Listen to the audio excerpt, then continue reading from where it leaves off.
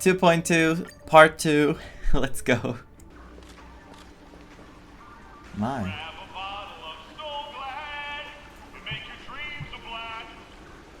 Nameless, your arrival reminds me of the grand occasion when Penacony was first established. I was still a young, bright-eyed lad back then, lured here by the watchmaker's ads, full of zeal and ready to make my first fortune in life. Once, during a particularly grueling day, I passed out and was resuscitated by a drink from Mr. Sousa. That sweet taste has since been etched in my mind, and that was what drove me to create the Soul Glad that we all know and love today. Which I really want to try. The dream-chasing era was truly a wondrous time. Oh, I miss those days, and the watchmaker. Scorched Sand Hall is my homage to that time of boundless possibilities. I wholeheartedly hope you make it to the finish. Oh, I'll make it to the finish. And emerge as the next superstars of Penacony. Now then, is there anything you'd like to say before the competition officially begins? I will set the seas ablaze. Nah, we're doing... No. Can we get the ball rolling already? I ain't got all day, capiche? Rest assured, we're gonna take an L in this. I can feel it.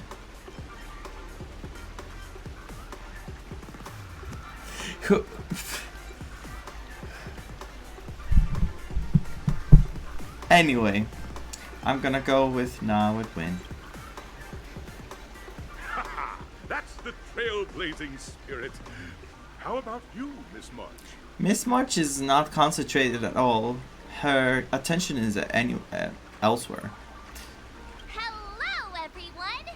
Next up, get ready for the Mega March 7th adventure, where I'm going to break the speed run world record! Trailblazing into the uncharted and challenging the limits. That's Miss March 7th for you. How about Miss Firefly?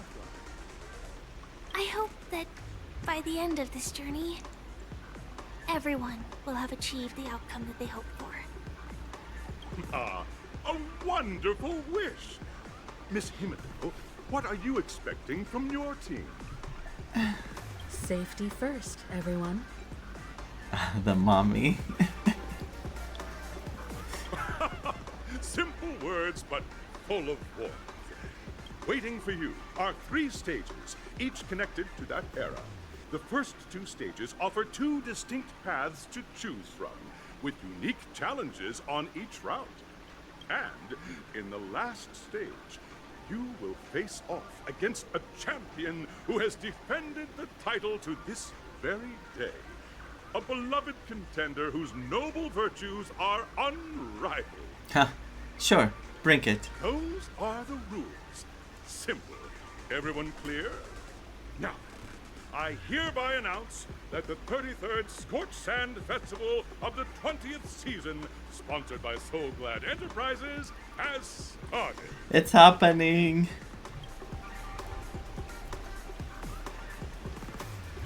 Everyone, as the Charmony Festival is drawing closer, we must reach the end as quickly as possible. Factoring in if March and I haven't known Miss Firefly for too long and aren't overly familiar with her, it'd probably be better if the 2 of you paired up. Oh, so I'm going with Firefly. Yes. Please. Let me be with Firefly. Let me have Firefly. I need Firefly. Fine by me. Let's do it. All right.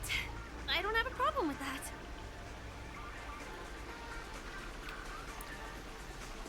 Enough chit chat. Let's do this. Say what now? I get to pair up with Firefly and there's no catch? It'll be a shoe-in with me around. Hold up. Has any of you even bothered to ask me for my consent? Oh my god. Those answers. Enough chit chat. Let's do this. We'll split into the assigned groups then. Let's not waste time. Yes, I'm gonna be with Firefly. Will of Preservation. Welcome to the first stage stage of Soul Glad Enterprises' 33rd Scorched Sand Festival of the 20th season, Dream Play Fantasia.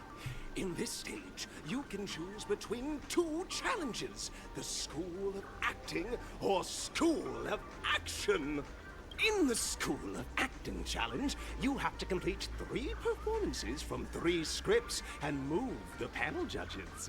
In the School of Action challenge, you have to defeat 3 groups of enemies convincingly and reach the end.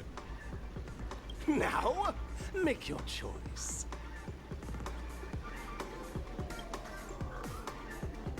Do I really get to choose? Really?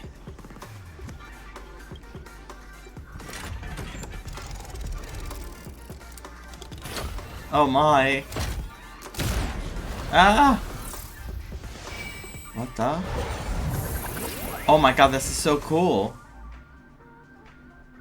This is so cool. Press the button on the tracks and select the challenge arena to go. There's 2 buttons here, right? So it's like those 2. Dream Play Fantasia Acting Challenge. Dream Play Fantasia Action Challenge. I kind of want to see the acting. Like fighting. I don't think we're going to see Firefly fighting. I have this feeling in my heart. Welcome to the School of Acting stage. Competitors, allow me to introduce the rules of this challenge to you. There are 3 stages up ahead. On each, you will find an outline of a script. These 3 scripts were written by the legendary filmmaker, The Watchmaker, and depict various stories from Penacony's era of pioneering. They're gonna be like the mini game, aren't they? The one in the... I don't remember what you call the place. Your task is to bring those moments to life, find the right words, and act convincingly to make the judges feel the script's intended emotions. Oh, I wish you a successful performance. Also, a bit of trivia. The record score for this stage is held by a participant with fiery red hair. His exceptional performance brought even the strictest judge to tears. Argenti! It's like he wasn't even acting at all. We are running out of time, so let's get this over with quickly. Let's go, Firefly. Even though I wanted to see you burn everything, I think I should stick to acting now. Oh, just take a look at this pair! Such star quality. Since you've come as a pair, I'll prep a 2-person scene for you. You 2, are you ready? Ready. Envision that you both, driven by the spirit of exploration, are arriving at the land of dreams that is Penacony for the first time. But instead of lush lands, you find yourselves amidst swirling sands and desolation, far from the paradise the Watchmaker described. Yeah, that happened already. You're driving an old clunker through the wilderness of the dreamscape, braving the cold wind, choking on the dust, and suddenly, a fierce memory zone meme blocks your path. Now, Mr. Greyhair, what line would you deliver to express your disappointment in Penacony? Mr. Grey Hair.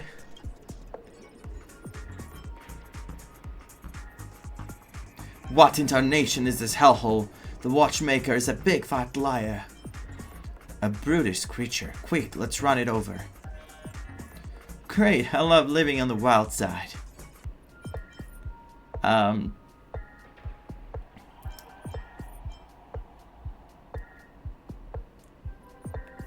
gonna say, quick, let's run it over.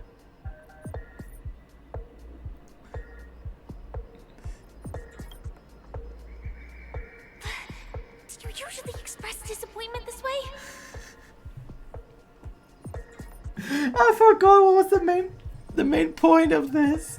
I had to act disappointed, of course. What incarnation is this hellhole? Very good. Now, though you're disappointed, your screen partner is conversely very enthusiastic. Now, young lady, you will say... This is great! I love living on the wild side! Very good, very intense! And then we cut to the story's next scene. You find a job mending the rails, but the days are long and your endurance can't keep up, and you finally collapse in the endless expanse of desert. This is not going the way I hoped. Suddenly, sweet rain falls from the sky, wetting your lips and rousing your spirits. Now, Mr. Greyhair, what line will best express your surprise at this moment? Very good voice actress.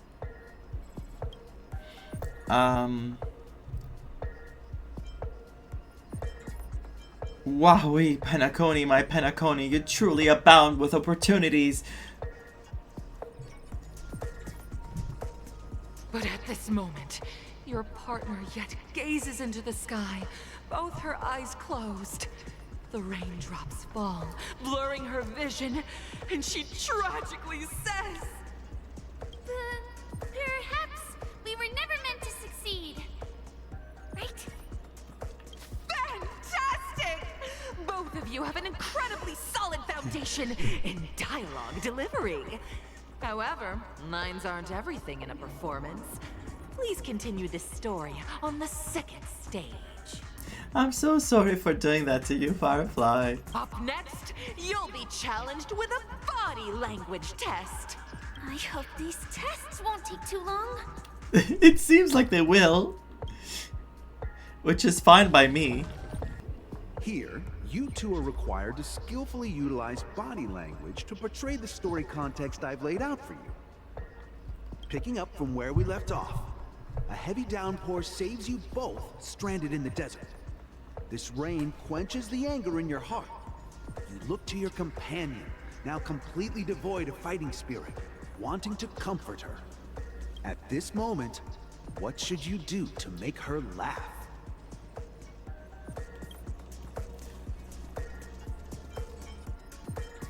Pat her head. Tell a dad joke. I'll roll about in the sand.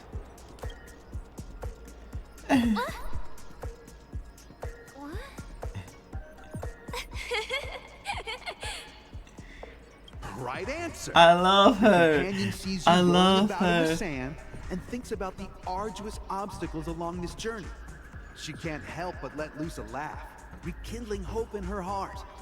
And so this girl... I'm gonna get back on my feet and keep moving forward. A tug at the heartstrings! The story continues to develop. The heavy rain leads you both to sense a business opportunity. So you start venturing into the umbrella industry. Oh my god, we're crafty. Just as the business begins to pick up, competitors start flooding the market with low-priced goods, squeezing your market share. Oh no. You have no choice. The goods you stockpiled at high prices have to be sold at a loss. This is a pretty self-destructive move, which drives your business to the brink of bankruptcy.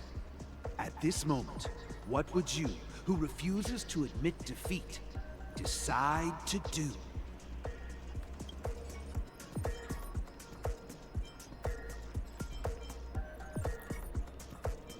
Stand up and smack the table.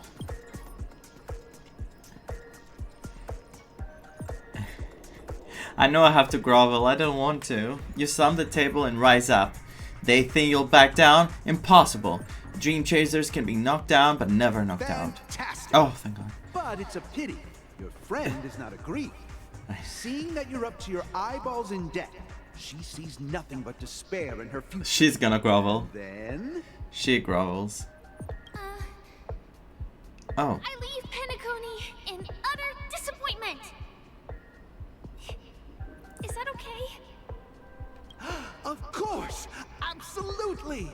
I was this close to tears. Why? Both of you possess exceptional acting talent. We really... we really don't. However, the true test is yet to come. You're about to encounter the harshest judge this show has ever seen. You'll need to rely on perfect Plot armor. performances if you want to win them over.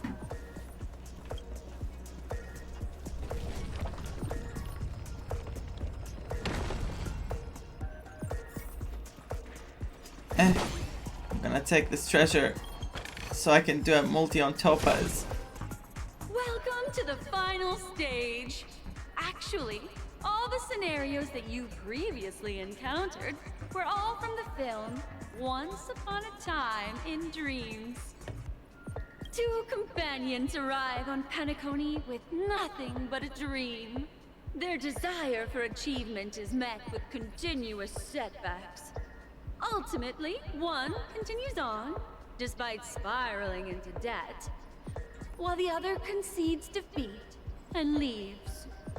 Many years later, their paths cross once more in the thriving Penacony. Yet, they refuse to acknowledge each other because...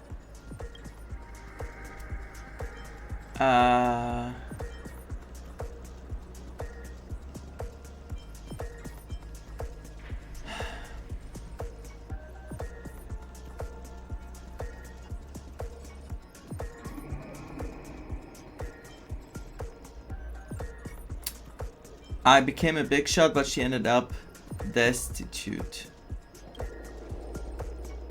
Against the backdrop of a revitalized Penacony, the joy of reunion mixes with the sorrow of past separation, the awkwardness of being strangers, and the shyness of a long-awaited encounter, all converging at this very moment. I'm sorry, Firefly, but I'm the one who succeeded. You gave up. Give it a shot.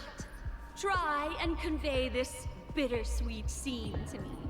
Bring it to life with precise and emotive acting. Come on, Firefly, please. Is this ever going to end? I know! Why don't you try that clockwork thing you used before? I love that she's like shouting that out loud next to the microphone. Ugh, is this ever gonna end? Why don't you do this to her? Make it work. Are you really gonna make me do this? They are gonna make me do this. Your performance is far from satisfactory. Oh, let me make sure it satisfies you.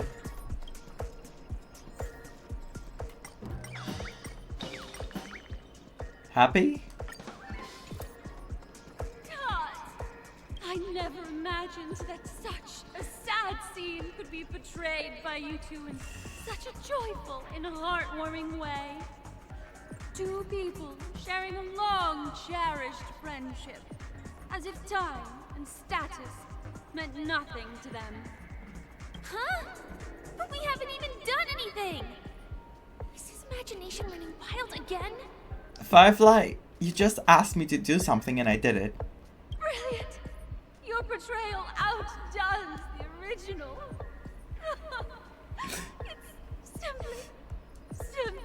It's simply Faints. Did I win? Passed the test. We ought to hurry up. Stellaron is at stake. Both of you for clearing the stage, but more importantly, are you having fun? Fun is more important than success.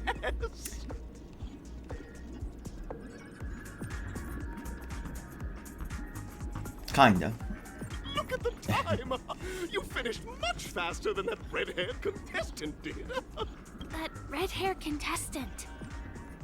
Who is that exactly?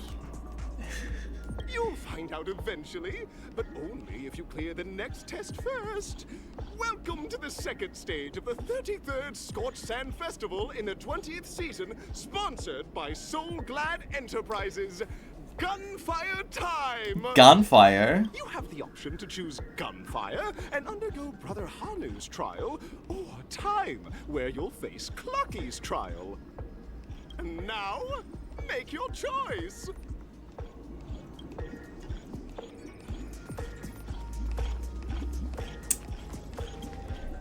I want to do Clocky's trial. Contestants, may you have a wonderful time with Clocky. Will I? The trial of time. I hope it won't waste too much of our time. Same. Am I just a failed experiment? That statue. Did it just speak?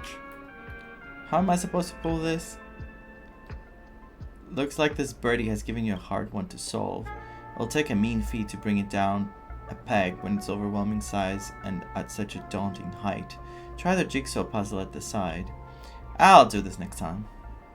Am I just a failed experiment? I'm just an expendable failure of a clock, aren't I? So this stage is requiring us to cure this thing with a whole therapy session? We've got an urgent matter to attend to. Can you please let us pass already? Hello, I'd like to play Dreamscape Ticker. Wait, so I'm not just a failed clock, I'm also a failed toy. No, you're not. You guys are just like the other challengers. You want to enter my inner self? Then please be my guest. But you won't find anything worthwhile. So invitational. See? I'm just empty inside. What? Tick-tock! It's time for me to make an appearance! Ah, the plot thickens. Help. Clocky? I can also see him. Is this character part of the show? In Dreamville, Clocky is everywhere and can do anything! Like, right now, I could solve this problem with your big ticker pal, Tick-tock! If Firefly can also see Clocky now, it makes me think that Misha is the one who allows people to see Clocky. I think the people who can see Clocky are the people that Misha trusts. So if Misha believes in someone, they can see Clocky. I can't believe it's actually Clocky! Why would you come and visit a failure of a clock like me for no reason? You see, we're all clocks. We're family. I want to help you be happy. Tell your pal Clocky what's troubling you. I came across a startling revelation yesterday. Apparently, Dreamscape Ticker isn't the same as Clocky at all. It's just a discarded prototype from Clocky's early development. No. Please, just leave me be, Clocky. I just don't know how to face you. Because I'm just a failure. You're not a failure, just let us through. Oh dear.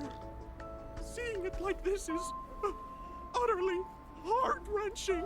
But fear not. We're here to help it rediscover the missing parts of its inner self and guide it out of despair. How can I do that? I guess even troop members can experience existential crises. You know what's Running confusing out of about time, this? We'll have to use it if necessary. I feel like the other mode with the what do you call it? With Hana would be faster. Okay. I didn't realize. Oh dear. What's going on in here? Your inner self is a mess. Don't attack me. Oh, thank you, Clocky. If not for you, I'd never be able to connect with people like this. You helped me find myself again. No problem at all. You look so As cute. the guardian of Dreamville, With it's the what I'm owl. here for. Tick-tock! Oh, my friends, you still have other important things to do, right? Mm-hmm. Go forth, my friends. When the moment comes, all the Dream Tickers and I will cheer for you. It's all done. Thank you. Victory's in sight. Let's head to the final stage. Let's go. Final stage. Take victory in the Superstar Showdown. It's Argenti. Hi. Make a wish. Sound lingers. Will of preservation! No way. What am I doing? I think I just saw someone. Someone extraordinary. Yes, I see him too. What is he doing? Please wait, handsome gentleman, beautiful miss. He's really not voiced? His lines? By the glorious light of beauty, I never thought I would see you again. In such turbulent times, your kind faces are as spring's gentle breeze, bringing solace to my scorched heart. Are you a knight of beauty? Aww. Will you be participating in the Chamonix Festival as well?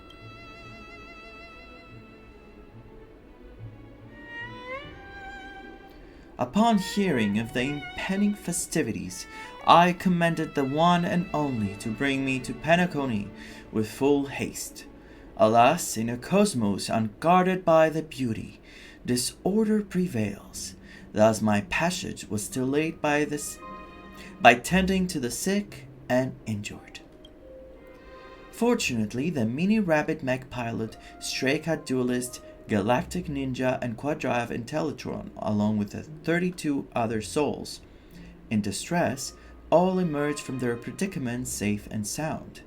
I then led them all here to revel in the harmony with the countless other splendid beings.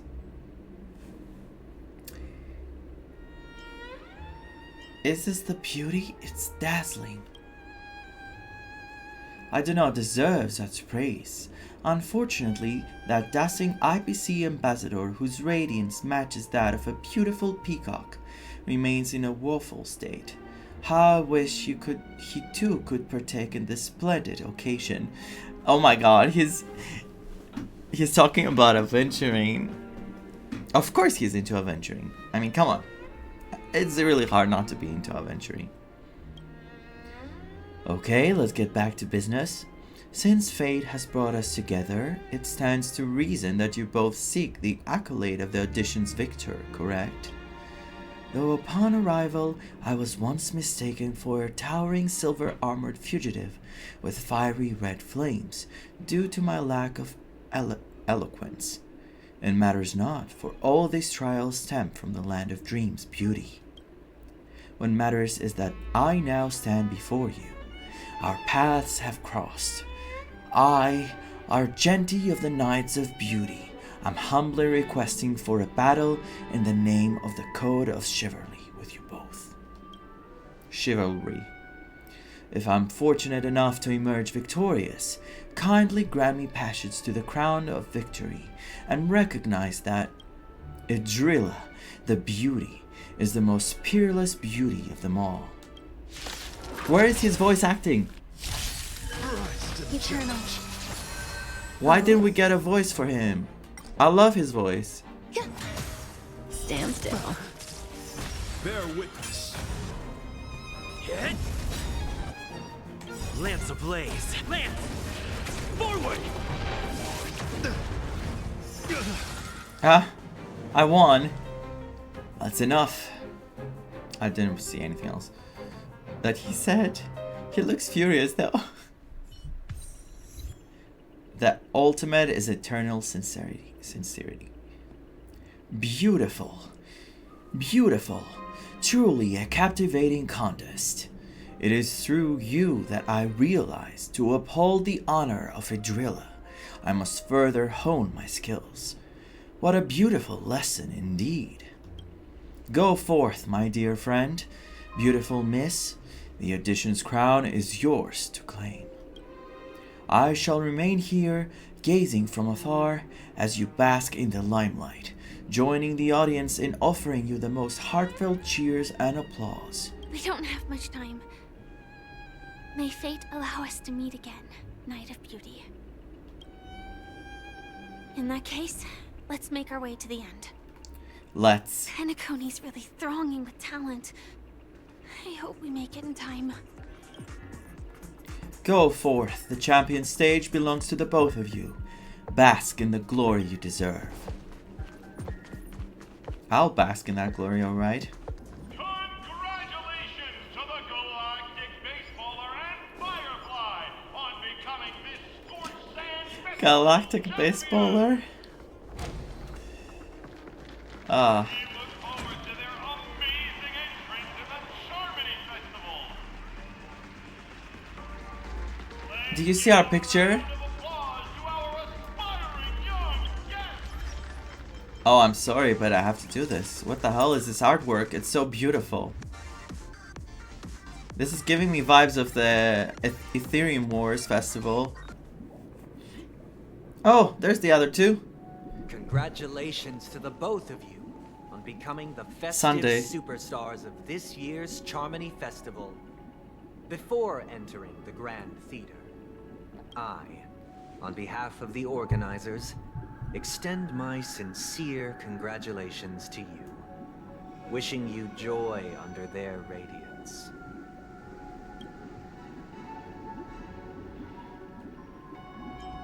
All I get is sincere congratulations. Where are my stellar jades? That's what I was thinking, but you already worked things out with Dream Master? Dream Master? As previously promised, my sister, Mr. Yang, and I have met with the Dream Master. We delved into the truth about Penacony and its Stellaron, and have come to a consensus. Both I and the Oak family cannot acquiesce to your request. I knew it. Excellent. Moving on. I knew it. Thank you so much for the follow, Santori. Just as expected. Yep, you knew it too. Huh. We acknowledge the perspective of you, Nameless. Penacony does require change, but not as you propose. The planet of festivities cannot and will not revert to a place characterized by chaos, disorder, or anarchy. It's him, isn't it? It's him, the boss. The new weekly boss. Through your journey of overcoming obstacles, you must have glimpsed the essence of that era. The vulnerable ruthlessly eliminated, equality non-existent, common folk living precarious lives, eking out a dreary existence. You are so misguided. You are misguiding yourself. Ultimately, only heroes like yourselves manage to achieve success. But I would dare ask, if you did not possess the special status of having a Stellaron, and you were but an anonymous and frail member among the masses, which Penacony would you prefer? None of the two. To be honest, I'll prefer the real world. A dystopia for the survival of the fittest, or a sweet dream paradise for all? There's nothing wrong with being the fittest. A sweet dream paradise doesn't sound too bad. I don't know why you're asking me. I don't like any of those options.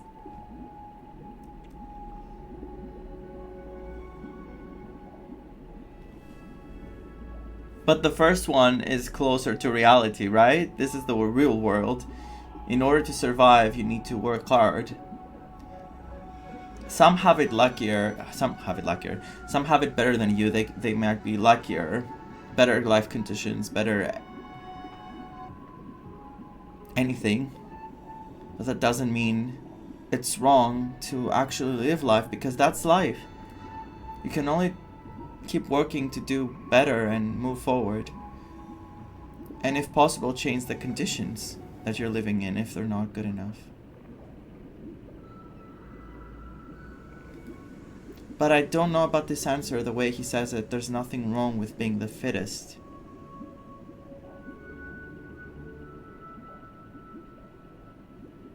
That's not the point, I mean. Why are you asking me?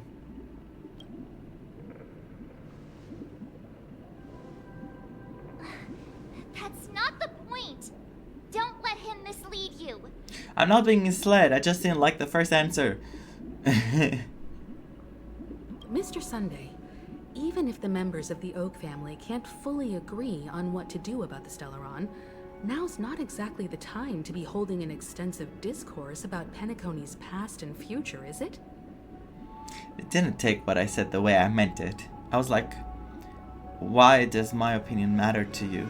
That's what I wanted to imply. That he's so misguided that it doesn't matter what I think. It didn't even matter what his sister thought. The Stellaron issue concerns the life and death of everyone on Penacony. If anyone has a better suggestion, the crew is more than willing to listen. Also, it'd be best to tell us the ins and outs of that meeting. This way, we'll at least know what Welt and Miss Robin are dealing with, and the reason why they failed to make our appointment. Ah, Navigator. That is precisely my intention. With all present, let's begin by discussing the details of that meeting. Let's talk about our tribulations and choices, our ideals and beliefs, and our final course of action. The only path to take.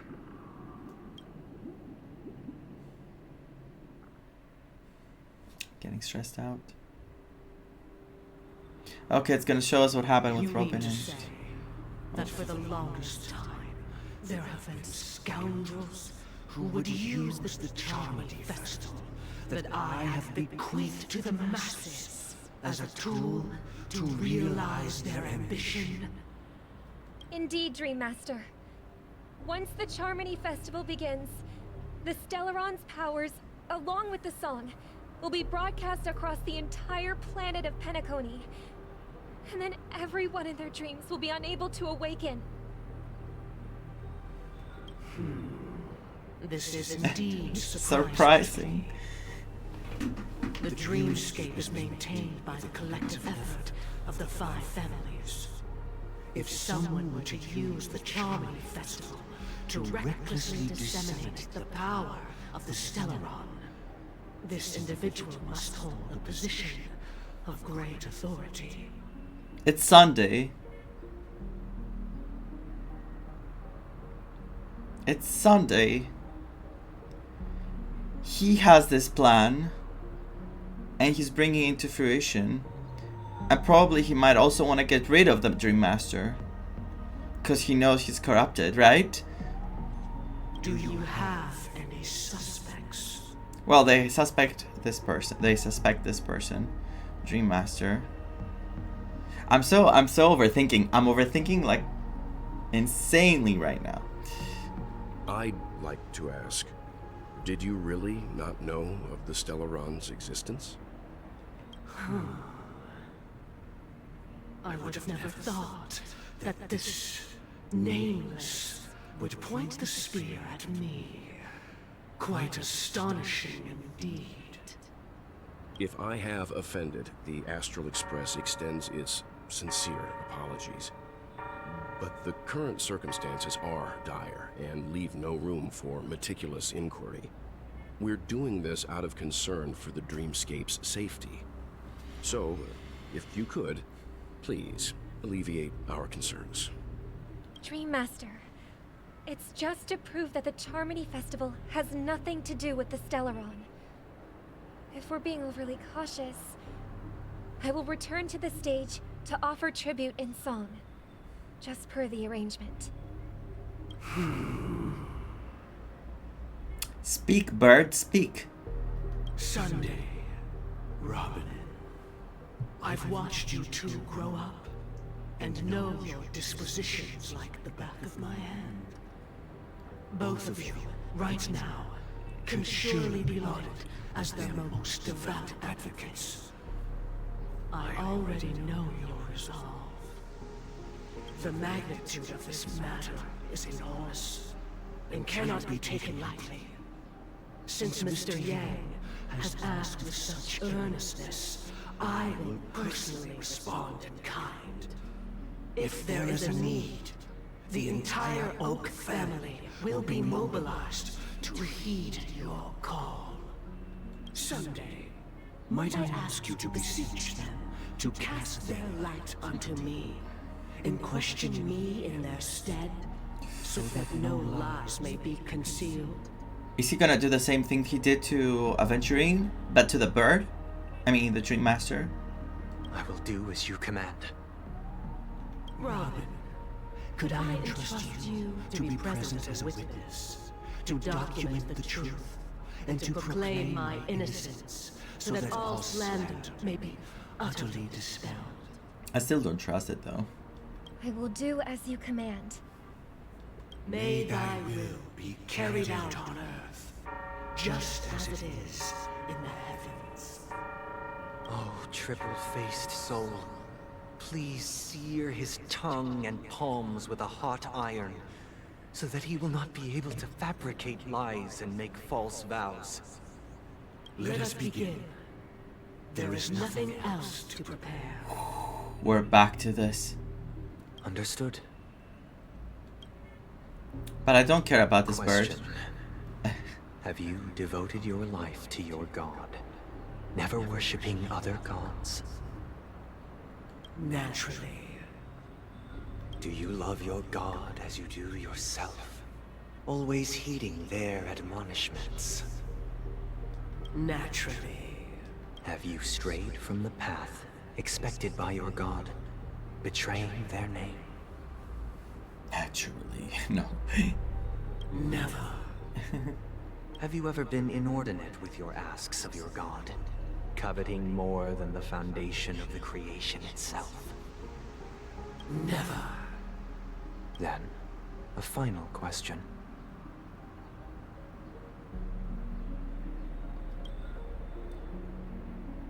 Do you swear to fulfill all vows, past, present, and future?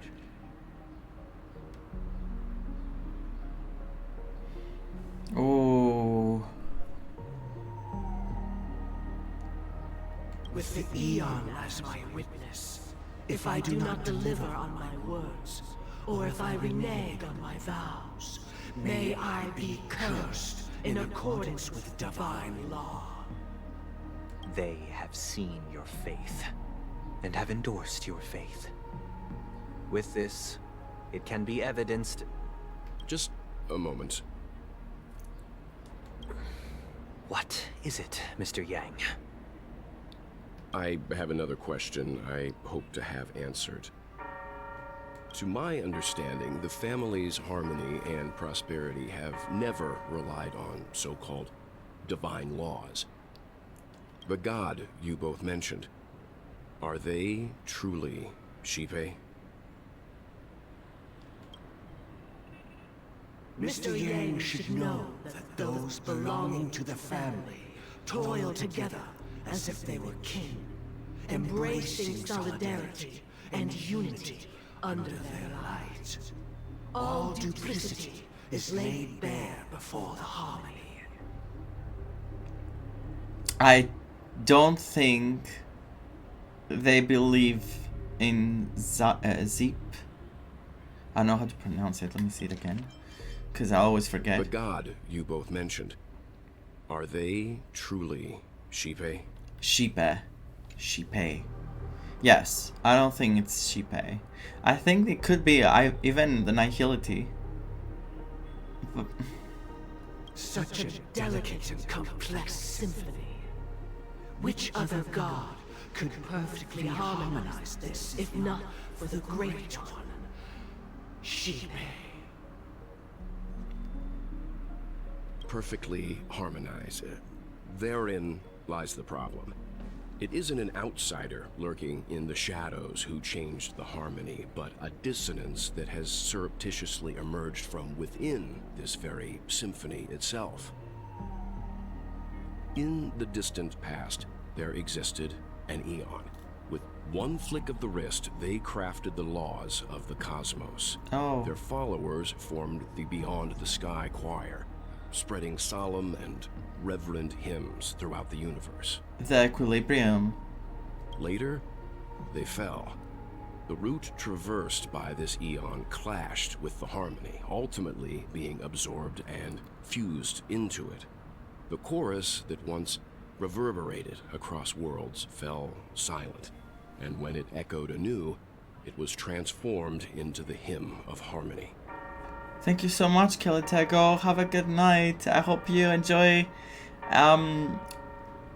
the, what do you call it? The VOD when you watch it. Though an eon may perish, paths with no masters still linger. In the all-forgiving harmony, echoes of bygone dissonance may subtly arise. Mr. Yang, being overly astute can be a detriment. Especially when you find yourself alone and without allies. Yeah, touch him and you'll never see the light again. The light of the next day, I wanted to say. So this is how it is. Robin, did you hear that? For the sake of our grand cause, Sunday, please afford these two an opportunity to rest. The grand cause between him and Sunday. What?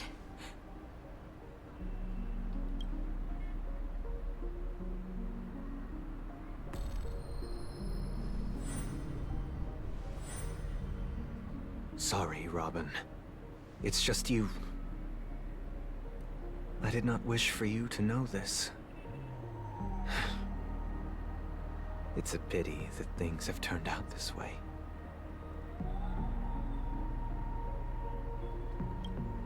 So, this is the true reason I can't sing? The shadow that envelops Penacony is actually... We were never children of the harmony. Our ideal paradise could not have been crafted by Shipe. True bliss can only be guaranteed by the one who transcends the many. Within the foundation of law, humanity establishes civilization. Isn't it who? And through harmony, we obtain order. Order? I'm so...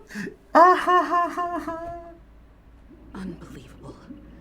To think that there would be remnants of the Order on Penacony. The Order? What have you done with Mr. Yang and Miss Robin? I can't. I'm so stressed out. It's insane how stressed out I am. I mean, I knew they were...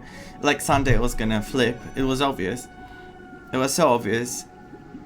And I could feel the manipulation of the Dream Master when they were children, Robin and Sunday. He saw the views of Sunday and he was going to manipulate him. I did not expect this to go that way there.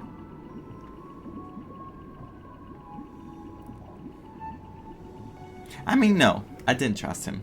The truth is I didn't trust him.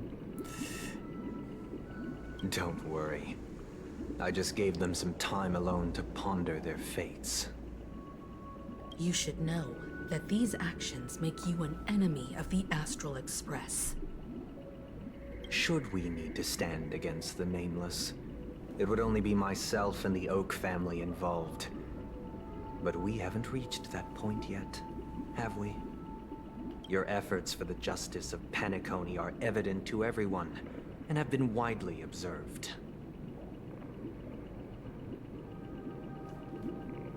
You want to talk terms with us? Stop beating around the bush and get to the point. Patience is a virtue. However, I won't hold it against you. On the contrary, I'm here to make my intentions clear. If it is the Order that drove you to imprison Welt and Robin, and you're using them to coerce our compliance, then there'll be no point in entertaining any type of discussion. You're mistaken, Miss Himiko.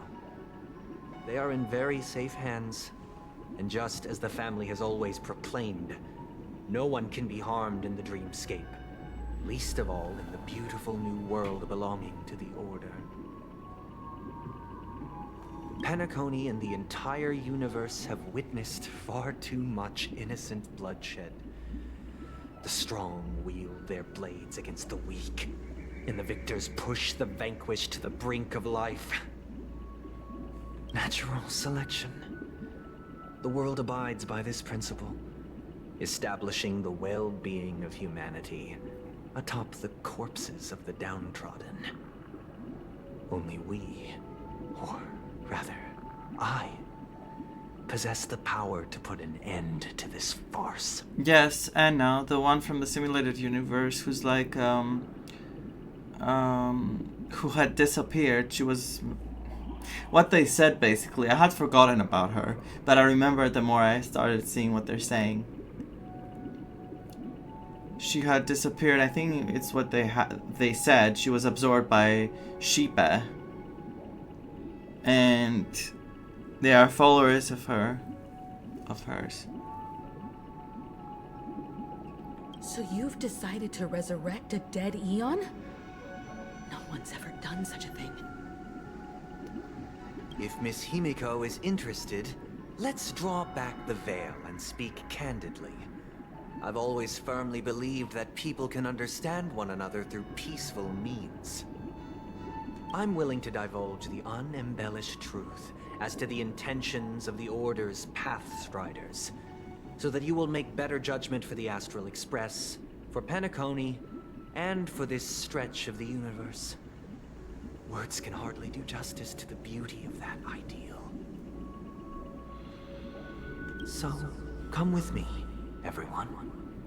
Let us retrace our steps and see once again where this road leads. Huh? Where'd he go? Welcome. This isn't any location in Penacony's dreamscape. It's my inner world. The reason the scenery before you remains unchanged is because your consciousness has drawn on similar concepts to fill in the gaps. You've imprisoned us. Who in the right mind would expose their inner self like this? I guess imprisoned, but he really believes we're gonna... What is his goal? Does he really believe that we are going to somehow be converted into agreeing with him and helping him? He really, really wants to give us a chance, doesn't he? That's what it feels like. Did you do the same to Welt? It's a tuning process. Stronger in effect and more draining on the mind. The gray-haired guest has experienced it before, so he should understand what it entails. The gray-haired guest. Tuning allows you to intuitively grasp my feelings, which also means that I cannot hide anything from you. Now, everyone, please look at the huge screen. The road we once took begins here. He's gonna try very hard, yes. He From really this point hopes. on, you will witness the numerous decisions I've faced. I've selected a portion of these to share with you. I believe after going through similar predicaments, you'll be able to better understand my thoughts. Let's begin. The first decision. A story about a baby bird. This story happened when Robin and I were very young. We were victims of the Stellaron disaster, and the family's Mr. Gopher Wood, who would later become the Dream Master of Penacony, saw that we siblings had no one to turn to and took us in. Later on, Robin and I lived a time with nary a care in the world. One day, after dinner, while my younger sister and I were lounging about in Mr. Gopher Wood's yard, we spotted a fledgling Charmony dove all on its own. Yes, we've seen that. He's gonna try to tell us. He's trying so hard to justify his actions. He's trying to find. I think he really believes in us.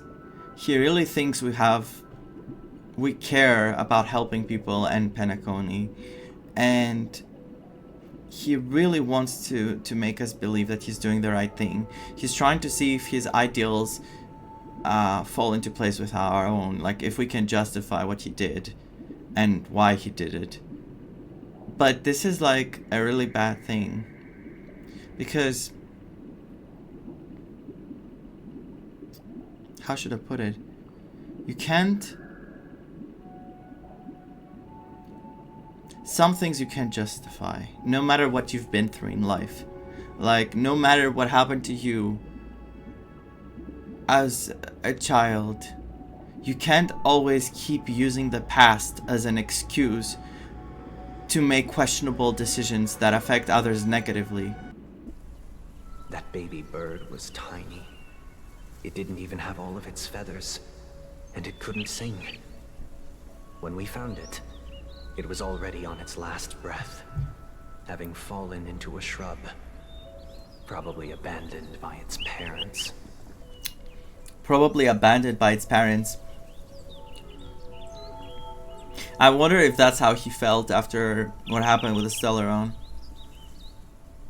If he felt abandonment. Because the truth is, he's way more sensitive than Robin. Robin does care about people. Yes, she's an angel. She wants to help everyone she can. But he's even more sensitive because he's allowing... this sensitivity is affecting him so much that makes him fearful of losing people, especially Robin. It makes him not want to go through pain again, don't want to see people get hurt again. So he's trying so hard to cover the life's he's trying to cover how life is, basically. He's trying to change life, like to make a paradise, but this is not possible. For me, I feel like he's reinforcing his own belief by persuading others. I think he's desperate. I really think he's desperate. I don't think he's reinforcing it. He's giving them the option to see the past and make a choice. But he doesn't implement an idea in their head. He's just showing what he did and what he went through and what he did and why he did it. And he's hoping desperately to hear someone say, "You did the right thing," because inside he's so scared of making all the wrong choices. I think he really, really knows inside of him that he didn't do the right thing. He didn't make the right choices. We decided to build a nest for it right there and then. However, thinking back, that winter was unusually cold, with fierce winds at night in the yard, not to mention the many poisonous bugs and wild beasts in the vicinity. It was clear that if we left the fledgling in the yard, it stood no chance of surviving until spring. So, I suggested we take it inside, place it on the shelf by the window, and asked the adults to fashion a cage for it. We decided that when it regained its strength enough to spread its wings, we would release it back into the wild. The tragic part, something that we'd never considered, was that this bird's fate had already been determined long before this moment. It didn't. It wasn't determined. You never know what life is gonna bring. He made a choice that was a sensitive choice. He saw the bird and he wanted to help, so he brought it in, and that was a very nice thing to do, a gesture that was out of goodwill. But once the bird has healed, you let them free. That's what every rescuer does. Unless the bird doesn't recover and is not able to fully fly out there, and you knew it was gonna die, then sure. I guess you can protect it in that way. You can keep feeding it, because if it goes out there, it won't be able to feed itself. But this is different. He was so scared of letting go of the bird. Its destiny was determined by our momentary whim. Now, I pass the power of choice to you all. Faced with this situation, what choice would you make? I told you, he's gonna give them the choice, because he's desperate. He doesn't want to enforce his beliefs. He wants someone to just tell him, you're right, you did the right thing. Stick to the original plan, and build a nest with soft net where the Charmony dove fell. Or build a cage for it, and feed it, giving it the utmost care from within the warmth of a home. Wait, I'm confused now. Stick to the original plan and build a nest with soft net where the Charmony dove fell. Or build a cage for it and feed it, giving it the utmost care from within the warmth of a home.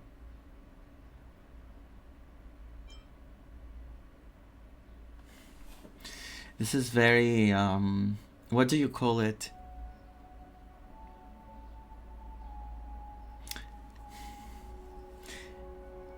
This is a very hard thing to decide, for the reason that I'm also extremely sensitive. So I can't always see things from... I can see things from Sunday's perspective as well. That's the problem. I'm also extremely sensitive. I also made choices that were not the right choices. And then even if my choices were made, things still went bad for me. So if I think about it the way he does, yes, I could not change what happened to me in my life. Because I tried really hard to prevent it. I was doing for a year plus, I was doing everything I could to protect my family. Not to go out much, not to get COVID. I was so careful. And then one of them got COVID regardless and did not make it. And unfortunately, you cannot live in fear. You cannot put a cage around you. Because life is just like this. You have to do best with what you can. Anyway, let's not go there now. I eagerly await your answer. She's a very interesting character because I haven't been able to read her yet well.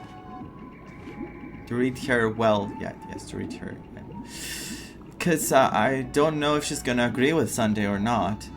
Because she used to be extremely sensitive, I think, and then she just something flipped. So she could go either way.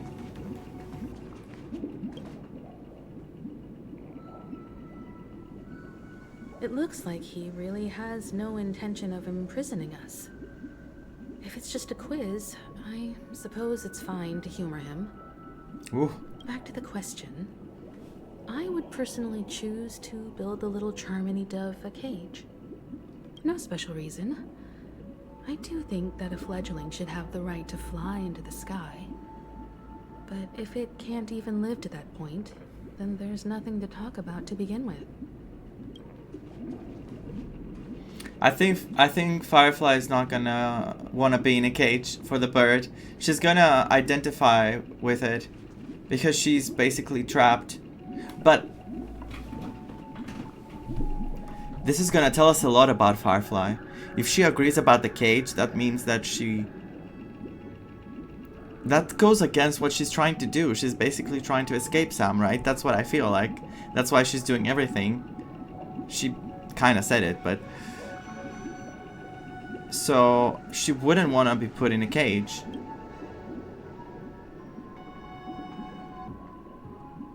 I can't decipher his intentions right now.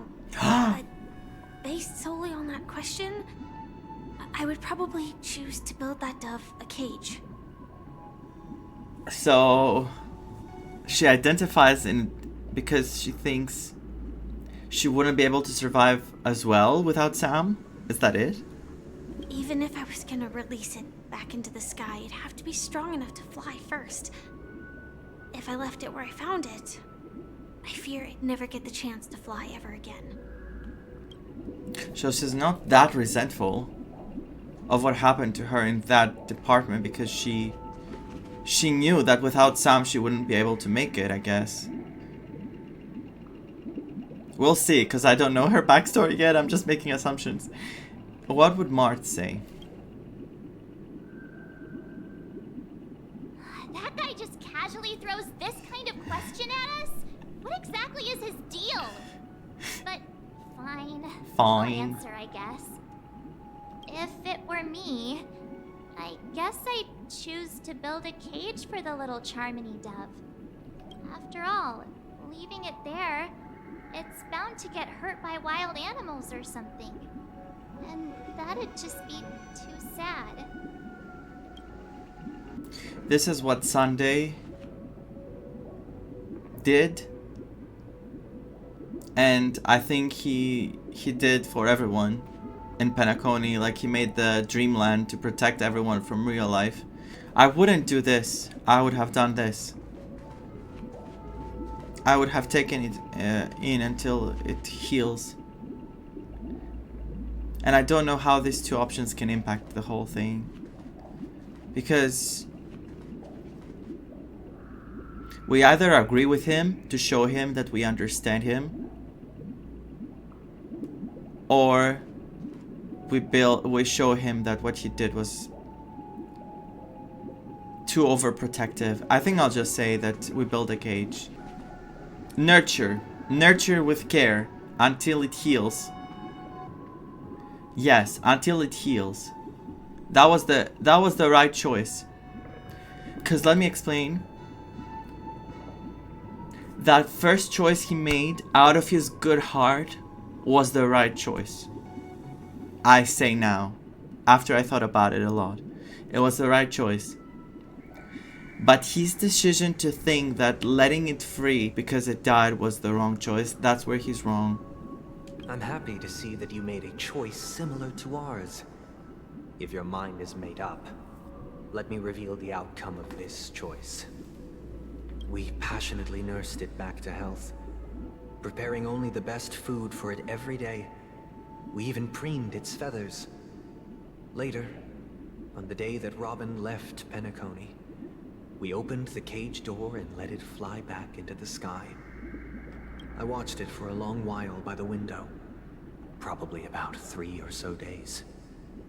In those 3 long days, the little Charmony dove tried again and again to spread its wings to fly into the sky, but fell to the ground, only to keep trying. Finally, on the 137th attempt, it succeeded. But its attempt did not go perfectly. After flying unsteadily for a while, it fell to the ground, unable to grasp the direction of the air currents. The fall shattered its wings. It writhed helplessly in my embrace. But it was all for naught, finally succumbing to a painful demise. And in that instant, our tender care, our given love and hopes, they all became the inevitable push that sent it to its death. I deeply regret the choices we made. Next, let us head to the second decision. This time, it's the story of a dream chaser. This story happened when I was appointed as Bronze Melodia, a position exclusive to the Oak family, charged with listening to the problems and vexations of Dreamscape residents, and providing them with the relevant guidance. So another story with a choice. It was during that period that I had the opportunity to hear voices from all corners of the Dreamscape. Joy, sorrow, arrogance, arrogance, regret, the complex tapestry of human nature that formed the world. And I was fortunate to catch a glimpse of it. He was a dream chaser and an illegal stowaway. Just like the rest of them, he came to Penacony in search of a better life. Except that, to most people, he showed his wife and the children. I suppose you could say it was everything. He told me I sold everything I could at home. The house, the land, even his 2 children. He said he could not afford to raise them, and that at least they could eat if they lived as slaves. He had a plan in place. He would buy back his children once he had made his fortune, and enjoy Penacony's beautiful dream with them. Alas, his plan to smuggle himself was somewhat clumsy, and he was sniffed out by those pig-headed hounds. After hearing the Dream Chaser's story, I immediately appealed to the Bloodhound family to cease their pursuit. That way, at least he could live peacefully. But I was still too naive to the ways of the world. I did not anticipate that what I thought was a kind gesture would later lead to dire consequences. I'll tell you the outcome soon. For now, I'd like you all to make a choice.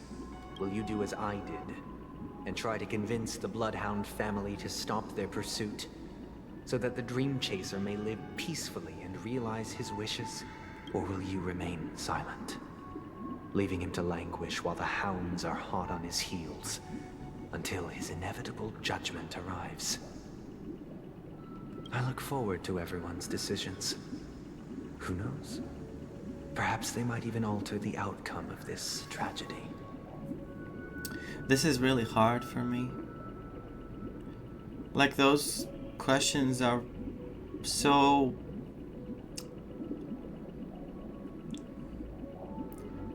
like, the perspectives, you can see them from so many different perspectives, and you can understand every side, but at the same time,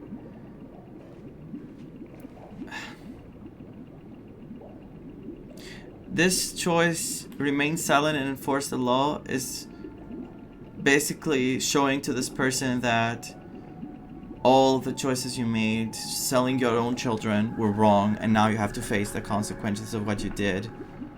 That was not the right way to go. That was not what you should have done to help your children.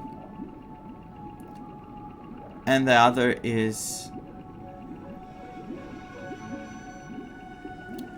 what Sunday did because she wanted to help this man be able to achieve something in Penacony and help his children one day. The thing is, I know that many parents give up their children from a young age. They give them away, let's say, even as babies, to people, not always to people, but like orphanages, or like even to people that can take better care of them because they might be in a very bad situation, like condition, whatever. I don't know what to say to that. I guess you can never know what someone is going through, so there are two ways you can see it. The parent is either a coward that is too afraid of taking care of a child and going through the hardships of life to nurture a child and give it the best kind of future because they think that they're not capable enough and they're too scared. Or the parent loves the child so much that they think by this gesture they're going to guarantee a future for the child, and it's not going to suffer, and it's going to have a good life, and that's what the child deserves. You can see it from both perspectives. I'm not saying go sell your children like you did. So this is very hard for me. It's so... I would do what Sunday did because I'm extremely sensitive. I would try to help that person have a future so that they can one day help their own children, but at the same time, giving away your children, I don't know what age they were, but like giving away your children like that, do you think they would want to be back with you in the future? Because each action has a consequence. It's really hard. I don't think you should. I can't say because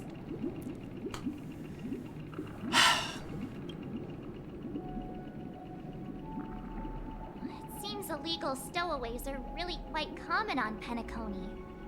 But that guy in the story, I don't think he deserves any sympathy at all. He sold his kids to chase a dream. Even if he intended to go back for them, it's still insanely irresponsible. It is, but... With that thought, there's only one choice. Let the Bloodhound send him back home.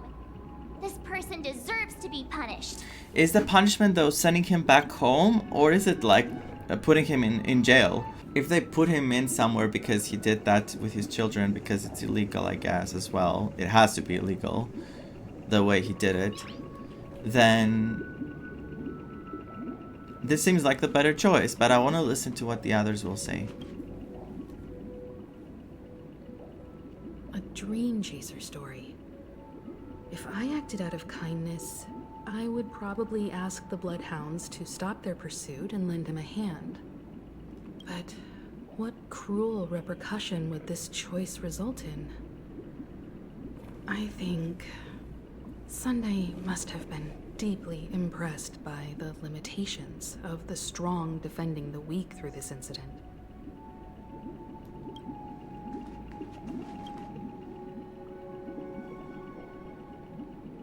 This question...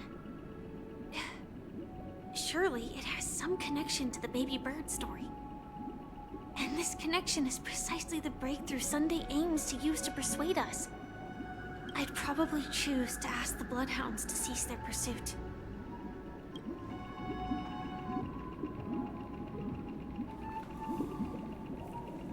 This is so hard because I don't know.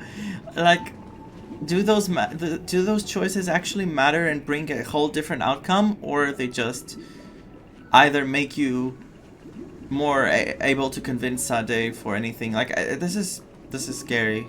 And of course, don't spoil me, I'm just saying, this is really scary. I think it's what Himeko said. Sade, through making this choice, realized that he has the power to change things, because he can make the decisions, those big decisions. He's like he was assigned this title that he was, which I don't remember what title it was.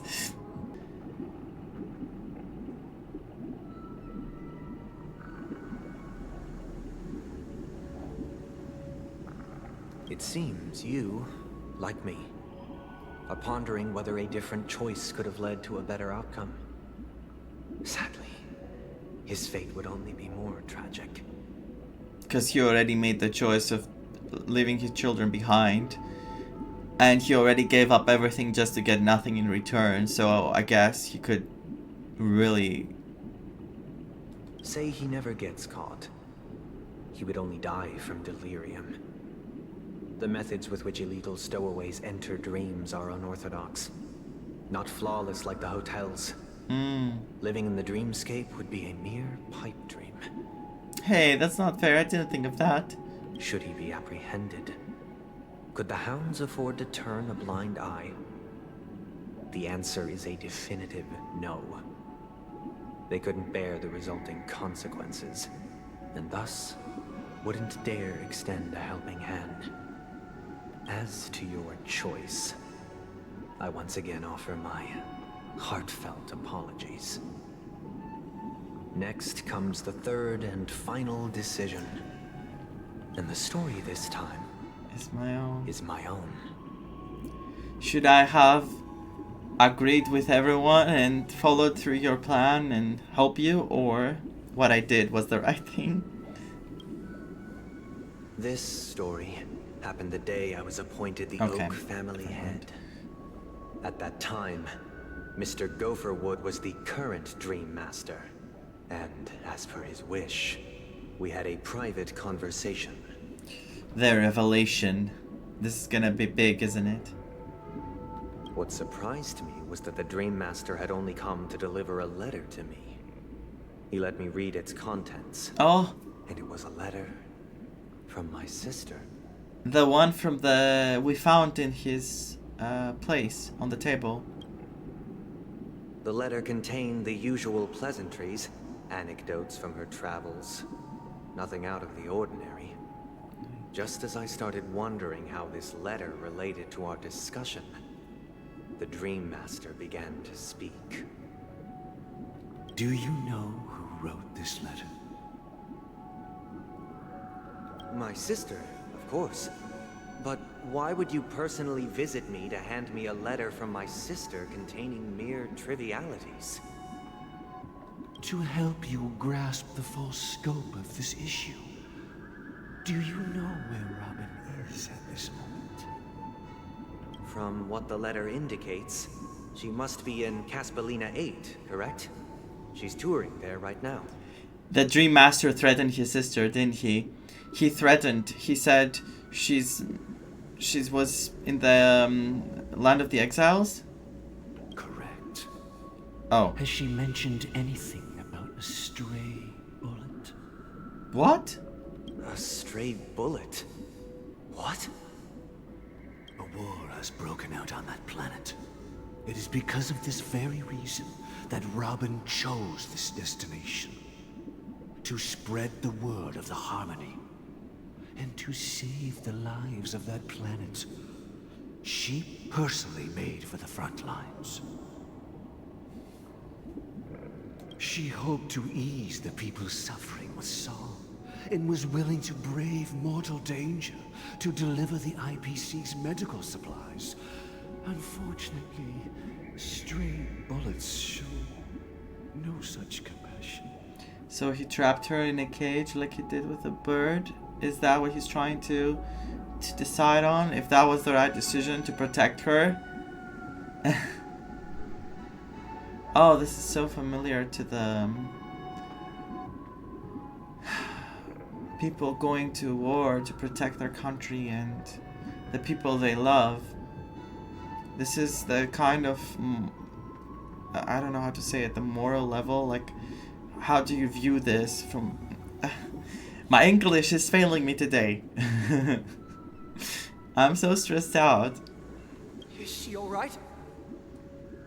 If the operation was successful, she should probably be recovering in the field hospital. Wait, no, she's alright, but... Of course he would get terrified, right? He wouldn't want her to go out there again. By the eon above, the bullet struck her neck directly. Yet, possibly as a reward for her consistent deeds of harmony, it didn't hit any vital arteries. Once you've attended to your outstanding tasks, it'd be advisable to write her back as soon as possible. Those damned savages! I'll pack my bags right away. My gratitude for bringing this to my attention, Mr. Gopherwood. Mr. Gopherwood is like manipulating you to the fullest. But you don't need that much of manipulation. She always wears such elaborate neck ornaments, don't you? How could this happen? Miss Robin. It's all in the past, so please don't worry. I share this in the meager hope that you will understand the Harmony's limitations and predicament. As grandiose as the strong defending the weak sounds, many times, it is nothing more than wishful thinking. Likewise, I've prepared one last question, one last choice. But rest assured, this choice will not have any grave consequences. Because this is merely a figment of imagination, a nightmare that has haunted me through countless nights. He's so troubled. If you ever had the opportunity to make a choice like I did. And by that I mean he has been constantly worrying and scared, and you can't live like that. Would you still support Robin's journey on the path of harmony?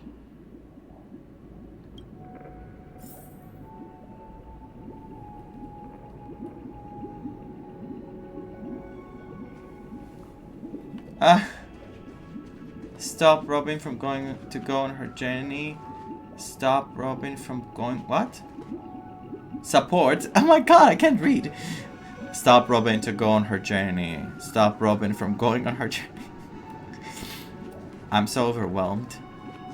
I wouldn't stop her. I would tell her I worry a lot.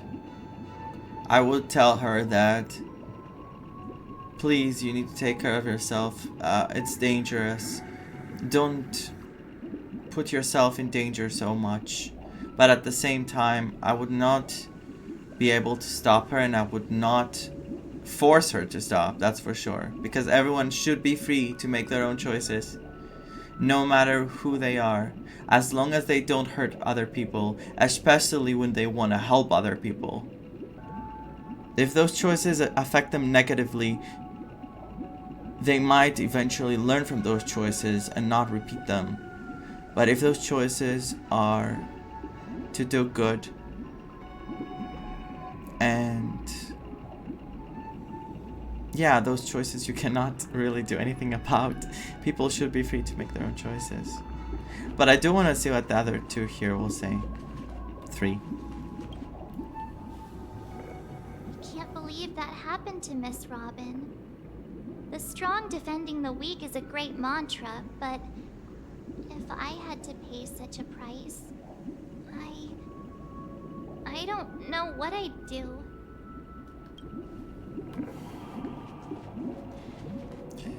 I think Himeko would say she would have let her to still go for it, because if Himeko sees it from Robin's perspective, Himeko would have done the same thing, and we've seen that happen in Honkai Impact. But if Himeko sees Robin as one of the trailblazers, she might think that she would protect them, she wouldn't let them go. But I think Himeko would agree to let Robin do what she wants. Like, I'm 100% sure she would let them do whatever she wanted to do. I often feel like I've dreamt of similar scenes on certain nights. In the dream, I see blurry faces. I don't know who they are, but I sympathize with all of them. Fighting for survival against some unfathomable force.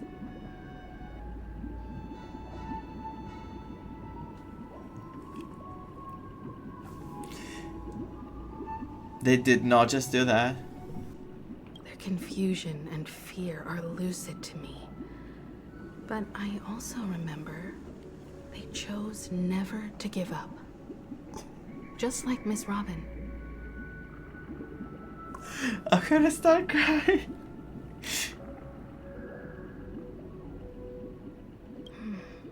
If Mr. Sunday's question leaves you puzzled, you should find the answer from your own experiences. With each trailblaze, dangers and tribulations will surely follow. But would you ever back away? Would you stop March and Don Hung from reaching their next destination? No, because they deserve to do what they deserve to do what they feel they should do. You cannot control people.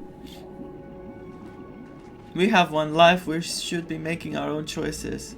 No one should stop us from making our own choices. And again, I'm talking about choices that are good. Not choices that, like, are negative. Like, if someone drinks a lot of alcohol, I won't say, like, just let them be. Try to help them get help. And by a lot, I mean a lot.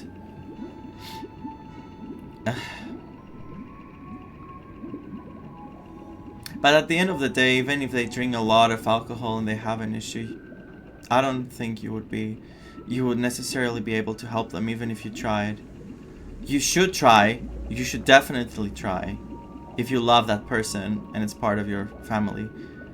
But after a certain point, I don't think you can do anything to help them. If they never want to help themselves, they will never be able to be helped. That's something that's really harsh. It's extremely harsh. but you need to focus first on yourself. Otherwise, someone's misfortunes, someone's fall or like path to falling would also bring you back as well. It would also take you with them. So like 100% I would support Robin. Miss Robin's courage is admirable. And here I was thinking she was just another superstar celebrity.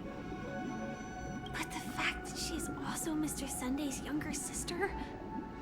No, I doubt he'd wish harm on his own flesh and blood, no matter how grand the ambition. He wouldn't wish harm. Yes, we know that. He loves Robin like... Robin... He would never harm Robin. Not in the obvious way. But he did cause harm to her by preventing her from doing the thing she wanted. So... sometimes our choices to protect someone harms them. You can't put limits to people, because sometimes those limits is what's holding them back from spreading their wings and flying. Which is very cheesy to say right now, but it's the truth. So I would definitely support Robin, because that's who she is, helping people. Can you look in the other screen? Yes, this is support Robin to go on her journey. This is stop Robin from going on her journey.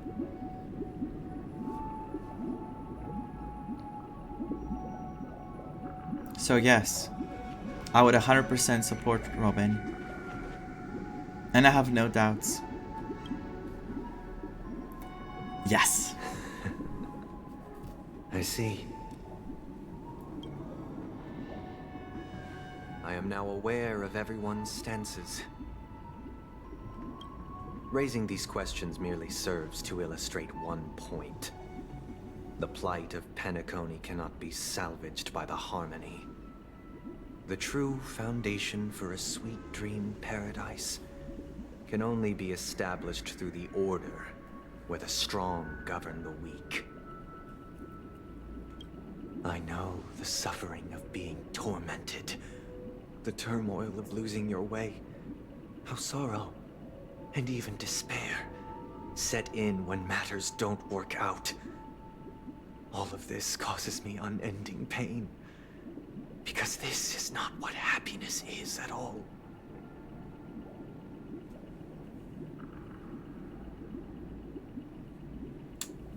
He sounds really depressed. And angry. Depressed and angry.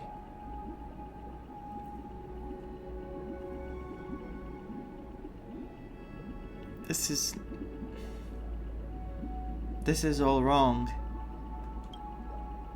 We must teach the weak how to live a happy life. And this life isn't some noble propriety that the upper crust preaches, but in definitive terms, a way of survival that belongs to everyone.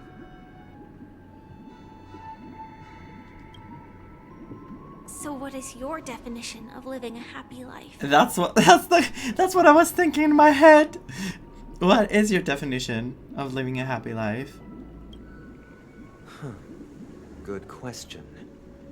Human consciousness is fundamentally an illusion, a cage known as self-worth.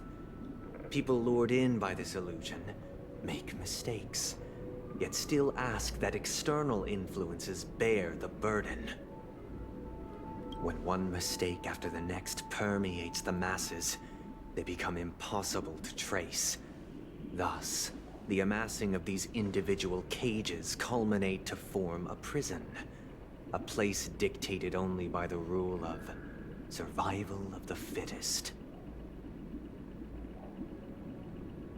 Nature is always accompanied by predation and sacrifice. Its antithesis is known as order. The order of life? That is what I want to do. Unite people's happiness under the banner of order. They won't need to make bitter choices any longer. Okay. Nor face the weaknesses of humanity.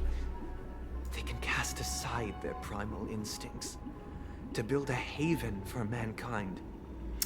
Havens don't exist. Nothing is perfect in this world. This is the way the world works. You have to understand. You cannot escape from how life is. Because life is always going to find a way to catch up on you. You cannot do that. You have to learn how to survive in the world the way it is. Otherwise, you will always be scared. You will always be sad and angry. But those emotions do not lead you to a better life. Those emotions only cloud your judgment and make you make the worst decisions. You have to learn to accept the way life works, but at the same time strive for a better tomorrow. Not a perfect world. Nothing is perfect. There's no perfection. Even though sometimes I'm seeing things and I'm saying, this character is perfect. I mean, come on. I'm being serious now. Simply describing thoughts is far too abstract. So allow me to provide a simple example. As you all may know, there are societal norms like weekends and long weekends that exist on some worlds. During these hard-earned rest days, people are given the chance to extricate themselves from the stresses of everyday life, allowing a certain tranquility to return to their souls. They're like looking at each other like, what the hell is he talking about? Does he just want to make the weekends be forever like weekends? Like, no one is gonna work. No one is gonna have to wake up every day in the morning and go to work or work like 8 hours or whatever. Just have weekends where you can sit down and enjoy life. Trust me, I would love if everyone could just have an easier life. If everyone could I would love it if everyone in the world had a place and a good life and food and everything. I wish from the bottom of my heart I could help everyone out there. And I know this sounds ideal, like what Sunday thinks, but it's not possible. It is not. If there is anything I can do in any situation that I can actually afford to help someone, I would, and I will. But you cannot help everyone. You cannot make a perfect life. This is impossible. And it is only on these days that people do not have to adhere to the law where the strong prey on the weak. They can live out their lives happily during these brief intermissions. I want to grab him and shake him. It's just a pity. It wouldn't help. 2 or 3 days are still too fleeting compared to the span of a lifetime.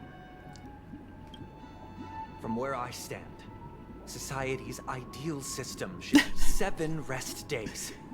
Following Sunday, there should ensue a second, a third, and indeed an infinite procession of Sundays. This should be the face of the new world. Idyllic, eternal, peaceful days. What is he, like 12? And thus, every person can return to their base selves in this utopia. Some gaze in reverence at the stars, pouring their whole beings into calculating the distance between us and the isolated world of Pagana. Meanwhile, some seek refuge in quiet corners, holding one another. Pagana? Unencumbered by the chains of unwelcome obligations. Pagana, Silver Rail's starting point. Interesting. I won't remember it, but... There would be no need to bear the hardships of reality. Only in this way can humanity face the inevitable end with the purest of spirit. Living a life of dignity. This is what it is to live in bliss. He got so overwhelmed. He got so overwhelmed by his emotions that he's beyond that now. He's just he really wants to believe that this is the way of living. And I wish I could shake him. I don't know what could actually help him understand. Maybe only his sister. I think like only his sister could help him. I don't think it should be the Trailblazer that helps him. I think it should be his sister. But we'll see. Miss Firefly, you who are stricken with entropy loss syndrome, you of all would surely understand this. Really? It sounds like a flawless theory. Himeko? Now's the time for the main character to say something like, cut the crap. Or, I don't know. But what is the price to attain all this? The cost is minute, merely a personal and eternal sacrifice. If this paradise is to be maintained for everyone, someone must remain trapped in solitary awakening until the end of the cosmos.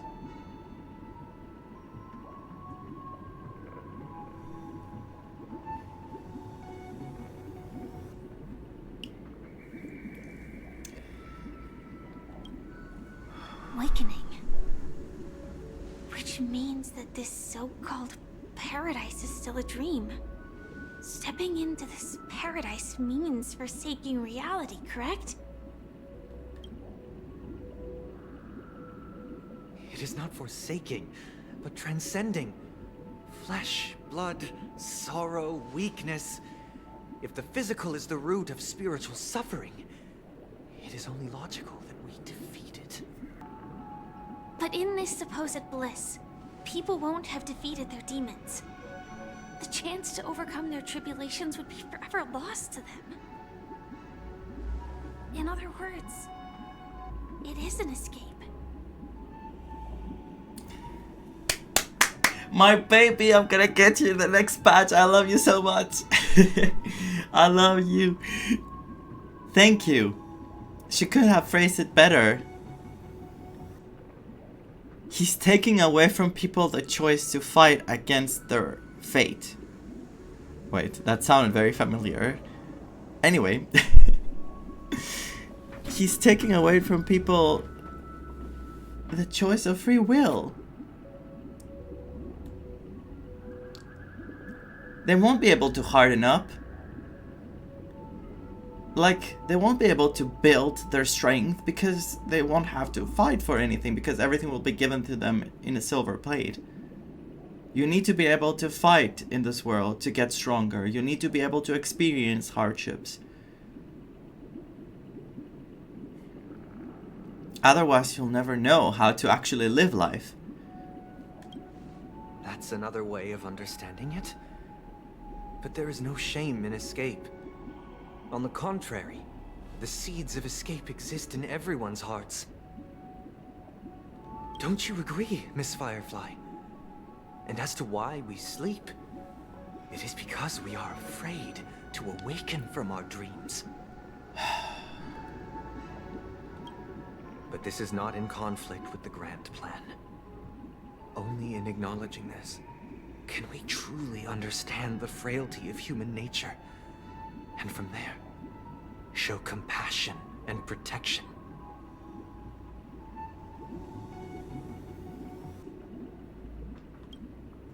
You're wrong. I admit that you are a born leader. Your perspective on humanity brims with pessimism. Yet you express compassion for all, even when your heart pities them. But unlike you, I live for the self. From my perspective, individuals making choices for themselves is their birthright. I thought I couldn't love this character more, now I love her even more. Freaking hell. The want to escape may be innate in the weak. But Whether they are weak or not, it is not up to another to decide. Oh my god. Oh my god. Perhaps in your mind, you also view me as weak. I'm shook. I did not expect this at all.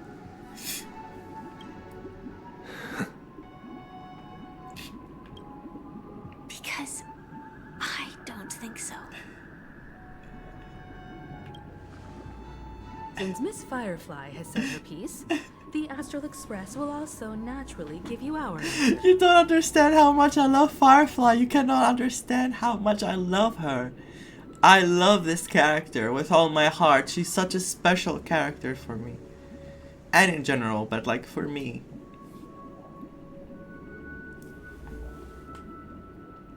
I'm so proud of her. I'm so proud of her. I did not expect her to say those words. This was such good writing. We'll leave it to you. Just as Mr. McHale instructed before. Tell him our choice. We make a choice, go fight against your... What? You made a choice, go fight against your fate. My god, I'm so confused. What is this place? Why are we with Misha? I mean, obviously, he plays a huge role, right? It's so obvious that something is going on with him. He's as I said yesterday, he's a bit out of it. Does this place ring any bells, Misha?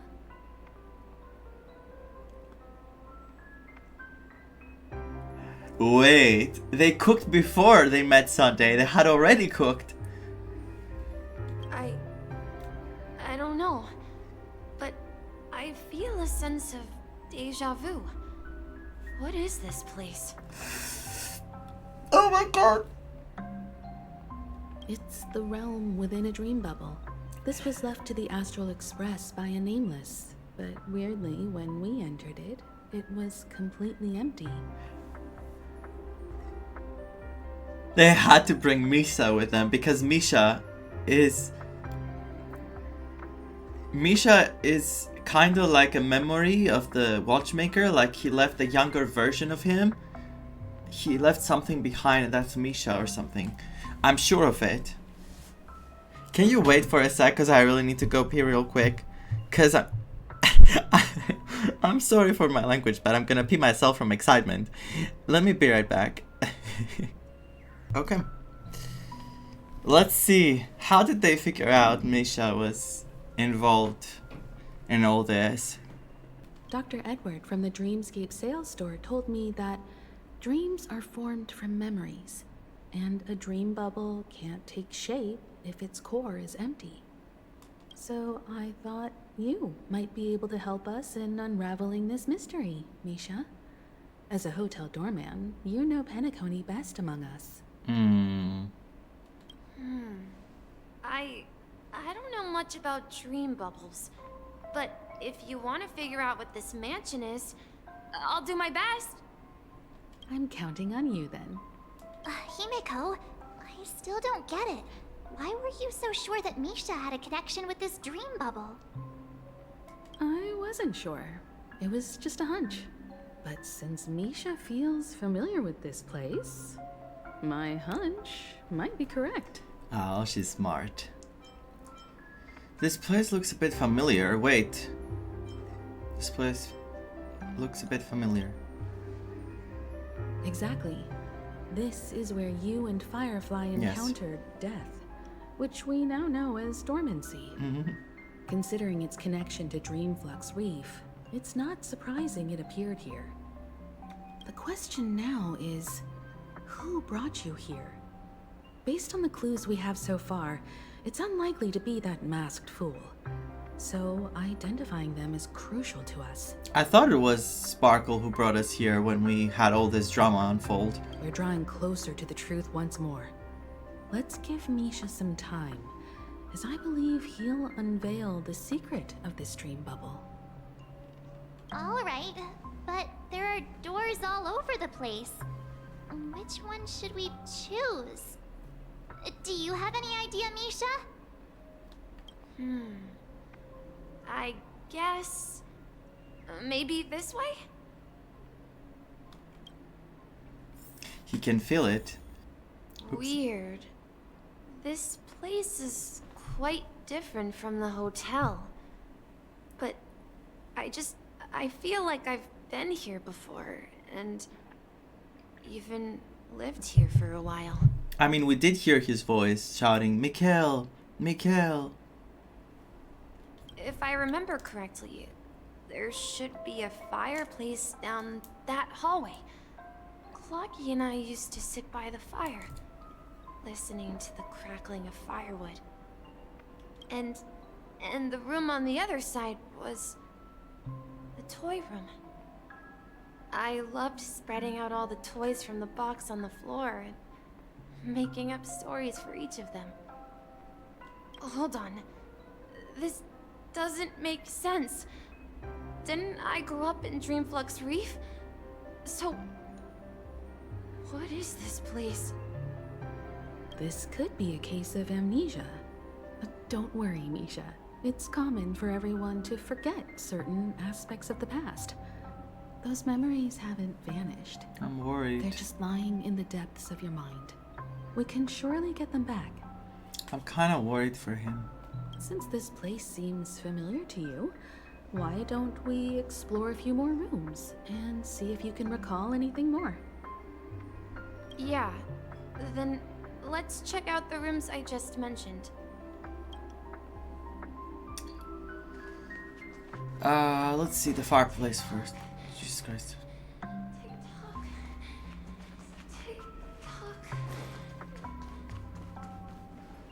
Mikhail, that's the name.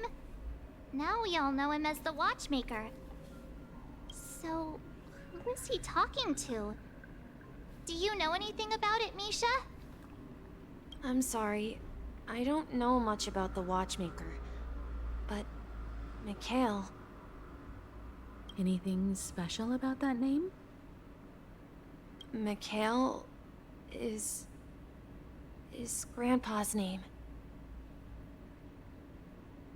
Huh? Grandpa? Do you mean you're the Watchmaker's grandson? I did not expect a grandson. I thought he was like a remnant or some kind of... He couldn't be a memory, I guess, because we did see him outside of the hotel, so he's real. But we haven't heard anything about the Watchmaker having descendants. And the name Mikhail is not rare. Perhaps it's merely a coincidence. No, it's not. Could you tell us more about your grandpa, Mikhail? He loved clocks and toys and... Yeah, sure. He was a seafarer who fearlessly ventured into mysterious seas and storms. He was always on the sea and had lots of friends who accompanied him on his travels. The fact that his eye has a key, I feel like it means that he's the actual key of everything. He didn't want me to call him Grandpa because that would make him sound old. He believed he was still young. The name Mikhail was given to him by his parents, Mihaly and Elise, both renowned seafarers. Why does everyone, in his family, every male name starts from me? Mikhail, Misha, Mihaly. And we met another guy yesterday in the Dreamflux, the Micah. Every time he came back, he'd share his logbook with me and tell me about his adventures at sea. I want to become a great adventurer, just like him. It appears that the seafarer has nothing to do with the Watchmaker. So, perhaps it's just a coincidence? No, I don't think so. So, where is your grandpa now? He went off on a new journey. And it's been quite a while since I last saw him. So, where has Clocky gone? Did he leave to protect Dreamville?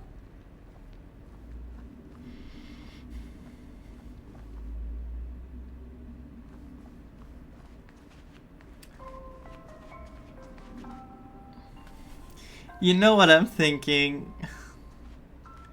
Is it possible that Misha is actually Clocky? They're one and the same? And Clocky was fictional in the head of the watchmaker Mikhail, and he created like Pinocchio, like that he wanted to make a wooden boy real. They made Clocky into a real boy, Misha real. I'm so confused, my head is hurting. I heard some noises from the room. Origami bird? That's a friend of mine. You and Origami Bird are friends? Yeah. It's a member of the Compass crew, just like Clocky and Miss Mirror. And there's more than just one Origami Bird. They are a big family with lots of brothers and sisters who look the same. What's happening? They follow Miss Mirror's orders and handle all sorts of jobs on the ship. Wait. They're the best sailors. Oh my god, this, if I was a bit more swift right now, I would be able to get it. Because I feel like they gave a lot of clues, but I'm not sure. I'm stuck. Because supposedly the grandfather was a sailor, and he was sailing along with all those fictional characters? Sailors? Can origami birds be sailors? Could you tell us more about the compass, Misha? The Compass is a ship bound for the New World. Clocky and his partners travel through layers of fog to the depths of the sea. Whenever there is danger, Clocky will use a compass and guide the ship in the right direction. That's a great story. But in the Penacony cartoon, Clocky and his partners have always lived in Dreamville and never ventured out, right? Huh? Oh, that does seem to be the case. Weird.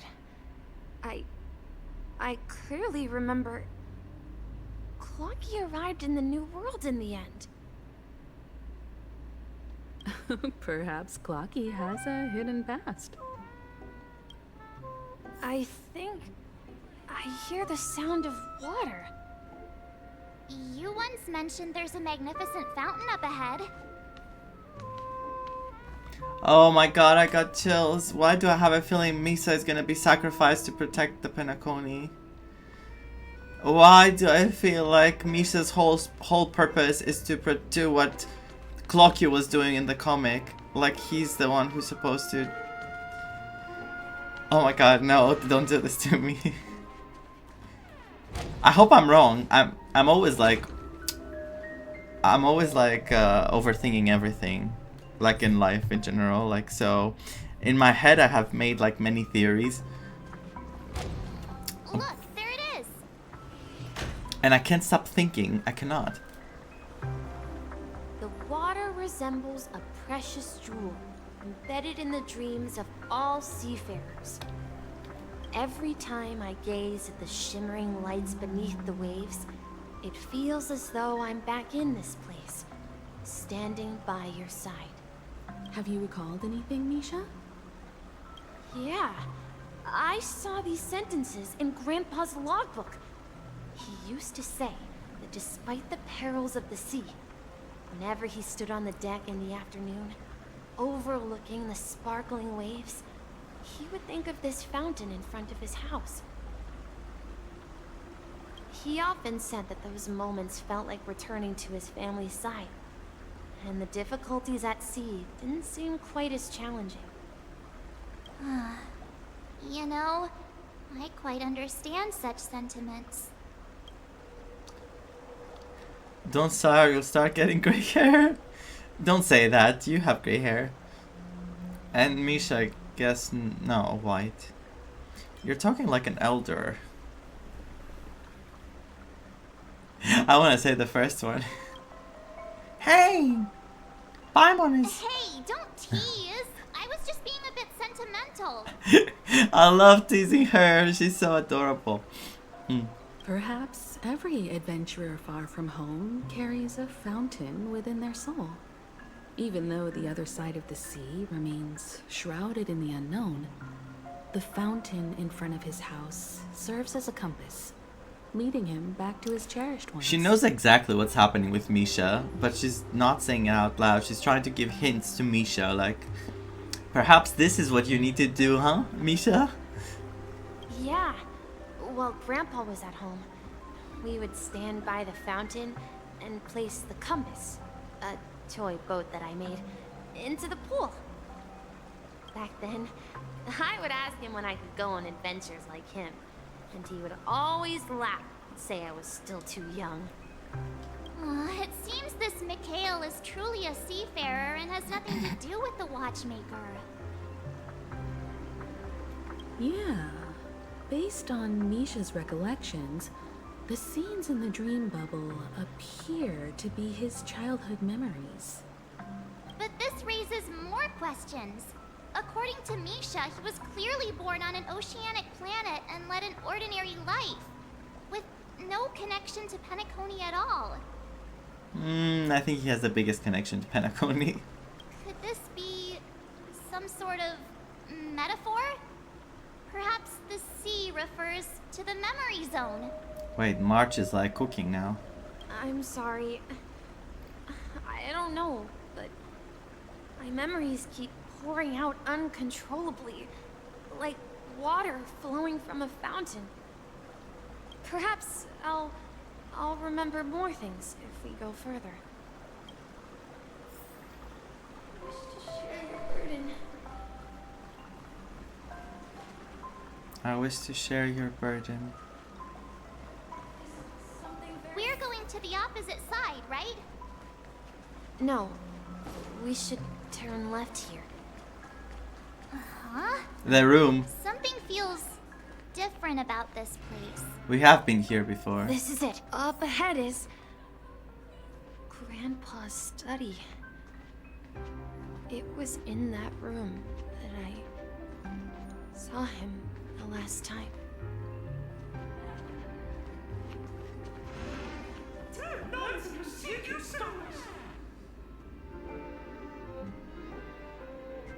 Wait, that was Clocky's voice. So I was mistaken. The atmosphere in this room feels totally different. He does feel like a remnant of the watchmaker, but like, I'm a bit... Misha! You finally come! Clocky! You're here! Huh. Yeah. This is the room where we first met each other. Are those books on the bookshelf logbooks left behind by that seafarer? Yeah. Whenever he came back, he placed a logbook on the bookshelf in his room. They contain records of his expeditions to every corner of the world. He described our world as a fountain. At some point, the sea started to gradually swallow up the land where people lived. To ensure that everyone had land to settle on, he had to continue exploring the sea and search for the source of the rising seawater. Fontaine? Fontaine?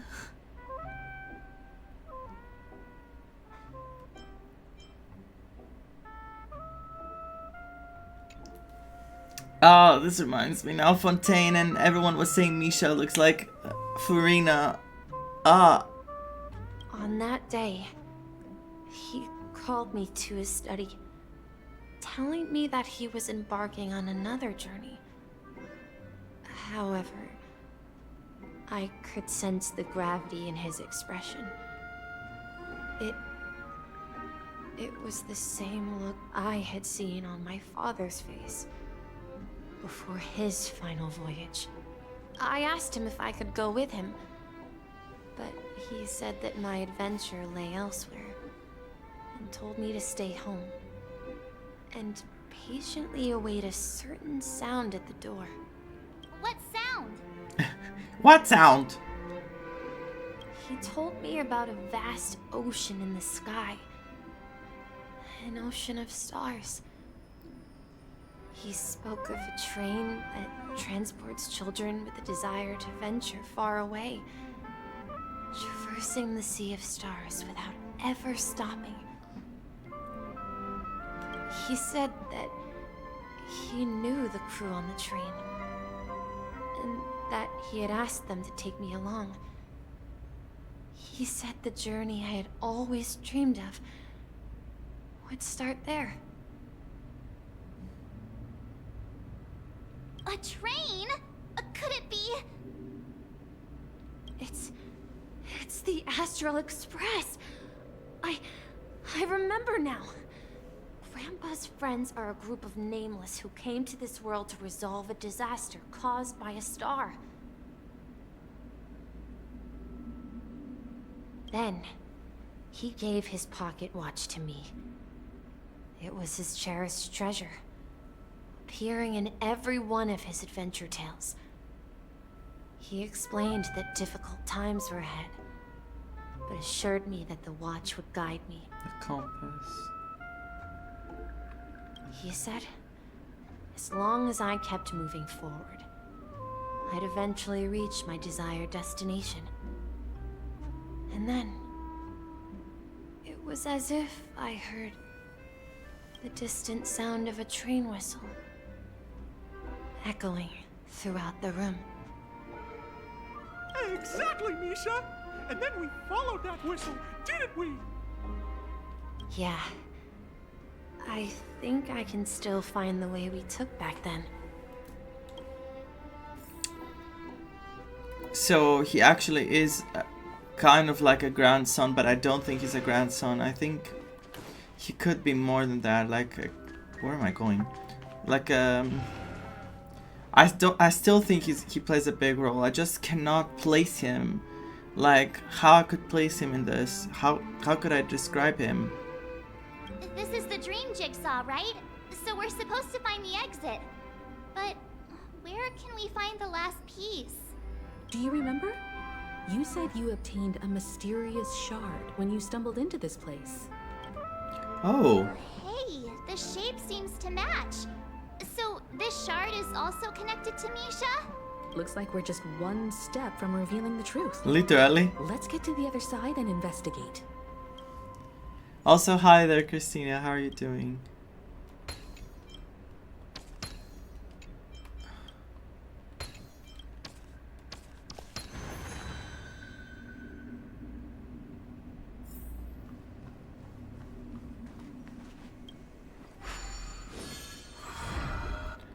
This is it. This is my room of clocks. While I spent my time waiting for Grandpa to return from his voyage, Walter gave me this workshop, and it became my secret base. Here, I learned how to repair clockwork and gears, out of my fondness of precision mechanics. In my dreams, I was the captain of the compass, embarking on adventures with my companions, Clocky and Miss Mirror, in search of the new world. I was born and raised here. So, this building in the dream bubble is your childhood home? Yes, but not exactly. To be more precise, this dream bubble itself is my home. Looks like you've remembered everything now. Wait. Why does it feel like everyone else knows something I don't? Me? No, yeah, you're the only one still in the dark. Marge, do you remember when he mentioned a Clocky that only he could see? Yeah, the little guy here, right? But we all saw him in Dreamflux Reef, right? And Mr. Yang even greeted him. Looks like everyone on the Astral Express has a childlike spirit. The answer lies in the Astral Express. His experience shows that neither Firefly nor Acheron can see this Clocky. And when we were in Dreamflux Reef, you may have noticed that for some reason, nobody outside of the crew had ever talked with Clocky.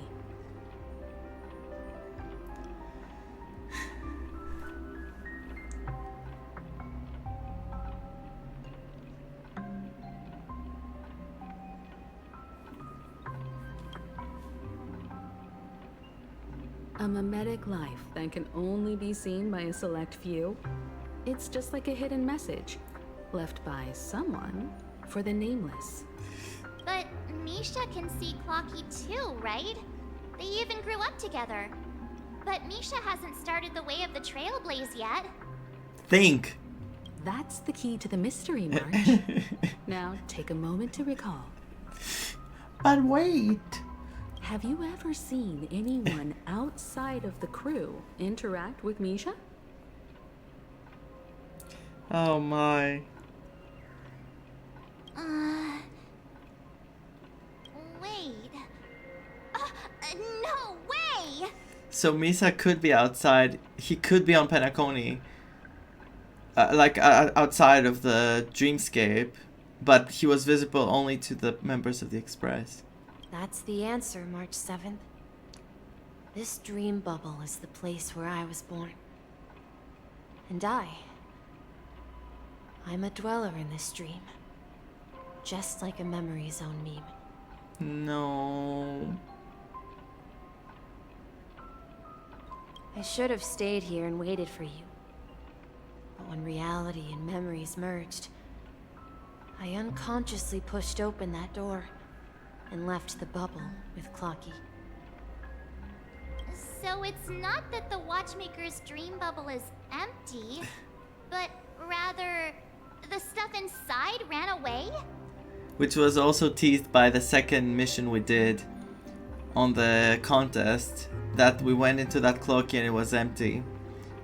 Which was a kind of a tease. And the whistle you heard, was the sound of the Express arriving at Penacony? He was awakened by us. He greeted us too.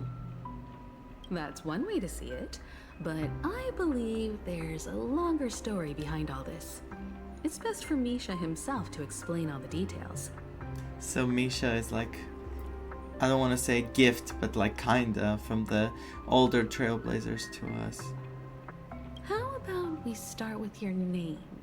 Now, should we call you Misha, or...? Thank you all for helping me rediscover my true self. Now, please allow me to reintroduce myself. I was born on Lushaka, in the Presmere system. Adopted by seafarers Mikhail and Char. They gave me a treasure. A name that carried their hopes. Mikhail Char Legwork. Or simply, Misha. If you prefer, you can call me by a more familiar name. The Watchmaker. That's what I thought from the beginning, and then I got so confused.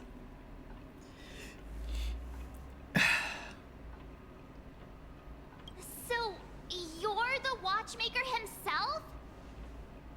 Unfortunately, that legendary I had figure said that already from the beginning. is no more. I'm only a reflection of his life.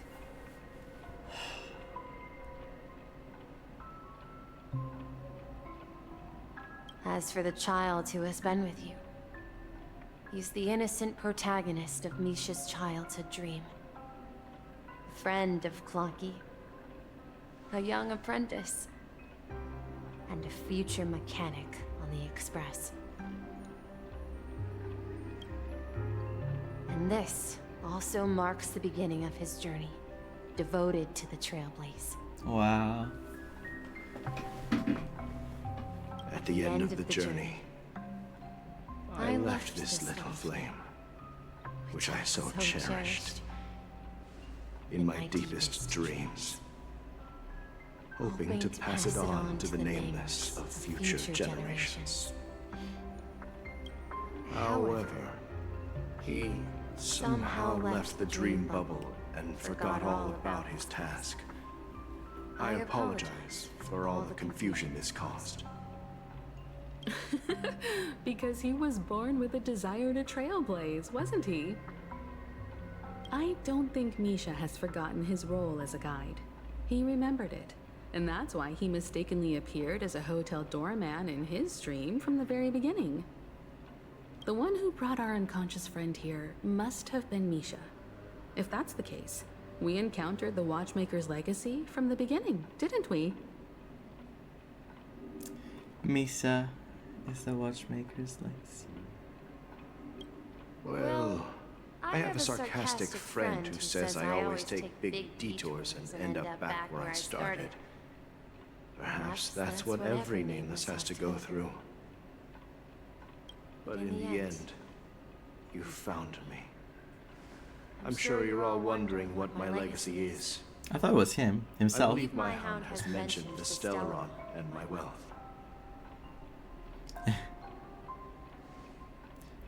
Is Misha like a part of memory of the Watchmaker? Misha is basically, yes, he's like a reflection of who the Watchmaker used to be.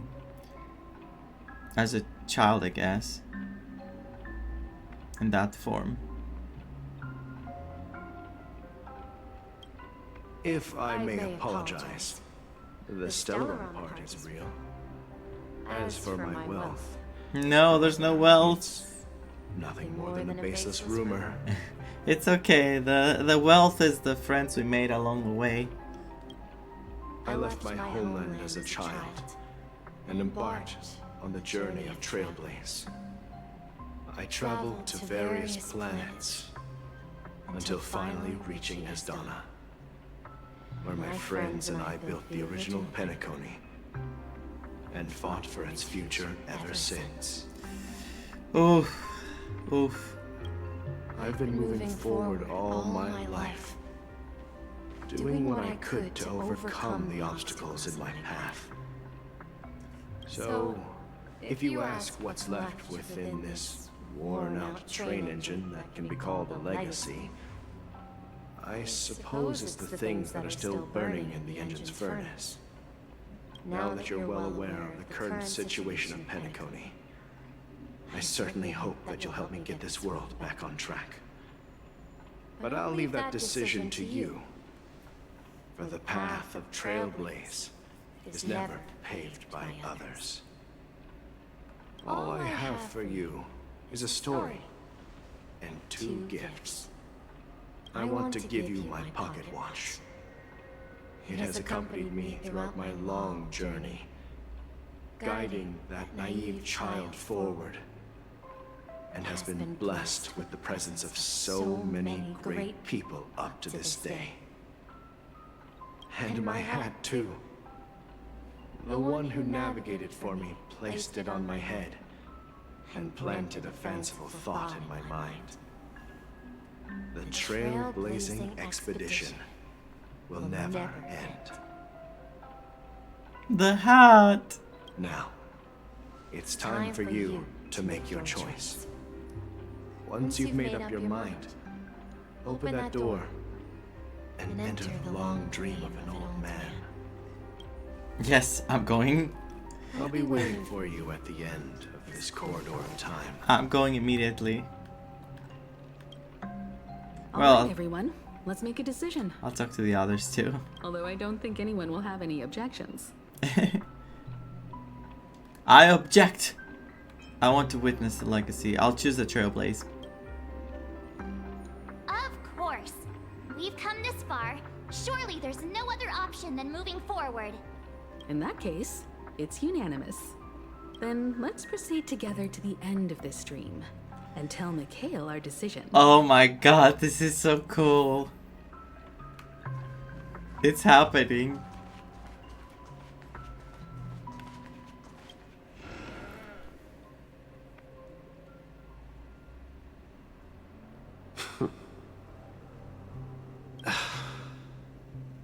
Mikhail! Someone has to step up and save Lusaka. So why can't it be me, Misha? Please don't go. And if you must, please take me with you. Don't leave me alone. Even without me, you know how to proceed forward, brave Captain Misha. The compass is waiting for you. I was the fool earlier. I was making fun of. Wanted to be a better adventurer than me. I was making fun of March, and I was the one who actually believed that it was the same. The watchmaker was actually the grandpa, but it's not. Now go, board that train, and start your journey. Where are you going, Mikhail? Navigator, Falcon, Amundsen. I'm going to clean the floor in the parlor car. I've promised the conductor.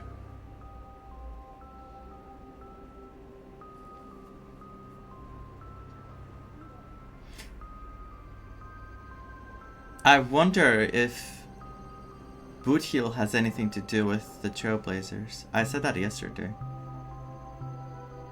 Any association? Wait, first tell me, did you fix this watch? Yeah? I know what it looked like before.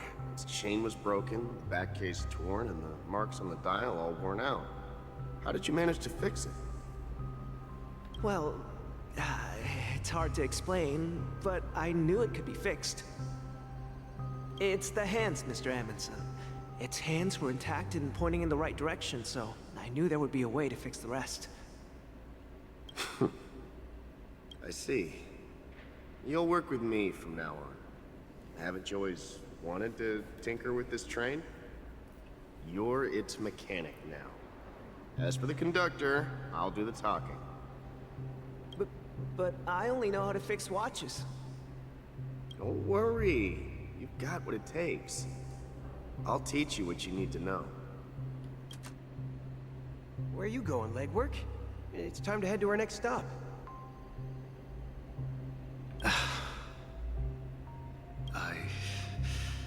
I'm staying in Astana with Rosalina and Tiernan. I see. This place reminds you of home.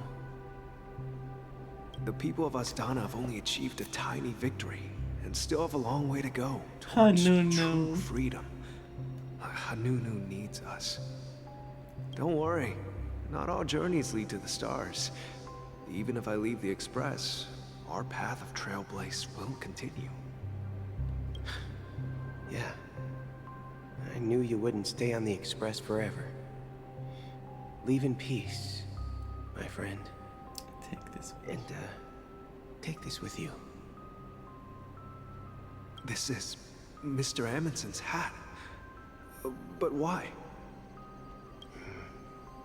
When he departed, he said he would leave it to his best student. Well, I suppose the time has come. The hat. Farewell, legwork. Take care of Tiernan and Rosalina. And don't forget to write to us. Where are you going, watchmaker? Micah. Don't worry, Micah. Just going on a little trip. Someone has to be at the forefront of the interstellar frontier, and I'm the only former nameless in Penacony. So why can't it be me? Because you're all we have! Have you forgotten about Tiernan? The cosmos is way more dangerous now. What will happen to Penacony if we lose you too?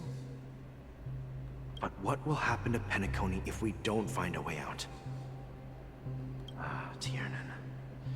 How could I ever forget him? I've spent countless sleepless nights asking myself why I didn't go with him back then. We Nameless won't stop. Don't worry, Micah. It's just a matter of getting back to my old profession. Just wait for me to come back. But if, and it's a big if I don't come back in one piece, then you'll become the next watchmaker. Where are you going, old man? Oh, you're here. Answer my question. What are you up to? Relax, Gallagher. I just came up with a great idea. Wanna hear it? Oh, come on.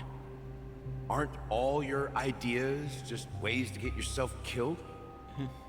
I may be blunt here, but you're the last remaining hero in Penacony. If you die too, the secret of the Stellaron will go to the grave with you. I can't say anything, I'm just watching. I'm so into this. Like, I try to indulge every information they're giving us. Yes, I'm afraid there's no way out in Penacony, so I'll have to consider alternatives beyond Asdana. We'll organize a festival using the Watchmaker's legacy as a facade, and send invitations to the entire cosmos to gather people here. Wow. Wow. So, a desperate struggle against the family? Desperate? Don't we have you here, my friend? This task is challenging, but what hasn't been challenging for us along the way? Well, whatever you do, remember, make sure to send an invitation to the Astral Express. Misha! Where are you going? Oh, it's you, Clocky. Take me to Dreamflux Reef. Last night, I had a long dream about the day we met. The bubble. I want to write down that dream. Write it down? Why? Oh, so I won't forget it. Do you remember how you got your name, Clocky?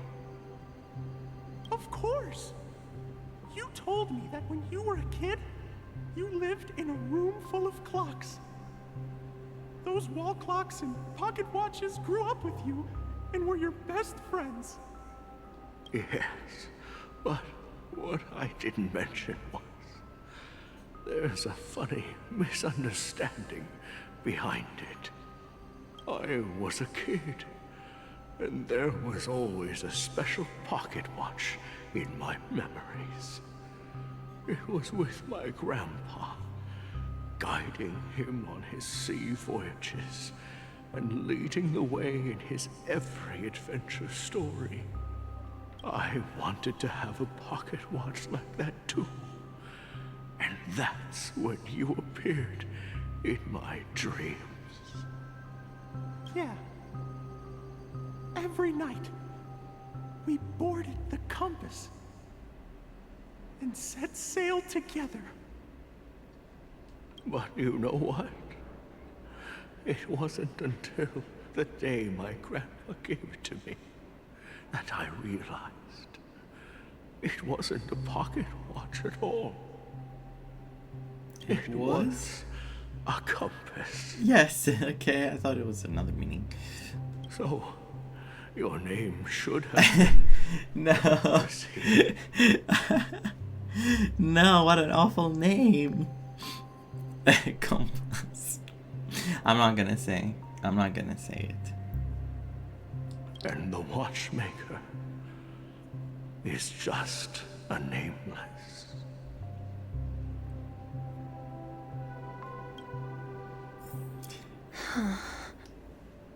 We've arrived at Dreamflux Reef. So, where to next? Oh my god, oh You know, my god. Clocky, I don't think I'll be going anywhere else. Then wake to weep, take a rest in the moonlight.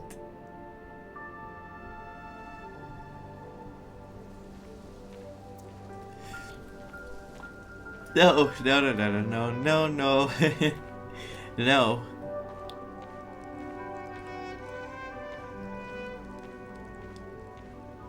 Are you kidding me?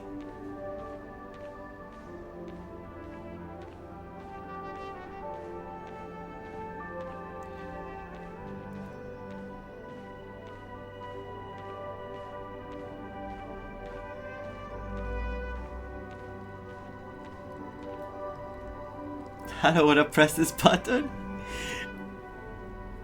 I really don't want to press this button.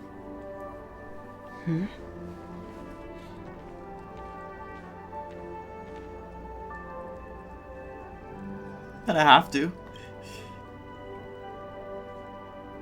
I've traveled far enough, and it's time for a little break. Oh. So, we'll set out again. When you're rested? No, I'll stay here. And then, this is where it ends. Are you kidding me? This is...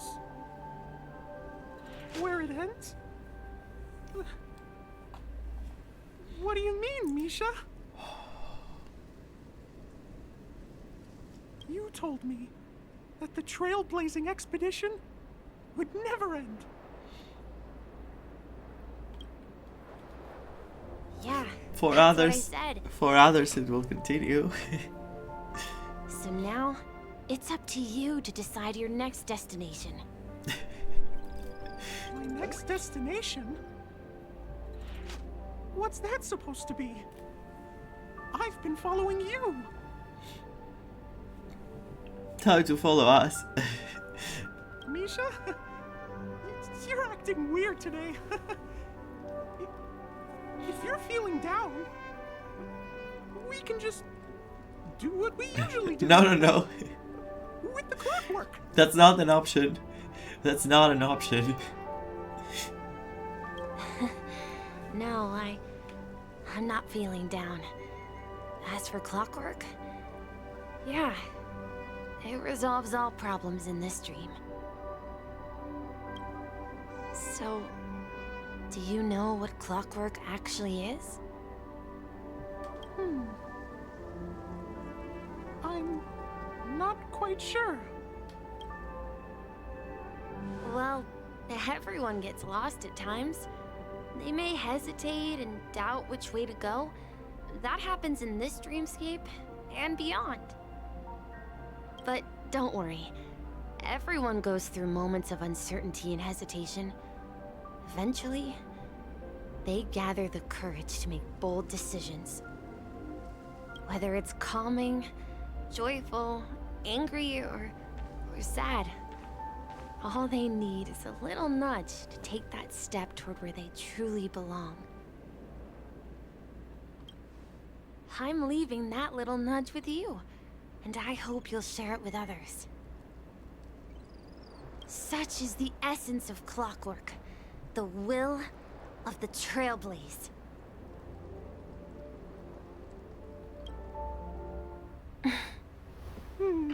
Clocky's hands spin around non-stop, indicating confusion, frustration, and weakness.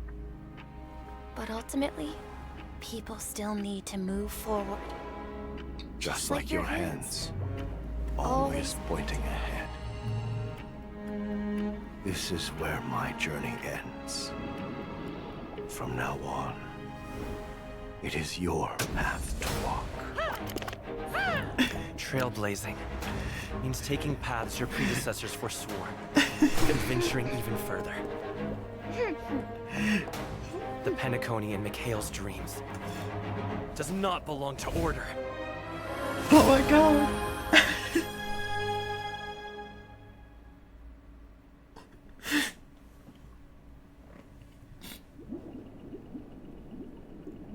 Yeah, okay, sure.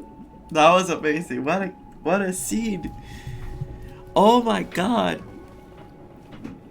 And the baby Firefly was with us too. Sunday. I can't believe that Eon would cast a glance at Penacony at a time like this. Is it because of the resonance from the legacy of the Trailblaze? Or perhaps the bond between you is so strong that it even impresses an Eon. Well, there might be another possibility. Perhaps they want to witness, on behalf of the fallen Eons, who will hold the future of Penacony. Yeah, I can tell him. If that's the case, On behalf of the Dream Master of Penacony and the 107,336 members of the Oak family, I'm extending a formal invitation to all of you. I'm cordially inviting you all to the Penacony Grand Theater to participate in the upcoming Charmony Festival. And, of course, you won't be in the audience, but on center stage. Since the future of the Stellaron, Penacony, and even the entire cosmos is at stake, let's draw a conclusion there, in all fairness. Let's. If you truly believe in Akavili's path, then show me their courage and determination.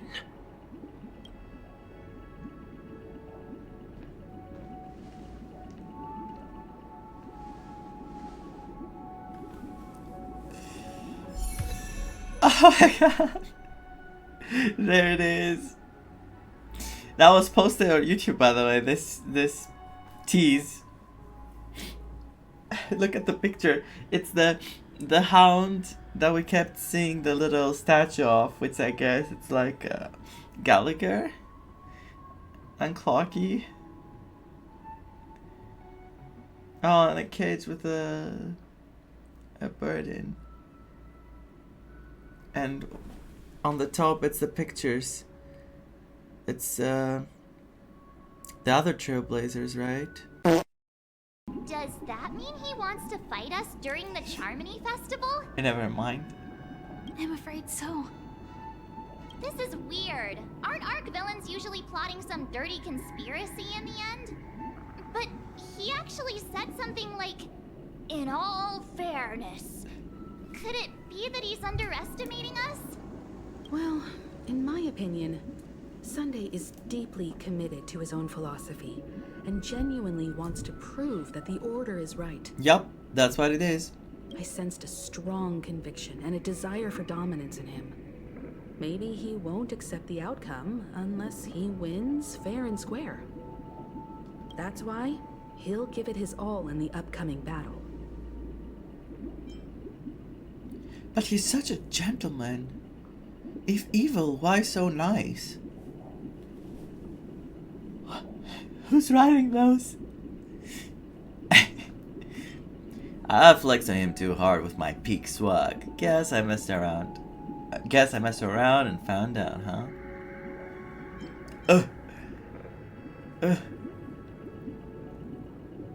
He won't back down either. Yeah, you're right. We've even dealt with a Lord Ravager of the Destruction, so a follower of the Order won't be a big deal. We got this. But I don't understand why is, I don't understand why Firefly won't be with us. I think Firefly has a different script, because obviously she won't be with us. In the trailer it didn't show her, like, with us. Anyway, we can't leave the Stellaron unchecked. This is about trailblazing a bright future for Penacony and fulfilling Mikhail's and his predecessors' long-cherished wishes. Now that we've taken up the mantle, we can't afford to fail them. However, the same applies to the Order. Their plan didn't materialize overnight, and they have the profound collective consciousness of the planet of festivities behind them. A desire to dream, to slumber and escape reality. All those hidden emotions have given birth to the sweet dream of the Order. They've harnessed the will of an entire planet to create an eon. This confrontation is far more complicated than a simple power struggle. To secure Penacony's future, fighting on the stage alone is not enough. And what is your plan? What do you mean? Are you not coming with us? She has a different goal. I believe Firefly is trying to say that she's heading off to another battle. Mm-hmm.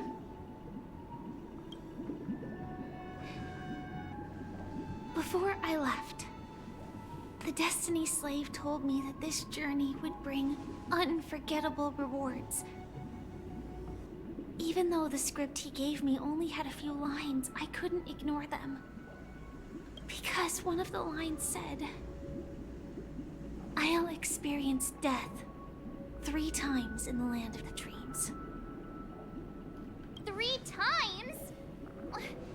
This can't be serious, right? The first time was a painful death when I was stabbed by the Blade of Dormancy, which led to all subsequent events.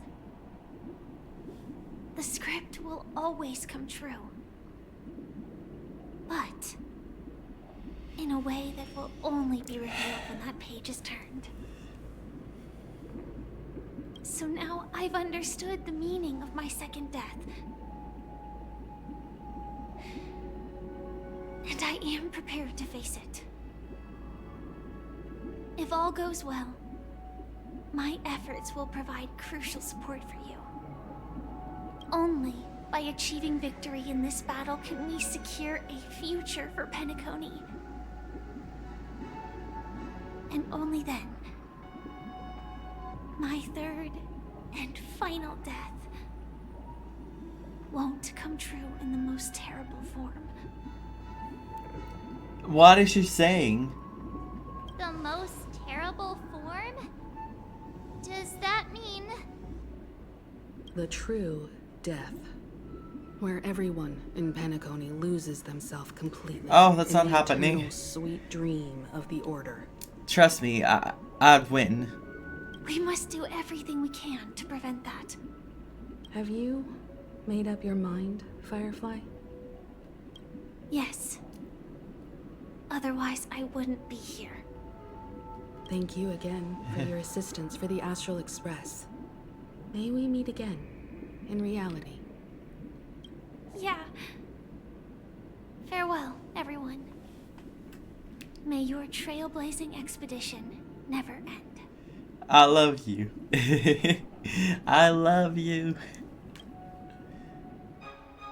Oh my, what the hell? I was still smiling.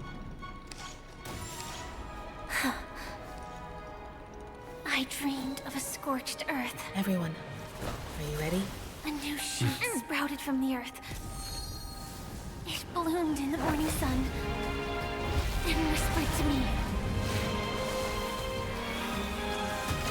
Like fireflies to a flame, my biggest death. May we meet again in reality.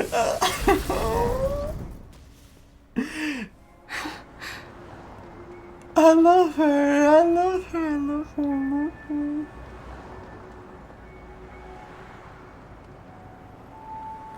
They have done such an amazing job with her that I just love her. I cannot not love her. After today, Japella's name will disappear from cosmic history. Going back to this, there was and more. The Flame Mansion will take its place. There was something more. In the not too distant future, you'll receive an invitation. That's your next stop. Land of the dreams. Penacony. I hope you find whatever you seek there. Be it answers or salvation. You mean my 3 deaths? Silverwolf told me about it. It's such a shame that it's not part of my script. Well, I want to live.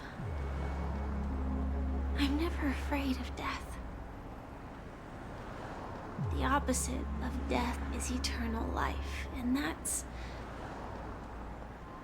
something I'll never desire. People die, and I am no exception. Death is like a script, a fate that cannot be defied. But that's exactly why we have to choose where we want to rest forever.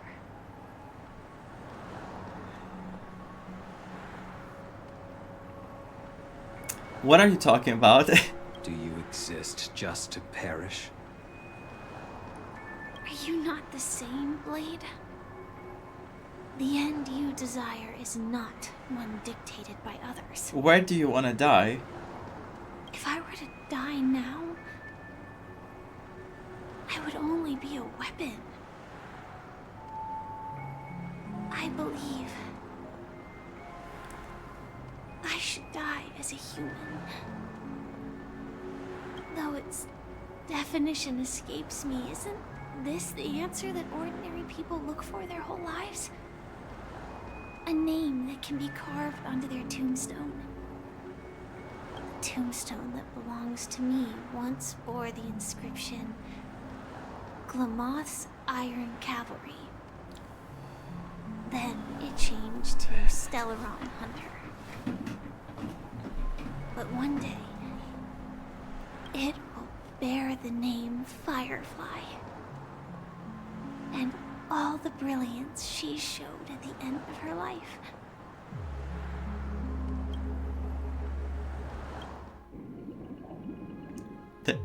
I hate them. I hate them for doing this to me. Quite unexpected, old man.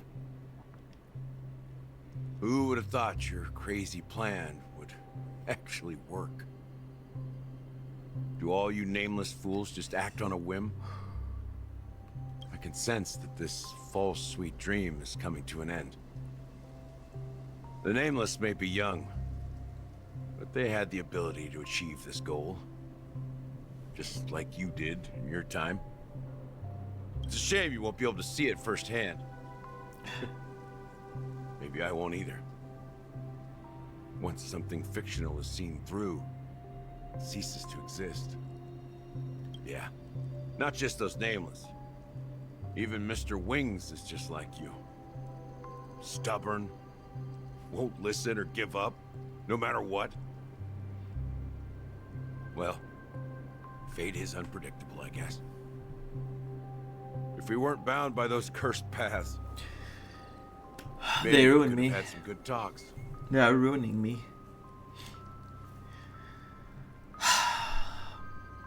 But in the end, we managed to do it. And now we can find solace. Remember how those idiots cursed us? They said, "Go to hell, you worthless traitors."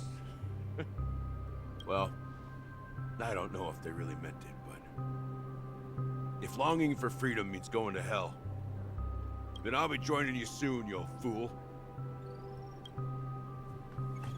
Let's get together and have supper again in hell. There's no way. Oh, I almost forgot. There's one more thing.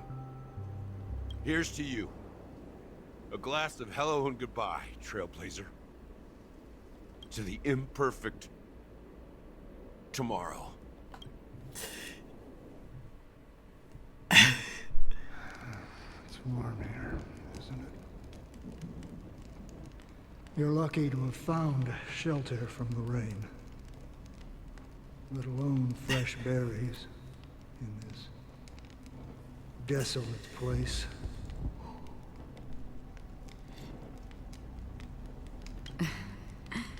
I was just following the scent of life. It's particularly strong in a place like this. It's a shame these berries don't have much flavor. Seriously? In case you didn't know, this fruit is pretty juicy. The only downside is that when you chew it... Is she talking to Mikhail? It becomes extremely spicy. There's no way.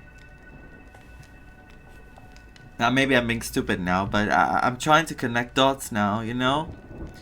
I'm trying to connect everyone. Her, Boot Hill.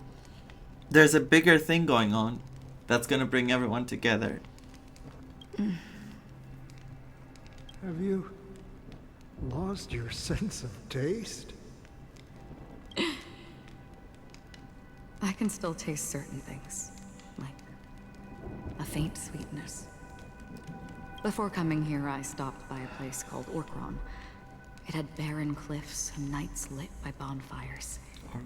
Burgundy snow would fall from the sky, and when it landed on my tongue, it tasted like raspberries. Ah, raspberries.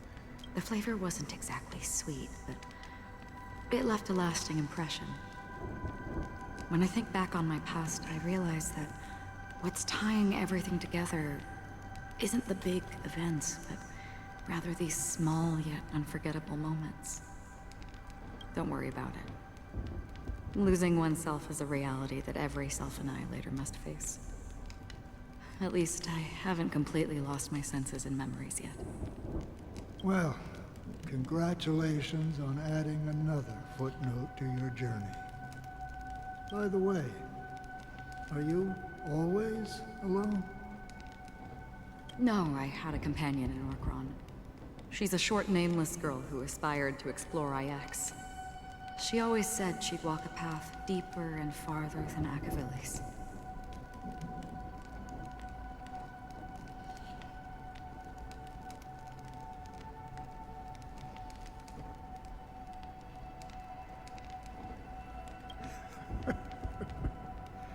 Quite an ambition for such a small girl. So, what happened?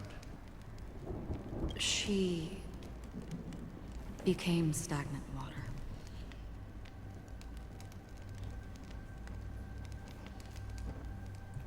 Well, my condolences. What? Condolences. I don't need them. The girl left with a smile. She never regretted her choice and most definitely wanted me to say goodbye with a smile. So, that's what I did. That's proof that you're grieving for her. Or perhaps I'm just afraid. Afraid? I rarely sense that emotion from you. What do you fear? I'm afraid I'll forget the 30 days I spent with her, just like all the other days in my life. Most of them have already washed away with the rain, disappearing into an unseen realm.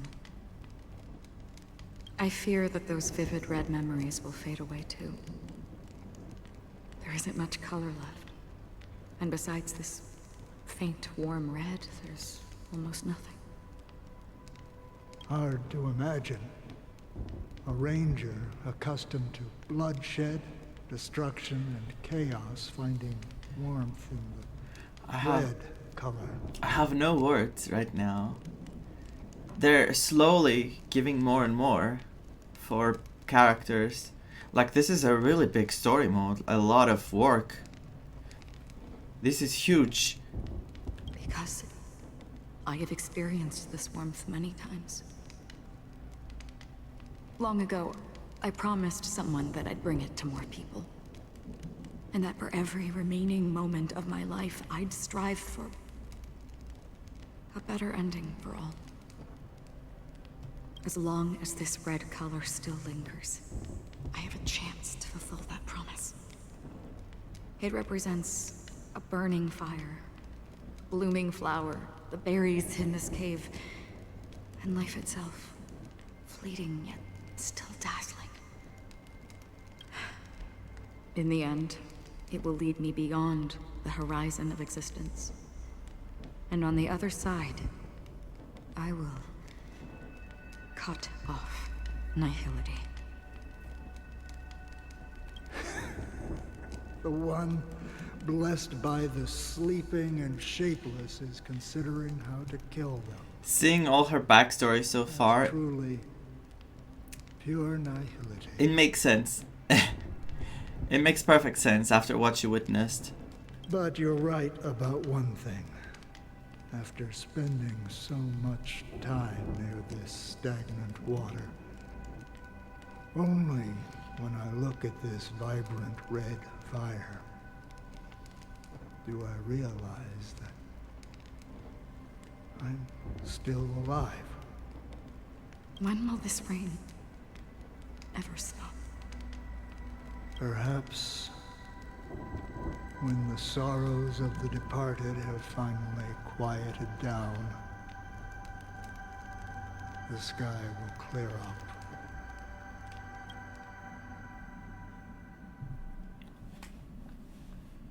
Oh, and we're back here.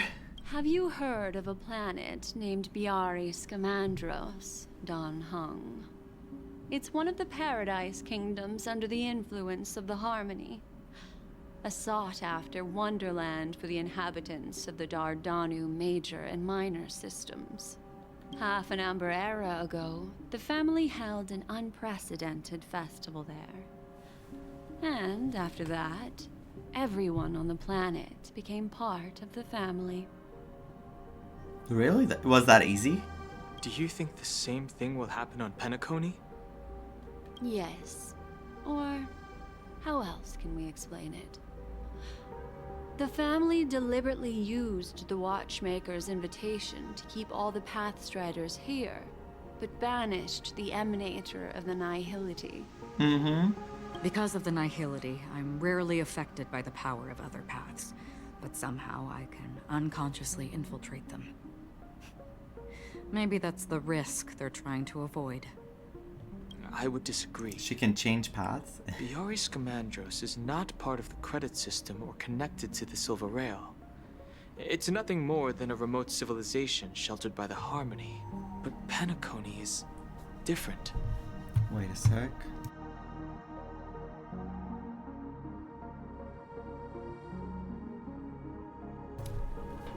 I had to cough. I didn't want it to be too loud.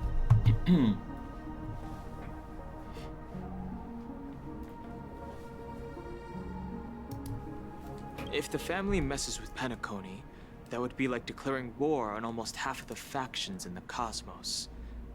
They have no reason to do that. No, they don't. If they truly serve the Harmony, that is.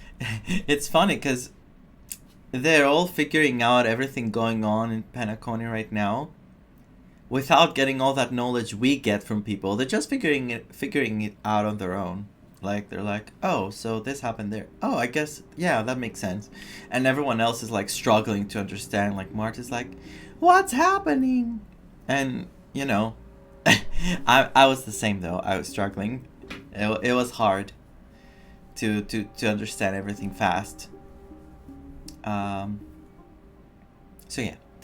What do you mean? Oh, never mind. Here's March again. The path in Penacony is impure. The Harmony here has impurities. Do you remember the ancient swarm disaster?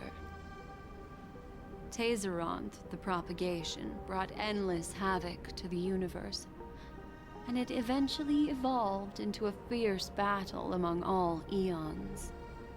2 paths lost their eons in that war, the propagation and the order. Coincidentally, their downfall is related to a certain eon. Who? Shipe, the Harmony. Oh. Legend has it that they participated in the crusade against the Imperator Insectorum and devoured Anna the Order for unknown reasons.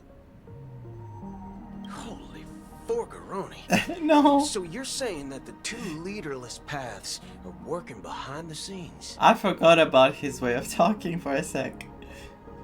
Holy forgaroni. I should use that. But I don't see any descendants of the propagation in Penacony.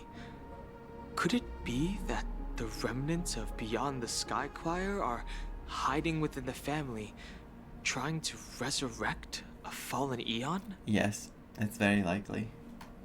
I can't say for sure, but they're definitely planning something for the Charmony Festival. Boo, this is getting way Holy too wapapoo. complicated. Is this why you want us to leave Astana right away? Are you giving up? Why are they doing this with this character? Like, I said I was gonna skip him. Why are they keep doing this? I have to resist for Firefly and Jade. Why? He's way too funny and way too cool. The Charmony Festival will start soon. There's one thing that I need to confirm no matter what. A warp jump is the best way to do so. Time is running out. You need to trust her. I have another plan. Oh. Lightning Lord.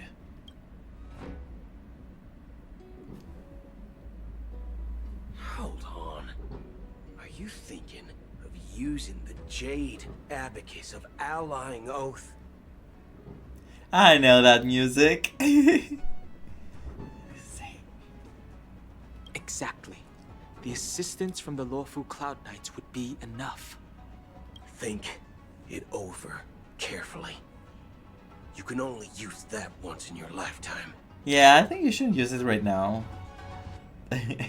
I have considered it thoroughly. My companions are... They're also once-in-a-lifetime treasures.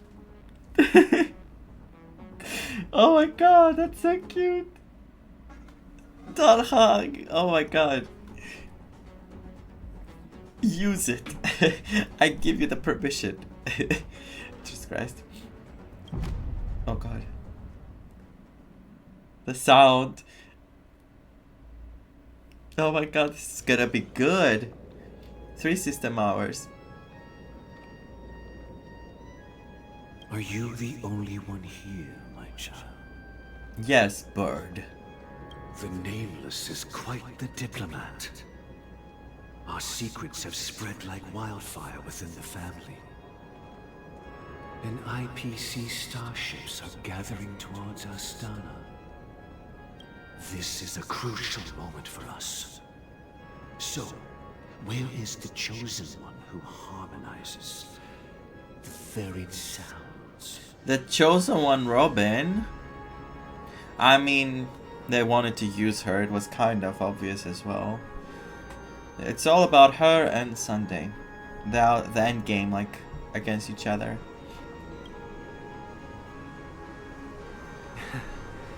What do you mean, Master? I'm right here in front of you, aren't I? Oh, you're the Chosen One. You know, she was supposed to be the star of the Charmony Festival. In our plan. Yeah, but the whole point of what he did was to protect her. So, I'm sorry, but if Sunday is going to do all this, Robin has to stay out of it. That's the most obvious thing. He wouldn't put her at risk. But the plan has changed. As her brother, I know she doesn't want to sing for the Order. So I'll take her place. The music. Oh. So good. You've always been wise beyond your years. I'm sure you understand the consequences of your choice. If you consider this a betrayal, well, there can't be 2 suns in the sky. I'll step up and take down the other sun if necessary. Do you believe in karma? Is that your attempt to survive? If karma exists, then everyone has their own karma. You have yours, and I have mine. And my karma has nothing to do with you, Mr. Gopherwood.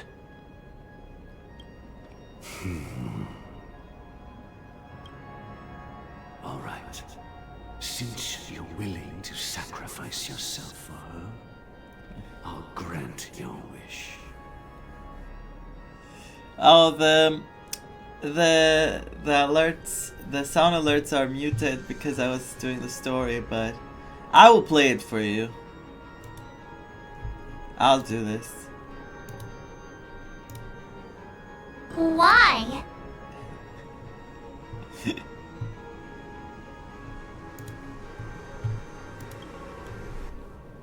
Well, the compromise came sooner than expected. Why? Why? Well, I'm not gonna do it again. You and your sister were born as twins of the Order. And one of you Oh is my God. destined to follow this path to the end. The puppets. Twins of the Order. Is this part of your plan? Of course. You're still as clever as you were when you were a child. The opening is near. Go, my child. Seize the power of the harmony and reveal your karma. I have one final question, Master. Why did you choose to bring the Order to Penacony? Wouldn't it have been better to choose a desperate world instead of a city filled with hope and dreams? Why? Why? It's for justice, my child. If we lose justice in our hearts, we'll make the same mistake as the Harmony did. The mistake being taking down the Order? So, it's not you who manipulates the dreamscape with the Stellaron, but... Well, that's where our conversation ends. Go ahead. I feel like I missed something important. The 107,336 souls of the Oak family have dreamed of this moment too many times. I really hate looking at these puppets. And the PTSD from Honkai Impact is too big.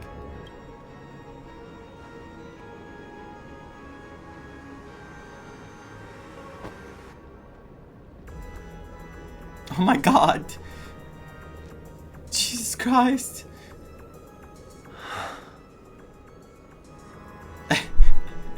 The pose was really dramatic and the eye being like this. I shall ascend to the heavens, becoming the scorching sun. Bathed in my light, my people shall flourish, while all evil shall be eradicated. He's like every villain who ever like tries to do good with the light and the sun and anything and just fails, because they're the ones being misguided and being the real evil. Because you can't fight evil with evil. You have to be like, you have to do better Sunday. And anyway, I'm not gonna say too much about him now. 2 system hours. This is the interior of the Penacony Grand Theater. Yep. It's quite exhilarating to be flushed into the air by Soulglad.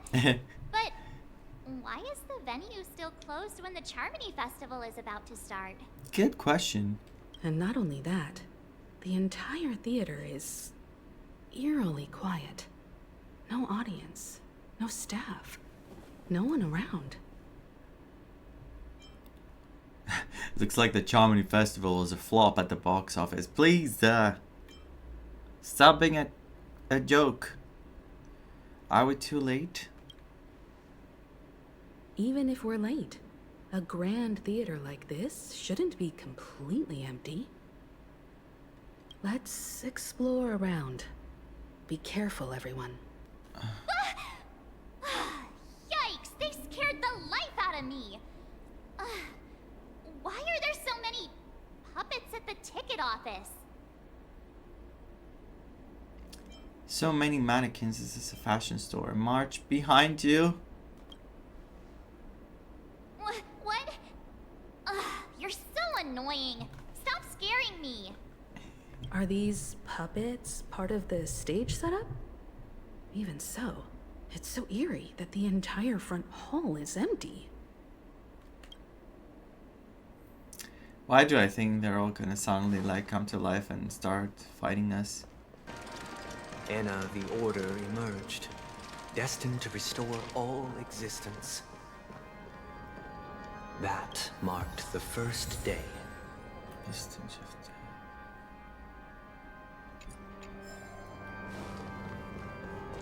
Oh my god. It's so much like the Theater of Domination from Honkai Impact. Gathered nebulae and forged them into picks, thus creating a grand lyre with black and white keys. Strike the white keys and the sun rose. Strike the black keys and the moon rose. Wow. And so, the cycle of day and night arose. That marked the second day. I don't know what you're saying. I was lost. Gathering around the frame. Are they expecting us to enter it? Well, destroying them didn't work, so let's just go in.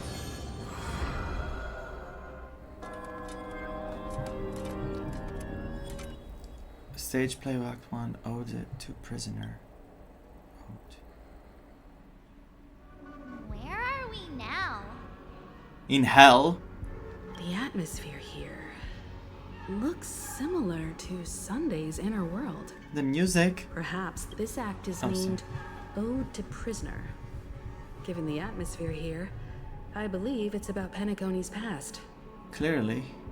I thought things were finally looking up as I managed to dodge prison during my recent trailblazing expeditions. But now it looks like I'll be back behind bars again. Anyway, March. I hope you like this land of freedom. What is this crap? Scorched earth. Why is it like that? It's terrifying. As you can see, their sentences have long ended, and the IPC guards have long been expelled. Yet, these prisoners remain enslaved, not by external forces, but by the confines of their own minds. Freedom permeates every corner, except fragile souls. It gives solace only to those who believe in its existence. Prisoners, this is my order. Learn the essence of freedom. Why the Teach tits? your fellow prisoners to fight for their lives. I'm fighting this. Looks like a Silent Hill monster, but more mechanical. While enjoying the show. You're enjoying this? No one can restrain you anymore. You are free. Thus concludes the first act. Amidst a raging war, the frontier prison headed toward becoming Land of the Exiles. This must be how Penacony was constructed. With the aid of outsiders, the prisoners were finally liberated and established the Land of the Exiles. However, it appears that Sunday aims to convey the spiritual plight of the prisoners more than the physical aspects of imprisonment. Yeah, he's focusing more on like saying that despite the prisoners being freed, they were stuck in their own heads, like they were not able to perceive their freedom in their head. This show is a bit too literary for my taste. But the battle part is quite easy to understand. Anyway, we've arrived at the exit. Let's go. Yeah, let's go. Let me drink this first though. Stage play Act 2, Ode to Fool. Is that about Locha again or Sparkle? They can both be Ode fools. to Fool. This must be the second act. The surroundings are different from before. The stage decorations look a bit tidier now. And the music has changed. Behold. Let me see something. So it's 3 floors. Okay. Hold the ensuing tale, a struggle for power. Penacony witnessed the ascent of the 7 major lineages: tree, grass, flower, bird, beast, fruit, and insect. Peace never truly graced Land of the Exiles. The history in this era is rich and intricate, so please allow me to present it in allegorical form. Gimme. Welcome to this mansion, dear outsider. Mansion? Land of the Exiles was in disarray, besieged by both internal and external perils. Though the 7 major lineages appeared united on the surface, Not Sunday, each those two. harbored their own ambitions, leading to ceaseless conflict. The Black Plum family was the first to fall. They withered away in the White Desert event, orchestrated by the Alfalfa family. My child, you... I'm trying to understand why he's The leader of the mentioning Alfalfa this now. family sought to defect to the IPC, trading freedom for survival. However, His eldest son slew him in the name of righteousness and ascended as the new family head.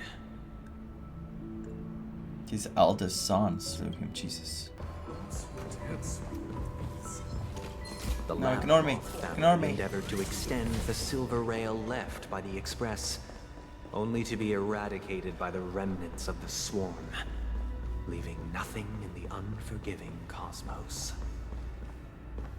I wonder if what he's saying is depicted somewhere around here, because I'm just solving puzzles and I'm not very good at multitasking, so I'm trying to solve the puzzles and move forward. But I'm listening to what he says, Only kind when of. Gopher Wood led the family to Land of the Exiles and earned recognition from all 5 major lineages did Penacony earn its new name, the Land of the Dreams. Dear outsider, I beseech your aid in purging this mansion of the poison spread by the lurking instigators. In the huge cup, though. You want us to help you? What do you need? March is like she's talking to someone who can't hear well. You want us to help you? What do you need? I wish they could regain their reason and cast away the shackles of hypocrisy. This is the second act. Looks like it's about Penacony's journey to becoming the Land of the Dreams, during which the family plays a crucial role. Thank you, Himeko, for explaining to me. But this new master seems like a bad guy to me, don't you think? Perhaps this is the truth Sunday is trying to express, if you read between the lines. The Harmony changed Penacony just as the guards once did. Looks like we've gotta help those guys kneeling down over there calm down a bit, right? Don't tell me I have to do clockwork. Either I shall be my own master, or I shall return to my former master. I shall not submit to a new master under any circumstances. I wish they could regain their reason and cast away the shackles of hypocrisy, proclaiming you master. Oh my god, I have to do it. I need to calm them. Without a master, who can grant me true freedom? Okay, you seem fine now. Thank you, dear outsiders. My servants have regained their sanity. So I'm not gonna fight him? Heed me, one and all. Your former master shall not return. It is through righteousness and unwavering support for one another that we shall attain true perfection. Cast aside the veils of hypocrisy and embrace one another. Get ready. Looks like another fight is about to begin. Is this what they call immersive theater? Alas, they remain but slaves till the very end, with the illusion of freedom. Thus concludes the second act. Amidst an illusory harmony, Land of the Exiles charted its course toward becoming the planet of festivities. This is how Penacony fell under the family's control. Since the arrival of the Harmony, the Land of the Exiles has undergone dramatic changes, not all of which have proven beneficial. This guy really loves dramatic scenes. Bet he comes from a whole lineage of stage performers. Who's talking? Who's talking? They used the planetary rings to establish the law, forging a code of conduct among the masses. A grand lyre with black and white keys served as an instrument, while symbols of articulation and numerical notation took the form of musical notes. The downward flowing river became a melody, and the canon of law dictated the form. This is very final stage. All mortals found their unique place within this symphony. That This guy is really into these puppets. I love how he's explaining everything. He's putting all his emotions and soul into this, and March is like, this guy just loves puppets. Really likes his puppets. Okay, this is how the order came to be, isn't it? Oh, I get it now. The last scene is all about singing the praises of the Order. I mean, the musical instruments And the atmosphere here is completely different from the previous two scenes. It's much better. I would love to be in that place now. Ah, so calm and relaxing. Surely it's the best place to be. This is the concluding act of this play. I have showcased the past and present of Penacony, hoping that my desire for change resonates within you. And well, now, you failed. I shall reveal its future to you. What if I don't want to see its future because I don't believe in it? And there's the last part. A new boss. Well, boss, elite enemy. Hey, aren't we supposed to kick off a short story and have a fight here just like we did in the previous acts? Why aren't any of these puppets saying anything? Perhaps we'll need to complete the story ourselves, just like we did before. So, do you think their mind needs tinkering or something?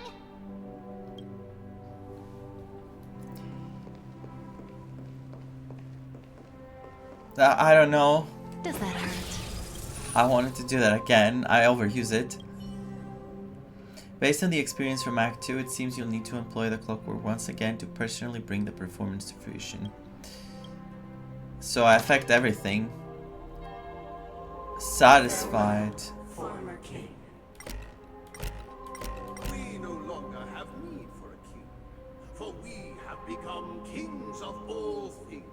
What is that creepy Clocky? It's terrifying. Former king. We no longer have need for a king. How did it go? Perfect.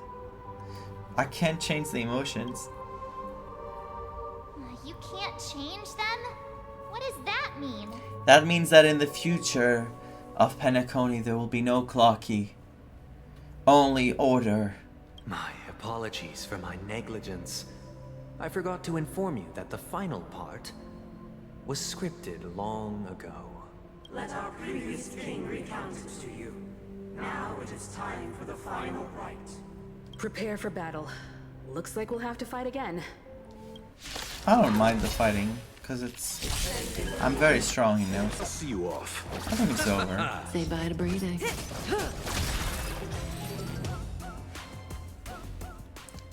In the hushed expanse of a nocturnal reverie, I leave faint traces behind. No need to remember me, or to recall the essence of dreams. What is mine shall wane, while you shall transcend its delicate nature. This is the final scene. It's much more straightforward. He wants to expel the harmony and establish an empire based on the order. Let's go. Once this stage play concludes, it'll be time for the main event, the Charmony Festival.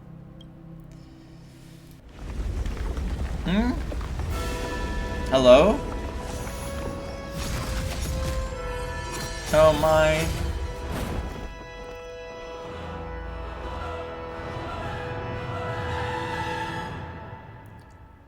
Oof, it's time. 1 system hour until the They Charmony imbued Festival. the world with meaning, perfecting all things in the heavens and on earth.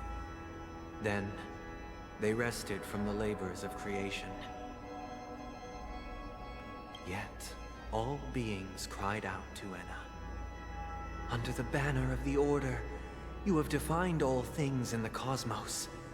But this made us realize that we are but puppets in your hands. Thus, on that day, all beings united and cast the Eon into the abyss of oblivion. This Grand Theater looks totally different. Is this the power of the Order? Everyone, get ready. This could be a tough battle. It's happening. It's happening. La, la, la, la, la, la, la, la.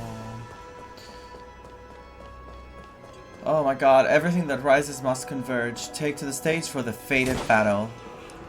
Sunday, I'm sorry, but it's time for you to. That marked the 7th day. Cheers and chants reverberated in unison.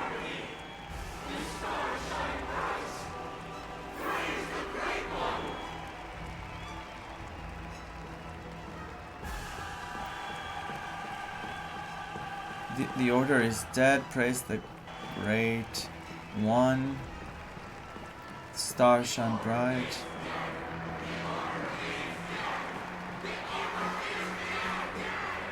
Oh my god, this is so creepy. Hi. Villain. Look, there he is. That concludes everything related to the Order. What are your reflections on this, my dear guests? No matter what you do, Sunday, we will not change our beliefs. You are the only one misguided here. Nevertheless, this is but a trivial blip in the annals of galactic history. What truly matters is the course this river shall take in the days to come. Was March about to talk and he was like, no, don't say anything now. You've arrived at the perfect moment. The Charmony Festival is about to commence, and it would be a shame if you were absent for the Harmony's prologue. Allow me to extend my warmest welcome once more. Welcome to Penacony Theater, the very core of the Sweet Dream, the abode of the Stellaron, the grand stage of the Charmony Festival, and the very place where the future of Penacony shall be determined through conflict. And the very place where your schemes get smashed to smithereens. Why did you invite us to this duel? Where is the Stellaron? Why am I not seeing it? It hides behind the curtain. Or rather, it is the theater itself. We knew that, but I wanted to say it. However, if you want to see it, you must display faith equal to its immense power. True goodness can only be achieved through faith. Allow me to point out that falling into a permanent slumber is not happiness, especially when those people are driven by someone else's will in their sleep. Do you still believe that the Order only seeks to control the universe as their puppet, Himiko? No matter how perfect your vision of paradise may be, a cage remains a cage. Remains a cage. Yes, Himiko, go on. Tell him. People will never achieve true happiness in a world like that. They would just be toys for the Eon. It's like when the final party is about to head to the final battle and they all have a line against the villain. Or in between them, but in this case now it's the villain. It seems you have misunderstood my intentions. Allow me to clarify. My desire is not to resurrect a fallen Eon, or become one myself. He wants to sacrifice himself to make something bigger? Like to make the place the way he wants to? My sole objective is to create a paradise free from Eons, where the Order ensures the dignity and happiness of all humanity. A paradise exclusive to us human beings. That's not the case. If people are to live with dignity, there must be nothing and no one above them. In your so-called paradise, you would be the one reigning supreme.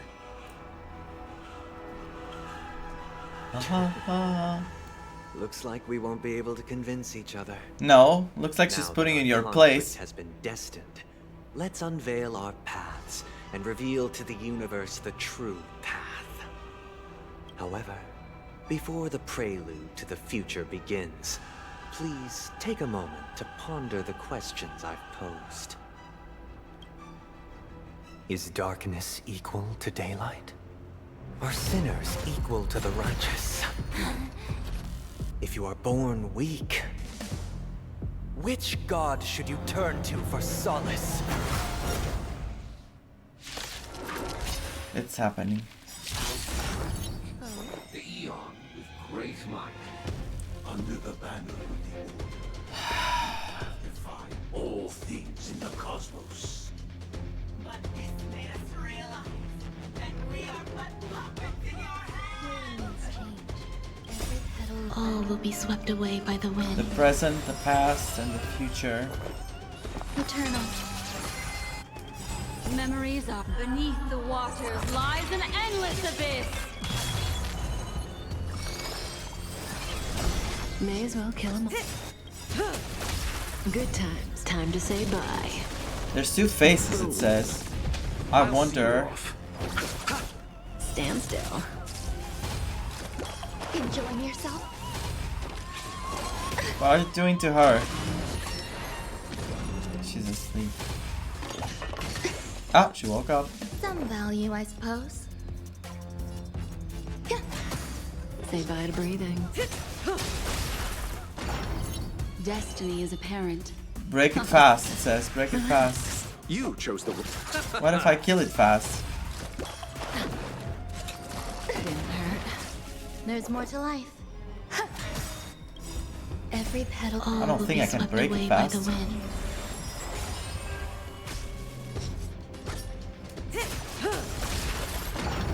Never mind, it worked. They're using an ultimate? I wish we had the ultimates that two characters could do together. That would be so cool. That would be so cool. Destiny isn't chosen. Ill fate descends. Stand still. It's okay, Ron can sleep.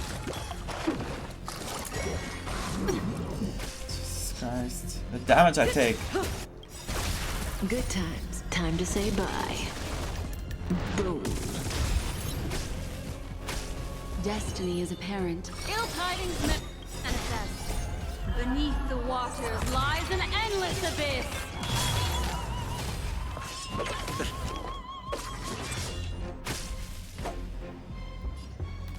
I need to break the middle one, don't I?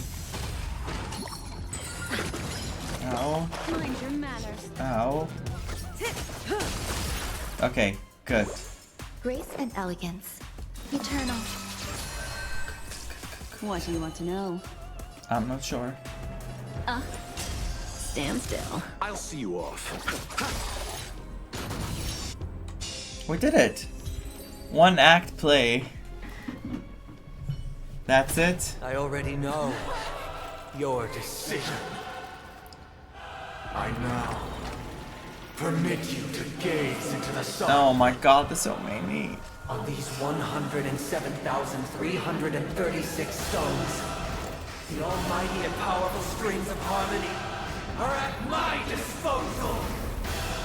Supreme Tuner, harmonious choir, Dominicus. Oh my god. Sunday. Lost souls, come and meet your master. The embodiment of the harmony? So the true purpose of the Charmony Festival is to usurp it? Usurp it?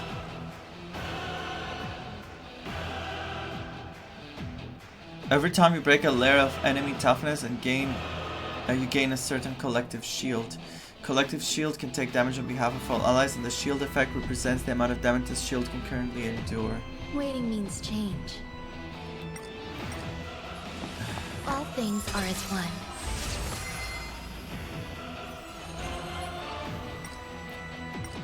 I'm gonna do the first moves in slow motion and then we go for them. Again, the ill tidings manifest. May as well kill them all. Eternal sleep is not the dead will return. Let's go, Otto. Allow me to see you off. There's more. Every petal. All will be swept away by the wind. Why is it accepted as you are? Answer me this. Why could the harmony and the order merge into one? Well, to be fair, when we fought Fantilia, she was first. What was she first? Time to move. She became destruction and she became abundance as well. So I'm not that surprised by him. I'm feeling like there's another world in front of my eyes. It's the power of tuning. Don't let the song distract you. Grace and elegance. Disorderly noise. It's not that strong. I'm much stronger. Your fate descends. Ah, that's it. Disorderly noise. None of them get to play, and I think it's over for them. Oh god. That's it? Oh, that was too easy. The time has come. Creation will be reborn from the remains of the gods. Van Hung?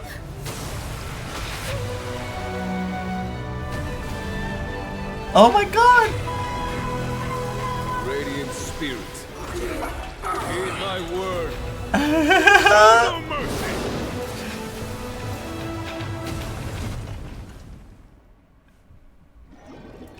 Wait, what? What's happening? Is it gonna go to... Wake up! Hey, wake up! The sun's frying your butt! What? Are you alright? Can you hear me? Do you remember your name? What happened? Why does that line sound so familiar? Didn't I shoot the sun out of the sky?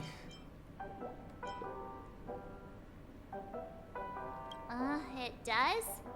Well, doesn't ring any bells to me. Looks like your mind's still in one piece. If you're able to remember such details. Well, that's reassuring. What happened while I was out? It's a long story. Simply put, Don Hung used the Jade Abacus of Allying Oath when we were in the middle of a fierce battle, and summoned the general to help us just in time. There's no way they did this. They just skipped through. You just beat him and it's over. They just came, helped us, and it's over. There's no way they skipped that. That was the battle? And then we returned to reality. Look, this is your room. Oh, I don't believe this. No. Everyone else has also returned from the dreamscape. Himeko and the rest are at the lobby discussing matters with the general. And now that you're awake, we should tell the crew that you're alright. Come with me.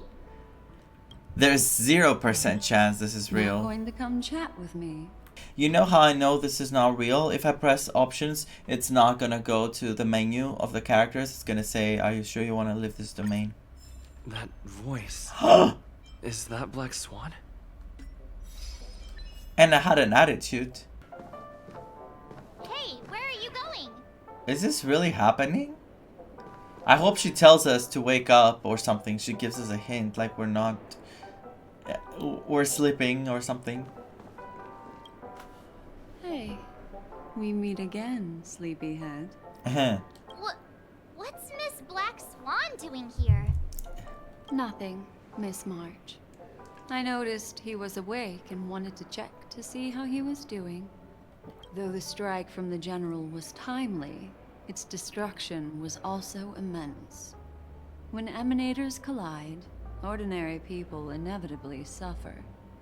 But, luckily for them, the dreamscape is my home turf. Thankfully, I managed to get everyone out before the harmonious choir collapsed. There's a big twist coming.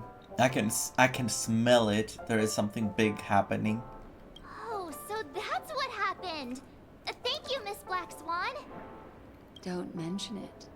After all, I wouldn't want to see such precious memories vanish. You're heading to see your friends, aren't you? Would it bother you if I walked with you for a short while? Of course not. But you're not planning on doing something like last time, are you? Why would you think that? I've never harbored any ill intentions. Well, not when you are around, anyway. Himeko and Mr. Yang are probably still busy. Let's go look for Don Hung first. This is not real. I'm telling you, this is not happening right now. There's no way they did this like that. Oh my god, Butchil and Don Hung are there. Don't tell me this is... No. I don't believe it. Look, he's still talking to that cowboy. I don't believe it. One peach soul glut. You're awake. How do you feel? Well, fork me. You must be that Stellaron they were talking about. Fork you? Fork, huh? I preserve spooning. I'm fine, thank you. I want to say the third one. Allow me to introduce Oh my him god. to you. This is Boot Hill, a galaxy ranger. During our pursuit of a certain person, we crossed paths and just so happened to uncover a shocking plot being concocted by Mr. Sunday. Which is why we sought you out, to help the Astral Express save the world together. No need for thanks. The Galaxy Ranger's principle is correct every injustice one sees. That's how you lot in the Cienjo put it, right, Don Hung? More or less. Whatever, I don't believe this. This is not real. This is 100% not real. Wait, hold on a sec. This is the first time I'm hearing about this certain person. Who are you chasing? And why would that lead you to the Express? Good question. It's, who was it again? Don Hung. Do you remember? Come on, don't keep me in No, suspense. that ain't it. I just can't seem to recall. Weird. My neurochip hasn't registered any malfunctions. I can't seem to remember either. What's going on? Heck. Forget about it. If it slipped all our minds, reckon that person was just a minor scoundrel. Unimportant. Ain't gonna stop us from piecing together the story anyhow. Yes, when the dust settles, I'll just think of a way to recall it in the memory zone. They're all being manipulated. Their memories have been tampered by Sunday. Everyone, let's hurry up and look for Miss Himiko, shall we? He's now a minor star on Penacony, and the entire hotel's concerned about his well-being. You're right.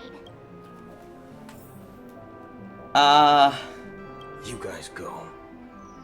I'm an outsider, after all. I'd rather not disrupt the long-awaited reunion. Huh? Look, they're with the... That's all right. In these times of conflict for the sake of utmost safety, it is only right that the Alliance steps forward to mediate on behalf of the Astral Express. We must not allow you to take unnecessary risks. I feel like everyone has been affected by Sunday, and Robin is gonna sing and bring everyone back to their senses. I think she's gonna be the one to awaken them from this state. Furthermore, despite the IPC's eagerness for success, it prioritizes peace above all. And the family, trapped though it may be, professes a desire for harmony. The Alliance has always won people over with reason. I firmly believe both parties can indeed put aside their differences and come to a peaceful agreement. The General possesses a deep understanding of the greater good. With the Cienjo Alliance mediating, peace for Penacony is within reach. You flatter me. But ultimately, it's been all down to the Express. Without your efforts, this sweet dream paradise would have been claimed by the last remnants of order before there was even a shot at peace. I think Sunday made them think that they won and it's over. Well, would you look at that? Here comes the big hero. I'm not falling for this shit. I'm not falling for this shit. It was nothing really, literally nothing, because we didn't do anything. Let me guess, you were thinking about me again? If it isn't the galactic baseballer. A hero with unparalleled insight. Are you okay? I heard you couldn't wake up. Are you feeling unwell? Don't worry, Mr. Yang. There is nothing wrong with him. He practically burned through a lifetime's worth of jokes on the way here. What about you, Mr. Yang? I heard that even Miss Robin wasn't spared. And that guy locked you both up. It's a long story. But at least Mr. Sunday took it easy on us. He used an ability called tuning to connect our consciousnesses with his. In other words, he imprisoned us within his consciousness. Thanks to General Jing Yuan's destruction of the Harmonious Choir, we were able to escape. He used that tuning on us too. Does that mean that we were almost imprisoned as well? I can confidently say now, he was truly after a fair fight with us. Had he wanted, he could have easily taken us down. Without so much as lifting a finger. I'm gonna pull my hair! I'm feeling uneasy as hell. I cannot relax. My chest is like, my heart is beating like so fast. It feels like this is a nightmare. Speaking of the Oak family head, where is he now? It's complicated, but in a nutshell, he's now the former Oak family head. The IPC has named him the key figure in the family's Penacony split, citing a threat to cosmic peace. He must represent the family and answer for the unrest caused. His trial is set to take place at Pier Point. The family quickly labeled him and the remnants of the Order as enemies, declaring the turmoil an internal rebellion. This move effectively barred the IPC from intervening in family affairs on both moral and rational grounds. They're playing with my sanity. They're playing with my sanity. Like it's nothing. They're just having fun right now with me. Everyone really has their own agenda after all. Then, what's going to happen to Miss Robin? She and Sunday won't be able to deny their involvement in the Charmony Festival. They're siblings, after all. Why the sigh, General? I can only say that this incident is an unexpected mess for the girl. The Alliance will try to persuade the family to consider this matter carefully during mediation. It's time, everyone. The IPC's key members and I have agreed to consult one another before the upcoming negotiation. Do any of you wish to sit in? Given the General's invitation and the matter's significance to the universe, the crew will naturally accept. However, if the IPC has any reservations... Why, of course you're welcome. They've mentioned that your team is a trusted ally of the IPC in Penacony, so there's no reason not to welcome you. Besides, if there can be reliable observers from the Astral Express present, discussions will go more smoothly. Well then, we shall oblige. I'm kind of allergic to those types of situations. I think I'll just head back to my room and start packing. Not to worry. Himiko and I won't take care of things. I'm afraid I'll also have to return to the express first. The conductor is worried about us. Thank you. What about you, Will you join Welt and me? Or have you got other plans?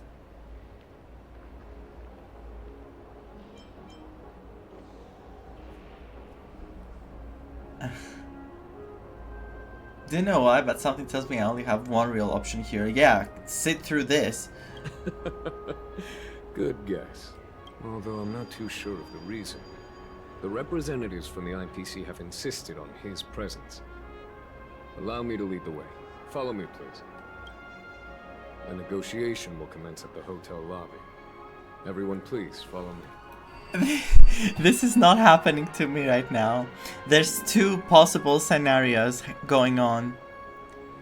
One, Robin is working with Sunday and she's going to do something. Two, which is the most obvious, and I think that's what is going on. Sunday is affecting everyone into thinking that they won and they didn't win. And Robin is going to be the one to wake up everyone with a song or something.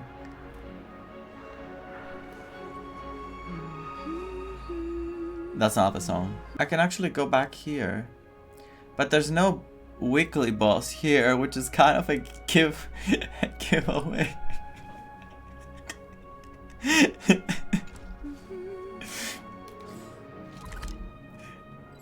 Mr. Aventurine and Miss Topaz are here too. Ah! Oh, and who is that over there? The Intelligentsia Guild's Dr. Ratio. This assembly is quite something. Did you hear Himiko's voice? And, oh, who is this there? Whenever she sees a man, she's like... And that's kind of me sometimes too, so I shouldn't be like that. And oh, who's that right there? Another man? I swear to you, I don't feel so good.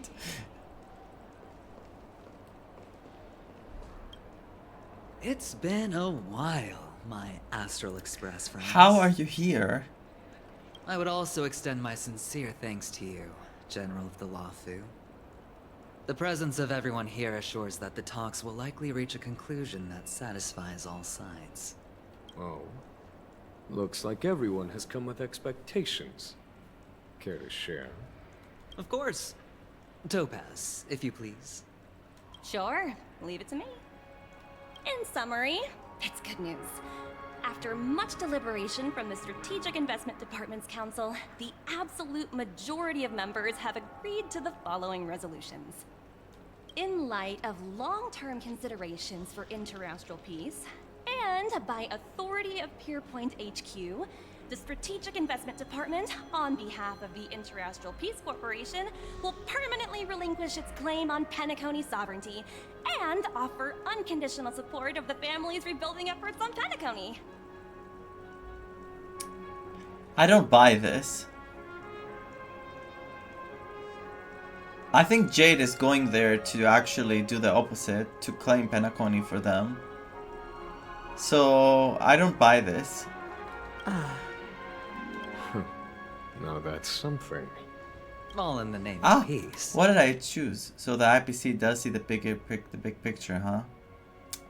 Crap. I didn't see the other options. That's our motto. Has the IPC finished sharing all its thoughts? Then it's our turn. The Guild, much like the Genius Society, has taken a keen interest in the recent calamity in Penacony. Ultimately, both parties have agreed to a comprehensive collaboration, offering technical support for the reconstruction of Penacony. What a happy ending. The floor is yours for the finer points, Mr. Screwlum. Enlighten us. This all feels too real now, like even Screwlum showed up. I'm going insane. Can someone tell me if I'm going insane or not? But don't spoil me. Organic life's unrelenting search to understand the realm of inner spirituality is something I both admire and envy. Inorganic life has no mechanism to evoke dreams.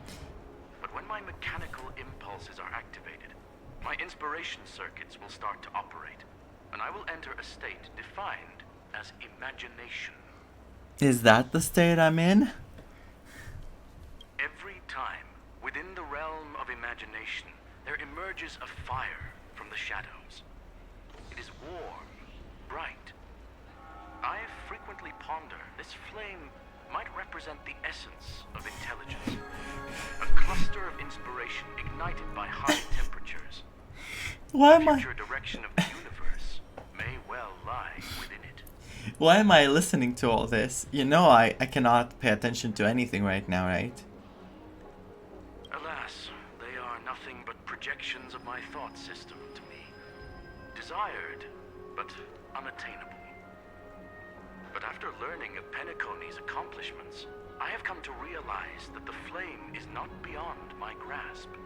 After deliberations with my partners, we have decided to defer the progress of the Simulated Universe project, and instead assist the Okay, that's a lie. as technological consultants in the research of the dreamscape and memory zone, so that these assets may be better used to serve humanity. Are you...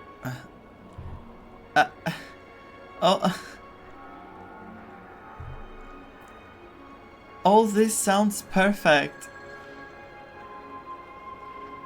Not only that, we've also established contact with the Garden of Recollection through the IPC, and they've pledged their support for our research endeavors.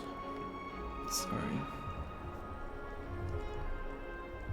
The Garden of Recollection, yes, of course. I'm truly happy for the Dream Chasers on Penacony. The cosmos' brightest and, let's admit, dimmer intellects are now at their service. Yay, it's a big W for everyone. We won. Life has never felt better. Yay. I keep getting this feeling that this is all too good to be true. Agreed. It's hard to imagine members of the Genius Society taking an interest in such mundane research. Never mind. At the end of the day, this is a positive outcome. I mean, the whole No thing of wonder everyone Penacony... insisted that he be there. The whole thing of Penacony is... Not everything is what it seems. And... Jesus Christ. Where is Robin? I want to hear her sing. It heartens me to learn that everyone is willing to put aside their differences for Penacony's plight. I trust that everyone will surely reach consensus in the upcoming negotiations. Looks like Penacony's future is decided. I'm wondering, is there anything else the crew is concerned about? They're gonna give me now many questions, like they always do at the end of a chapter, to trick you, to make you think that the chapter is over because you can ask many things. Peace is our greatest wish.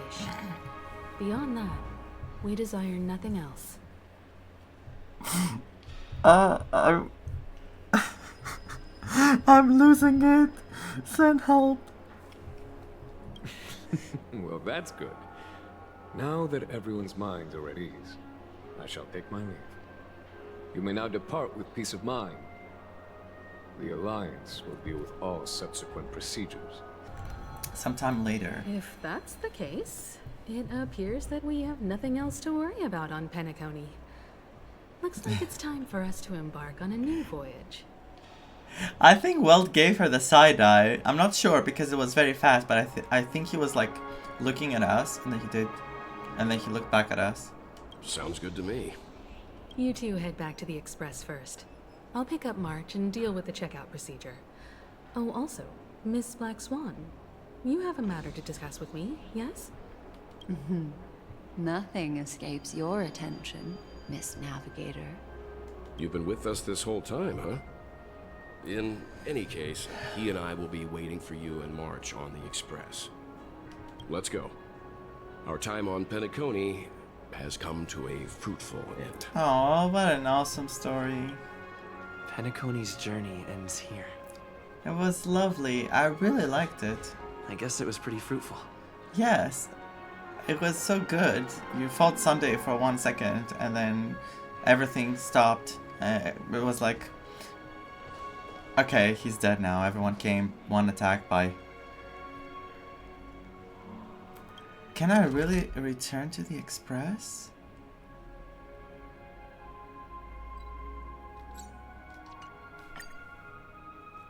The navigation meeting is about to start.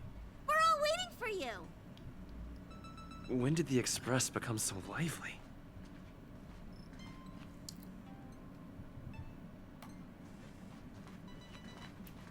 Huh? Ahem. Looks like everyone's present. Let the navigation meeting commence then. Those are not the two members of the Express. This a meeting to decide our next stop? How we doing this? A show of hands. Hold your horses, cowboy.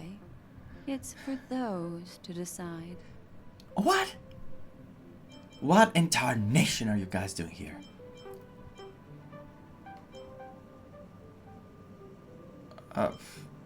What in tarnation are you guys doing here? Allow me to explain. Mr. Boothill and Miss Black Swan submitted a request to temporarily travel with the Express for their own personal reasons. I mean, this would be perfect. I would love this. I would really love to have more people in the Express, but don't toy with my feelings. As you all may know, the Astral Express never declines any passenger whose heart yearns for the distant stars. Therefore, they will be traveling with us for a while until they reach their destinations.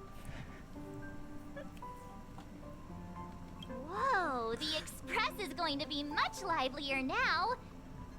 But, Miss Black Swan, you better not use your memo keeper abilities to pull any pranks. Understood, Miss March. I promise you, you'll never see me in your room while you're taking a break. Don't! You're freaking me out. Alright. Now that everyone's met everyone, we can continue our navigation meeting. Firstly, Pom-Pom wishes to thank everyone. If it weren't for you all unearthing the truth about Penacony, Pom-Pom would have never known where Mikhail and the rest had gone. What they had to go through was regrettable, but I reckon they all fulfilled their wishes. And it was thanks to all of you. Thank you, everyone. Something is gonna be said now, and it's gonna be like, there's a key. There's something. Acheron is the key. And Robin, Acheron and Robin are gonna do something. And Firefly, those three characters. Now then, we come to the crux of this navigation meeting. We must decide on the Express's next stop.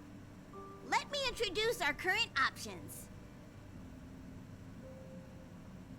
I know what's gonna happen.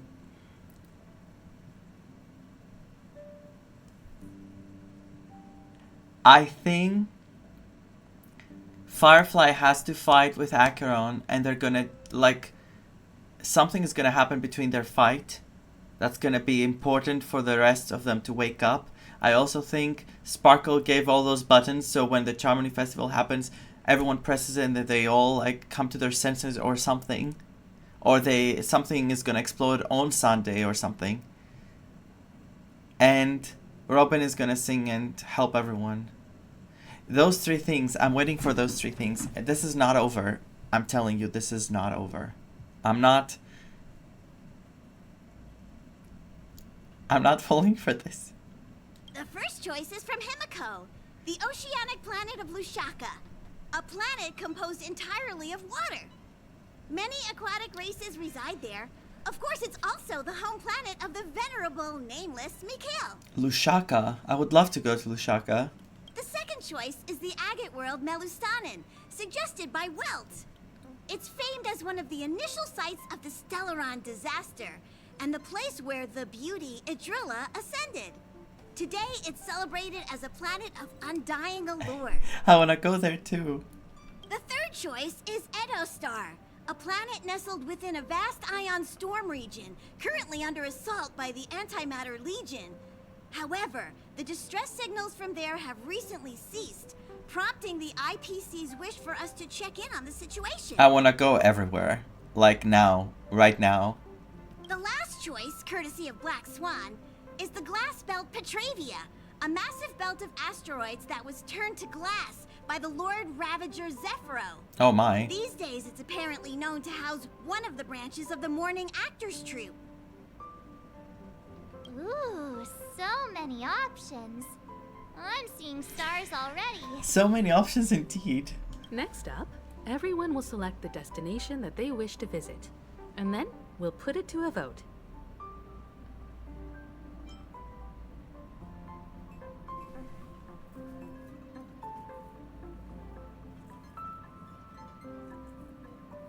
I kind of want to go to the Edo Star.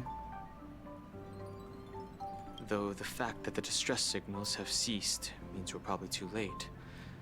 But I still think we should investigate the situation there. Yes, I agree. As Nameless, should we not extend a helping hand? You and Dan Heng make good points. I'll throw in a vote for Edo Star too. Yeah, I don't think it matters. This all is like crap now because there's no way we would decide where to go just like that. If that's the general sentiment, then we should indeed investigate. I vote for Edo Star too. All votes for Edo Star. Looks like we have a winner. Next stop, Edo Star. Then this navigation meeting is adjourned. I'll go check the warp jump coordinates. Everyone can catch up on some rest in the meantime. When it's time to make the jump, Pom Pom will make an announcement. There's still some time before the jump. What should I do? Jump. How about a chat? Over here. This Astral Express sure is comfy. But I got one tiny problem with it. How come there ain't no potent drinks on this ride? I'll give you coffee. I can live without malt juice. At least stock something else. Like that white gem. Common as dirt and not too pricey. No way. Our Express is only rated 12 plus. Is Himiko's coffee not strong enough for you? Oh. Well. That's, different kind of strong. All these years out in the wild, and now I'm bunking in luxury. Gotta say, it's quite the treat.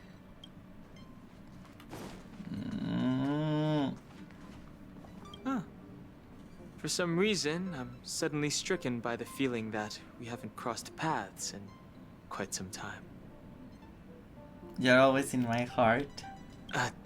I should have known better than to expect anything serious from you. I was being serious. This time you must disembark with us when we reach our destination. Got it. I was being serious. You're fast becoming an excellent trailblazer. It's an honor to be able to watch you grow. Hey, stop flattering me. Don't downplay your achievements. Everyone has witnessed your growth. I've known many warriors in my time, and only a few achieved the kind of growth you have. Back home, where I'm from, you'd be rated at least an S tier. S tier Valkyrie? It's not been easy for you these past few days. You've earned some downtime. I'm looking forward to seeing how you'll perform on our next journey. Where's the highest point of this train I can jump from? Like, is this high enough? Not really. Come to think of it, this trip to Penacony was the first time we trailblazed together, wasn't it? I hope we can trailblaze together again someday. Don't worry. We'll have plenty of time to spend together on the Express. So there'll definitely be more chances for adventures like this. Turn in early today. You've really been pushing yourself hard recently. If you don't take this chance to recharge, it could lead to long-term problems. It seems fine when you're young, but it's a different story as you age. That's true. Don't remind me. We Please let this trip be uneventful. Please let this trip be uneventful. Please let this trip be uneventful. But why? Aren't you having fun? What are you mumbling about? Mumbling? I'm praying. The last couple of trailblazing expeditions have been downright terrifying. It's about time we had some fun, cozy, and cute adventures for a change. Come on, start praying with me. Please let this trip be uneventful. Please let this trip be uneventful. Please let this trip be uneventful. She's so cute. Huh?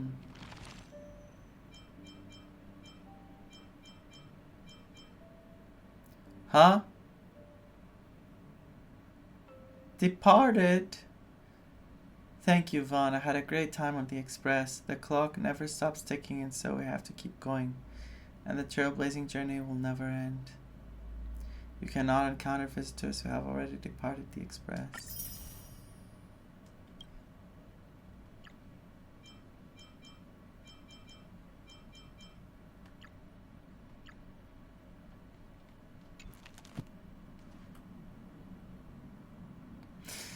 Please let this trip be uneventful. Please let this trip be uneventful.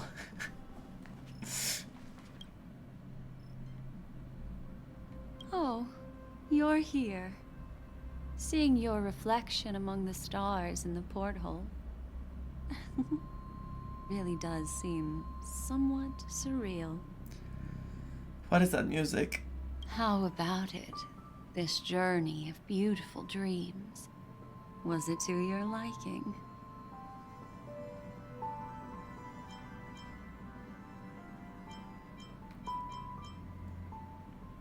It's kind of lefty. Seems like there are still lots of loose ends, no? There's a rich scent of curiosity here. Such memories can be irresistibly captivating. So, how about you hand that small parting gift back to me?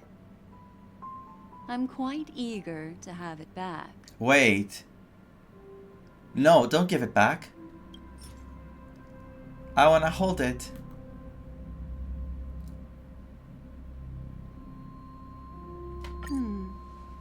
Oh? It hasn't been used. It hasn't been used. It hasn't been used. She thought... I think Sunday made her think that she used this car to come help us. But the car wasn't used. So she never came to our rescue in the first place. Never mind. I just stumbled upon a particularly fascinating spot in your memory. I can! I'm going crazy. I'm going crazy. Before I explain, I would like to apologize to you. This farewell gift I gave you isn't really a compass from the memory zone, but merely an empty light cone. There's no way the story mode ended like that. I don't believe it. I don't. Remember when we entered the hotel in the dreamscape for the first time, and I procured a few trinkets from your companions? Their functions are similar. This way, I can always be attuned to your location, ready to assist immediately if you encounter any threats. But this is not its most intrinsic function. Light cones are slices of light used to encapsulate solidified phenomena. This empty light cone is the same. It can etch your memories in their most vivid form, and then allow me to admire and manipulate them, turning them into unique mementos. All the world is born from the power of mind and soul, and that power is memory. To prevent ourselves from being forgotten by the world, we must make the world remember us, or use our memories to recreate it. Life, seemingly vast, offers but a scant collection of impactful memories. Some joyful, some sorrowful, some light, some heavy. But you are different. Memory is a reflection of the future. Within that reflection, I see your unparalleled worth. You have the power to craft memories that can captivate the world. Your memory can illuminate the universe's future path. And that memory will be as scintillating as the star clusters you see in this porthole. Which is why you want to collect my memories. Precisely. But do you know the deeper meaning behind it? The reason is simple. In this grandiose and ostentatious dream of the families, only you personally experienced the entire course.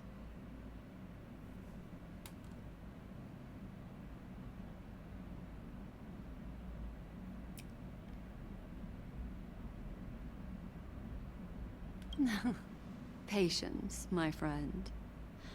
I will reveal the answer to you, but that time is not now.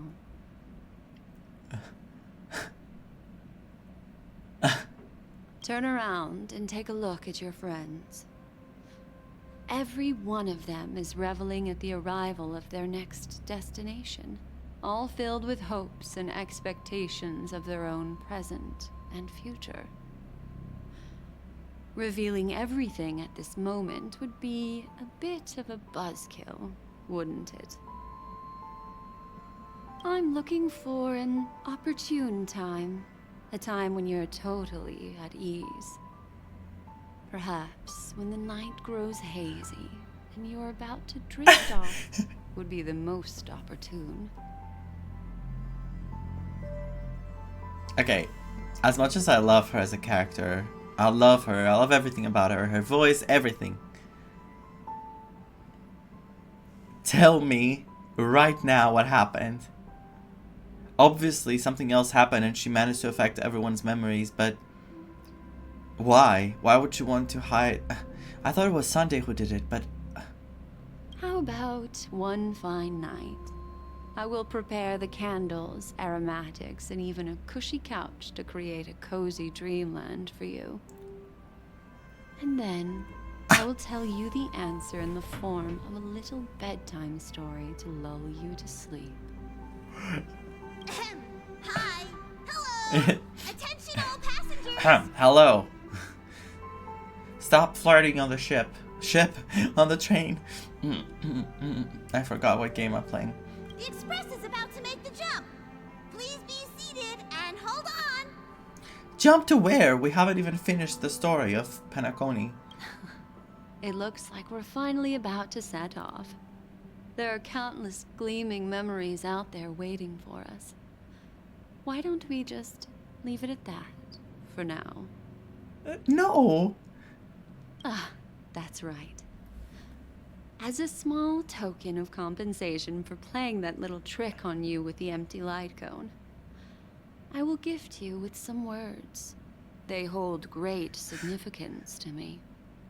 Life is akin to a winding labyrinth where memories serve as our sole companions.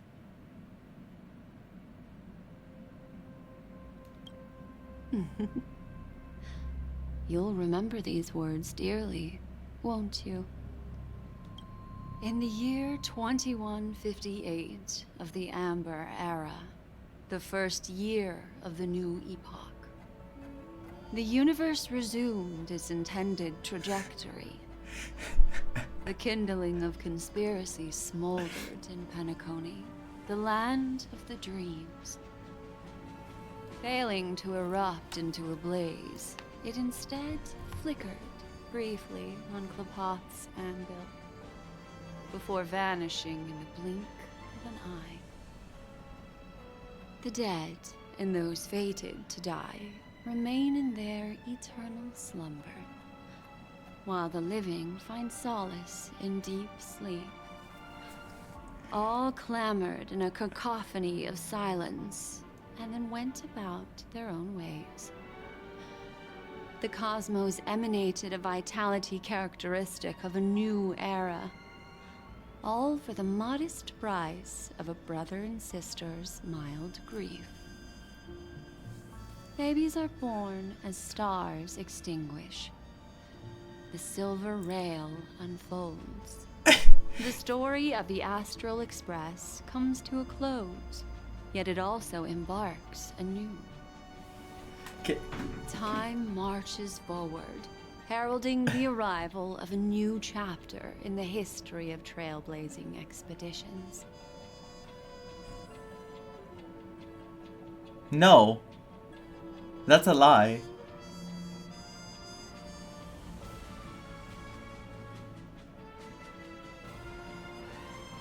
Sparkle.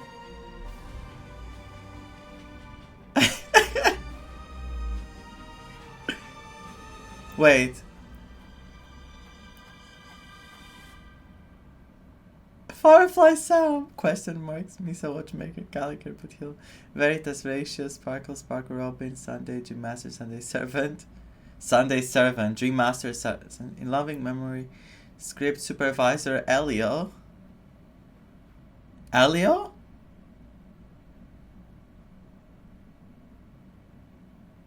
Oh, Countless shooting stars streak the sky tonight. If you can pick the right one, it will carry your wish to thousands of distant worlds. Why are you doing this to me? You're feeling very relaxed. No, I'm not.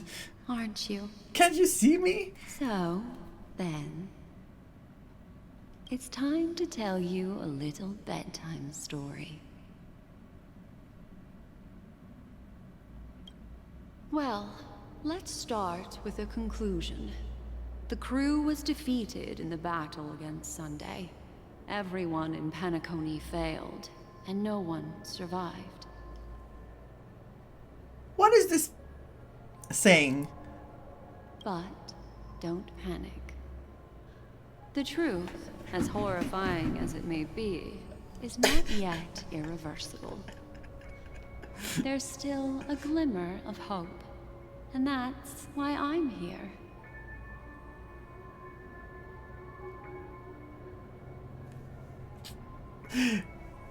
Next, I'll use this empty light cone that carries all your memories to relive everything that happened before.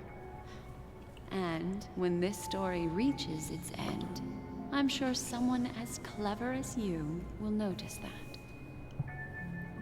I'm gonna die. Oh my god, my chest.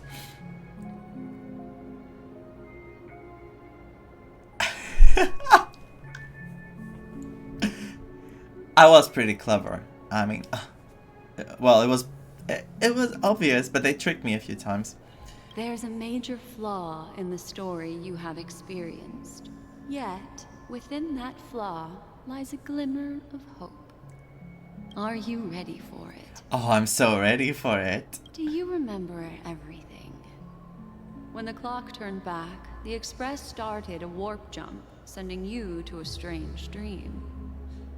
You were bewildered back then, and then a Galaxy Ranger named Acheron showed you a way out. Yes.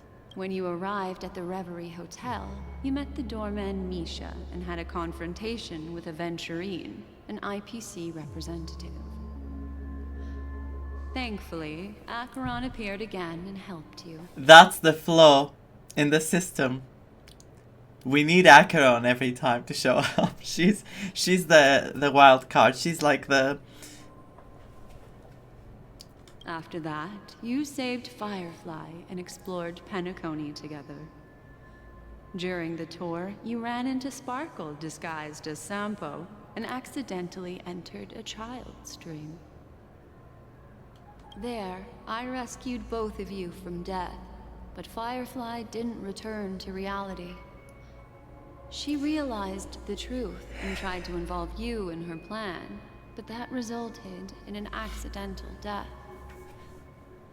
Even more unsettling, you soon encountered another murder.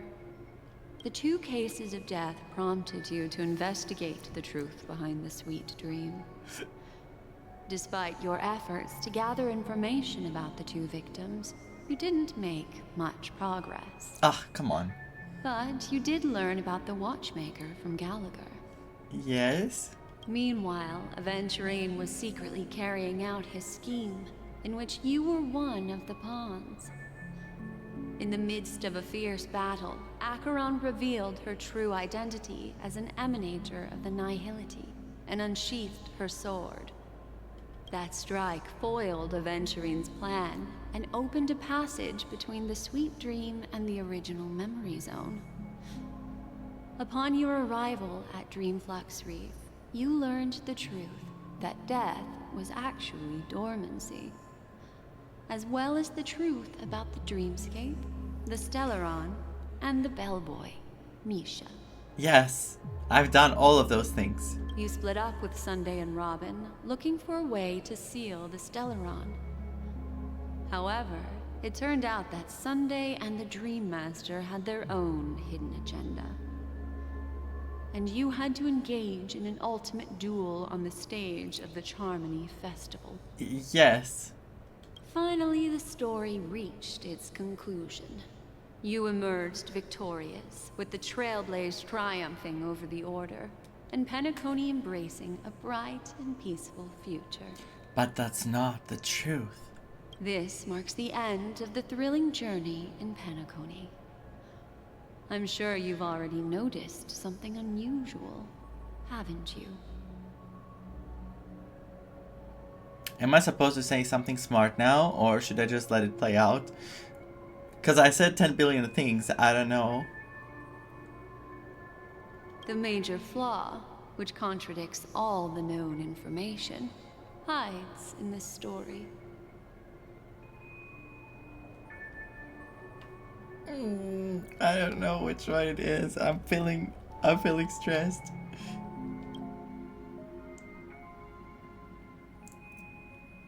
What?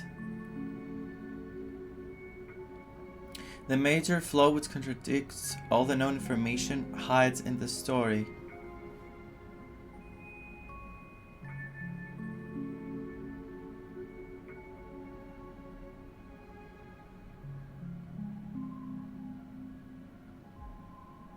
Oh! That we met Misha at the hotel outside of the dreamscape. That he was actually... Little Misha. Or should I call him the Watchmaker? He's only a segment of memory in a dream bubble, but his ambition for the Trailblaze led him to leave the bubble. I think I can choose all the options. On a grand adventure in Penacony. Yes. Well, Misha is a rather special Memory Zone meme, and he was granted power by the Trailblaze. There's still one thing that he shouldn't be able to do. Get out! A life born in the Memory Zone could never manifest in reality. So, why did he appear in the Reverie Hotel in reality? Cause you wanna fuck with my brain. That's why. The answer is simple. He is the one fatal variable that contradicts all our known information. This means that you, who wholeheartedly believe in this memory, are still trapped in the dreamscape at this very moment. Are you gonna make me go all the way back? Cause I'm gonna flip. Wake up, sleepyhead. Break free from this eternal dream and return to the real world. We'll find our answers there. But we met Misha in the very beginning of Penacony. So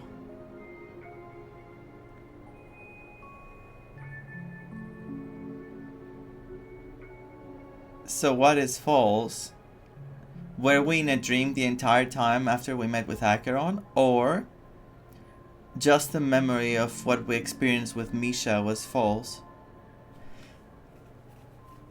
I'm scratching my head and I feel like every brain cell I had in here, it doesn't function anymore. So I'm really sorry to everyone who I kept shouting theories and stuff, but right now I feel lost. And I don't say this usually. I mean, I do get lost, but not like now. The train is about to make the jump. 5, 4, 3, 2.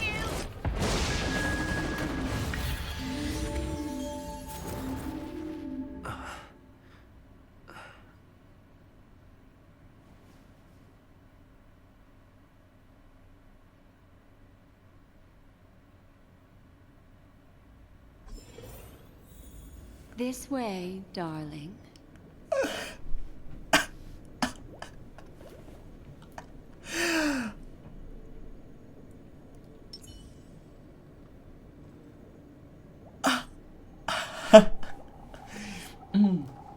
I have a lot of things right now that I want to scream and shout, but I'm just gonna go along with this journey. Oh!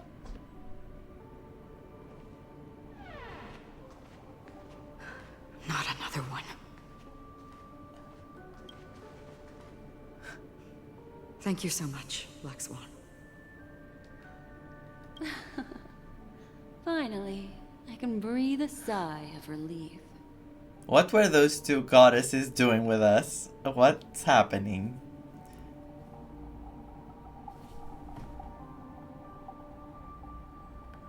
It was a loop. It was a loop. We kept going back in the beginning. That's what happened with Acheron in the beginning. That's why she asked us if we remember her. She wanted us to keep going back until we remember who she is. Because every time she and Black Swan were trying to rescue us from the loop, and every time we were going back, we did not remember. So now we do.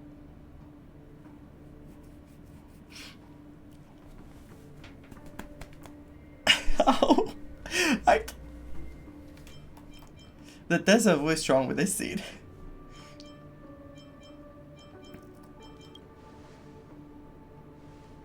I understand you must be confused, and we'll do our best to shed light on the situation. However, before that, it's essential to know that... She's gonna ask me what she asked at the beginning. This place is the rift between dream and reality. A place reserved only for those who have awakened from Enna's dream. Okay. Do you remember Sunday's ambitious plan? He intended to harness the power of the Stellaron, the collective will of over 100,000 Oak family members, and the desires of everyone in Penacony to usurp the harmony and restore the order. Yes. Unfortunately, it didn't stop there. From the early days of our journey into Asdana, we were already affected by the Stellaron. That strange dreamscape where we met. Maybe it was a sign that your thoughts were beginning to drift away.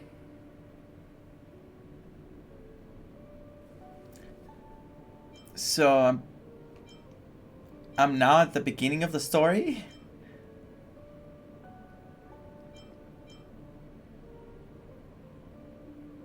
Did I fall asleep on the express? I don't think the goal of the Order was to put everyone into a deep sleep. Quite the contrary. They used the Stellaron to catalyze the leakage of Asdana's Memoria into the material world, allowing the dreamscape to blend with reality.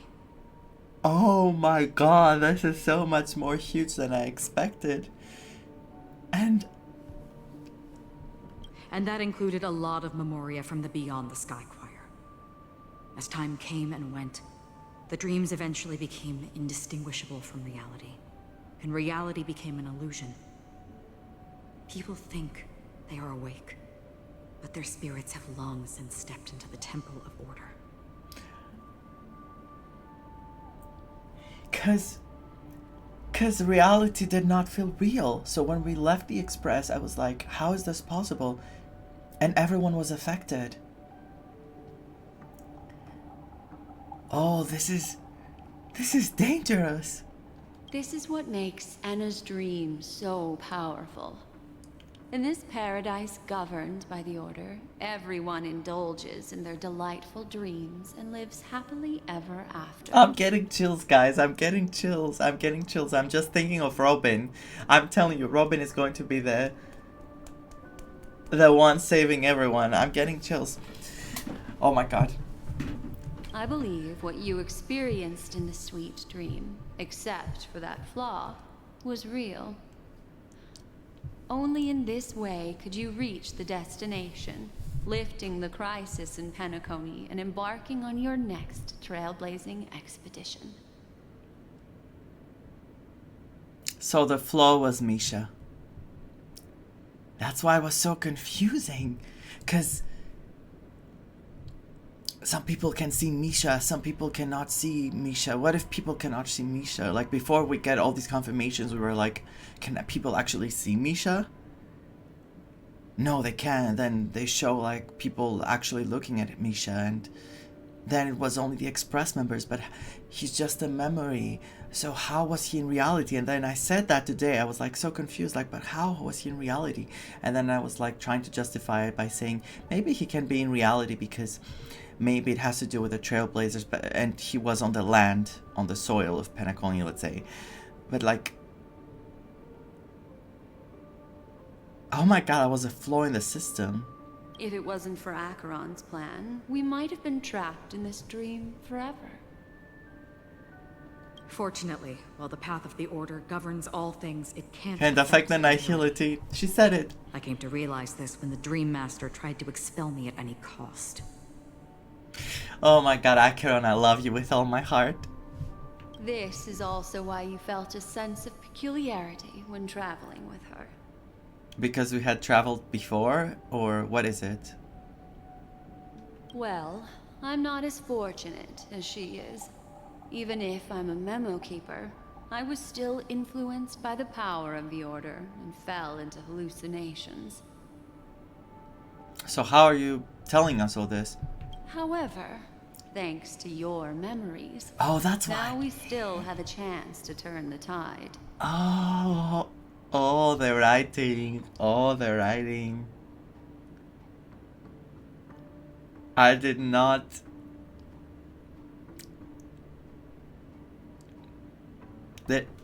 How no words? For mortals, even if they possess the great power of a path, they can't create a flawless world like gods do. That's why there was a flaw in your dream. In other words, once you have realized the world is not real, you'll have a chance to break free from the dream. The flaw in your dream lies within Misha, who could have never appeared in reality. When I turned the pages of your memories, I realized that I was in an illusion too. We still have a fighting chance. Didn't expect it all comes back to Misha. I did expect it though. We still have a fighting chance. Now Sunday has usurped the power of the Harmonious Choir through the Charmony Festival. Asdana has thus fallen into Anna's dream, transforming everyone equally into the notes of the Aeon. Failure doesn't mean weakness. Only the strong can gather the will to resist the Order and try to break free. We still have a chance, though. To make it happen, please, Black Swan, guide us to those with a strong will. All right, please come with me. These people are... They're the ones who accept Anna's dream and indulge in their happy illusions. I want to help. The spark has completely gone from their eyes, replaced instead by colossal mania.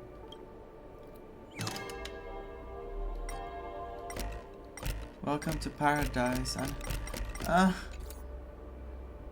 Has no sway on them whatsoever. I cannot help them. Of course I cannot help them. We saw this before. I'm sorry. I wish I could help you.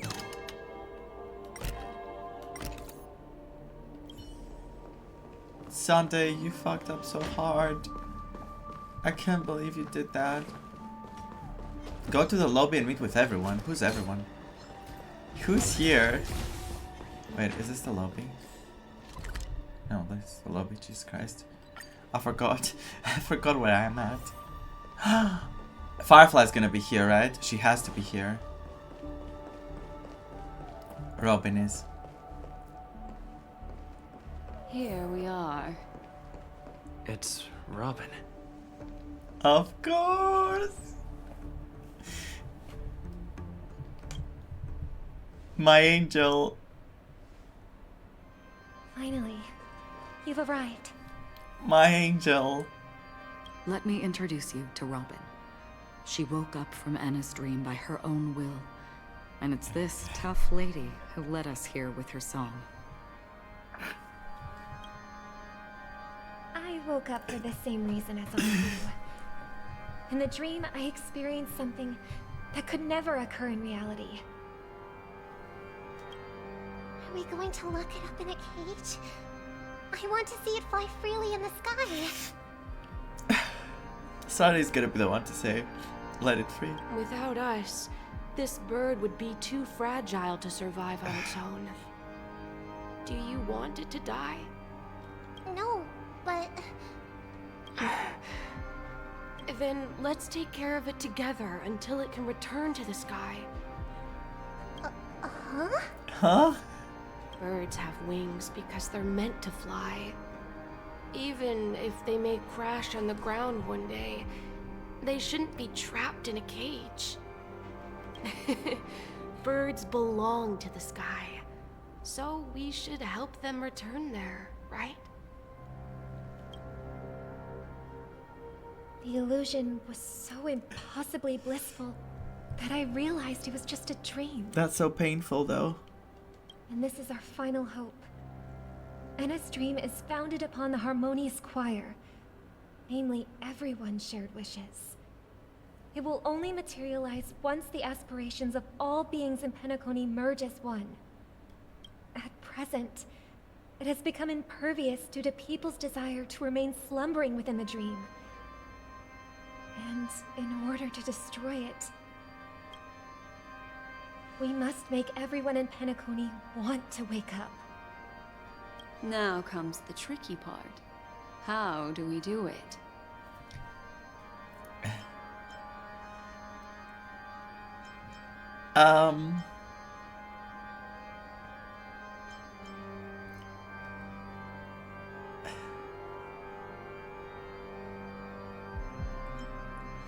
There are 2 things left now.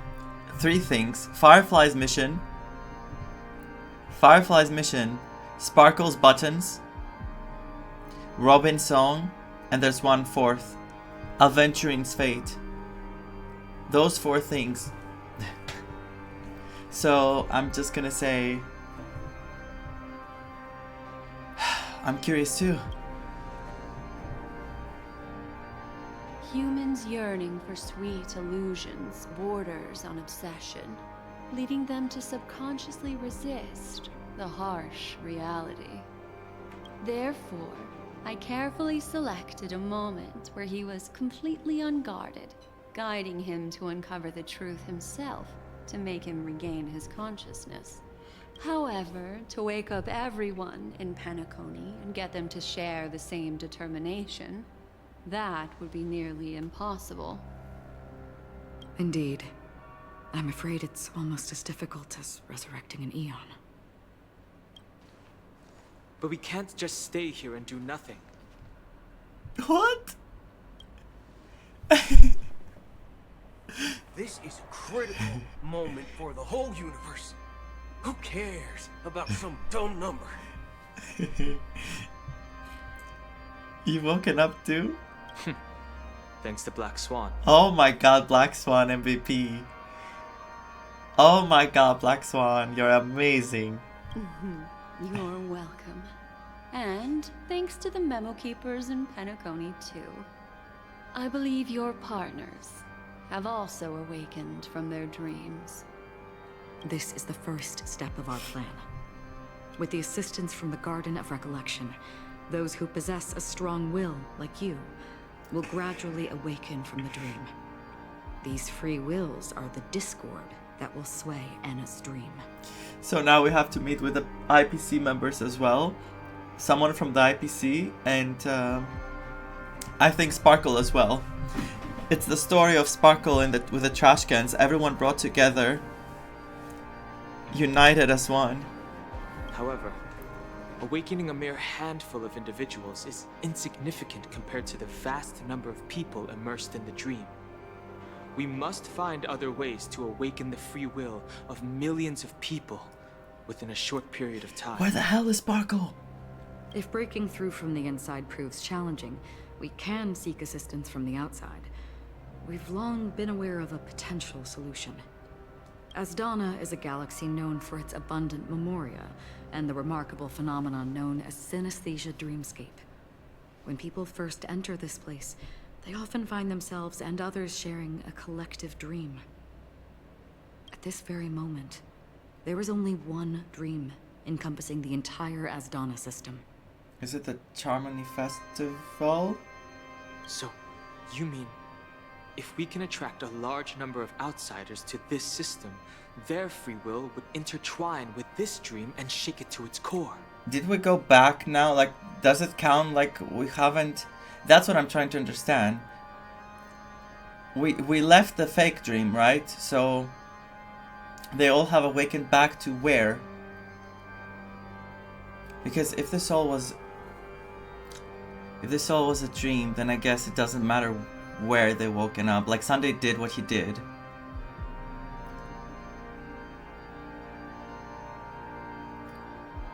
So I guess everything that we experienced has happened, as Black Swan said. Everything we experienced has happened.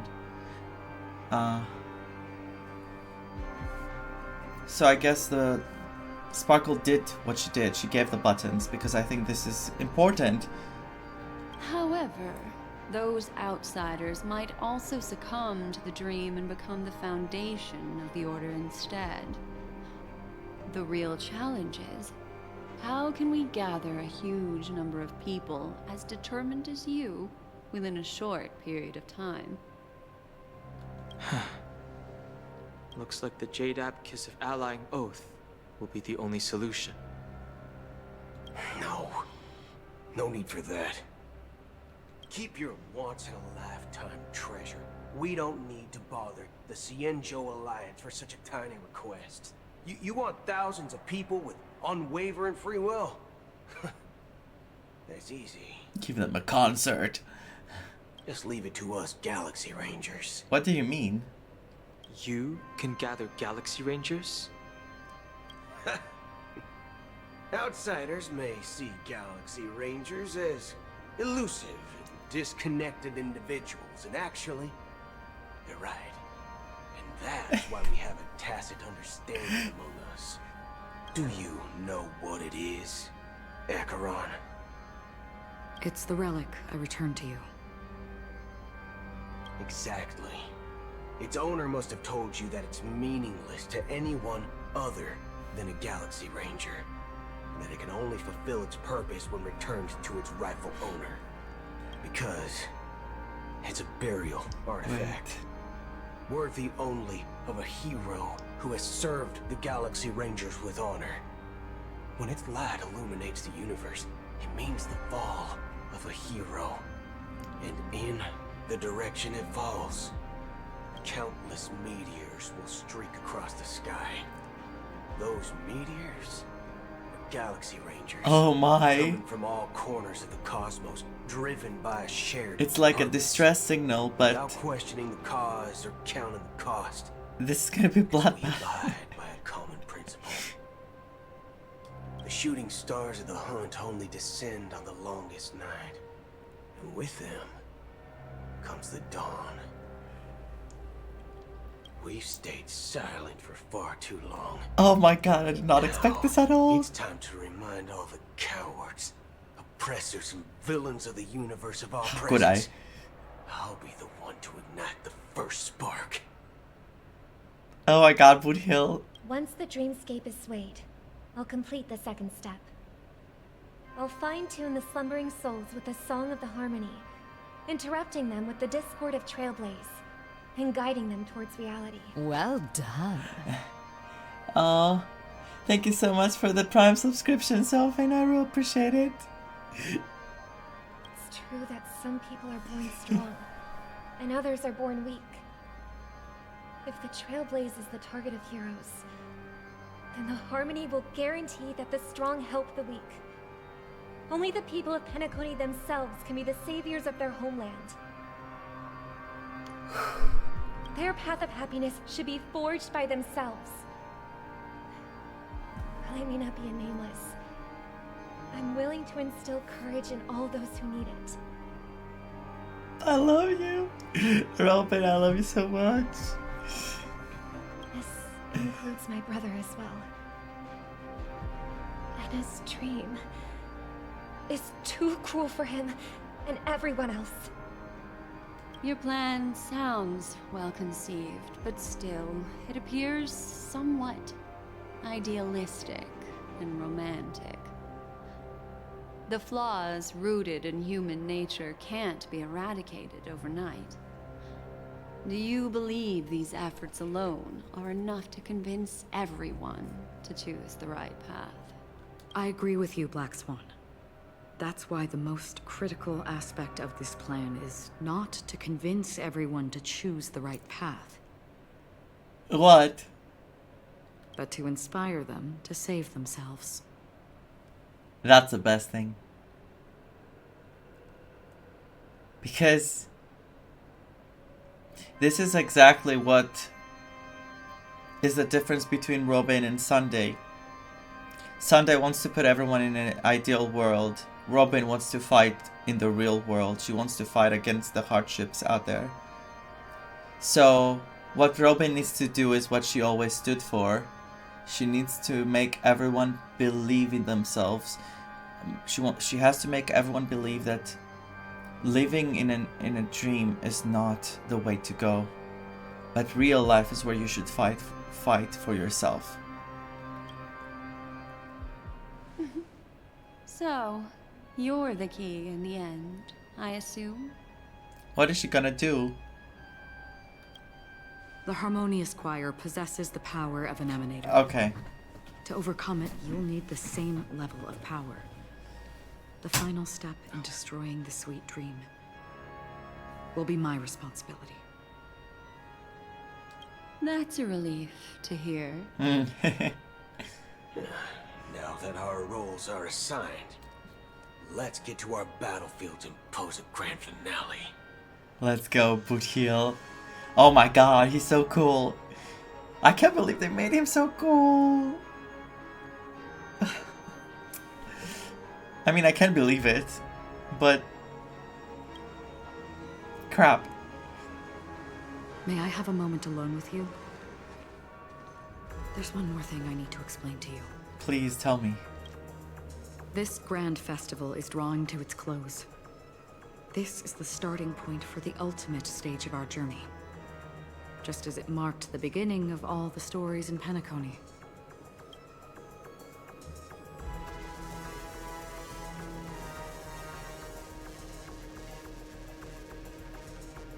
Whatever we're facing, I'm prepared. This is where Firefly uncovered the truth. Your words still carry profound significance. I really want to mention Firefly because I love Firefly, but I think this is her moment. Your words still carry a profound significance. Or the first one, whatever we're facing, I'm prepared. I'm gonna mention Firefly because I love Firefly, okay?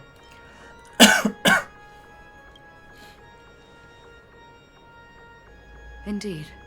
She was the first to discover the world beyond the shores of death, and shared this truth with all of us.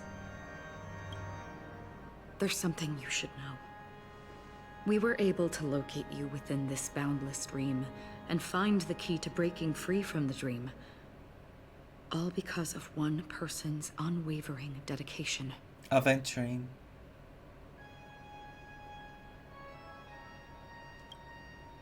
Firefly. She awakened from the dream ahead of others, discovered the Express amidst the stars, and brought us valuable information about the remnants of the Order.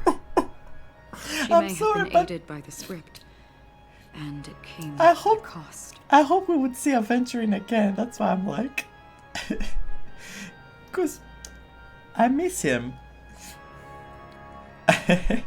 There was no logic between what I said, but anyway.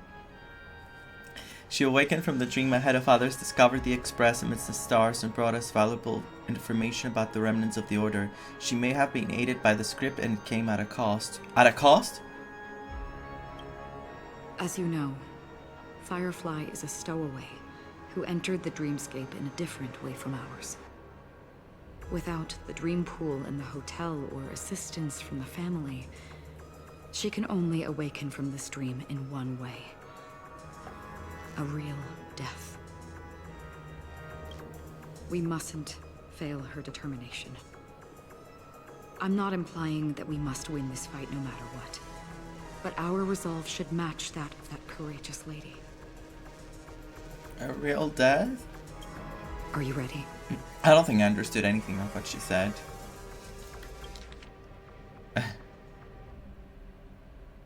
She entered the dreamscape in a different way from ours, yes. Without the dream pool in the hotel or assistance from the family, she can only awaken from this dream in one way. Oh! That she has to die to awaken? Huh? So they need to beat her up? Well, Acheron can do that, it's fine. Let's embark on the final stage because... Very well. I'm starting to lose it. Please close your eyes.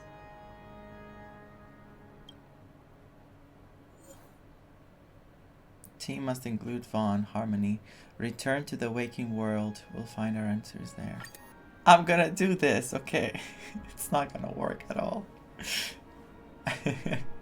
I wanted to use the members of the Express. And Robin. And whatever happens, happens. How long has this reign been ongoing? If I remember correctly, it has lasted for decades, or even centuries. The unwavering determination of the Hunt followers persists even in death. But thankfully, we've guided those lost souls to their lives beyond. They were heroes in their time. And they won't be reduced to puppets of the Nihility in their death. You see, the shadows on the sea have vanished. Do you remember? He once said that the sky would clear when the regrets of the departed had faded away. But it's still raining. I know. So, why is all this? Why did this rain choose me? Huh? Because someone's regrets haven't been fulfilled, perhaps. Mortals who walk the paths are like sailors on a vast ocean, leaving behind a trail that creates countless ripples of possibilities.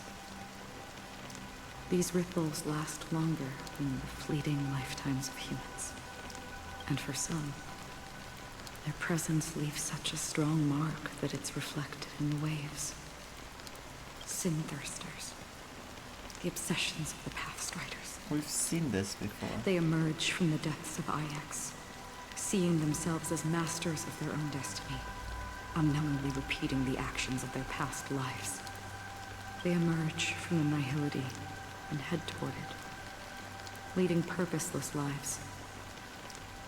However, these hollow phantoms, they have journeyed with me for such a long time.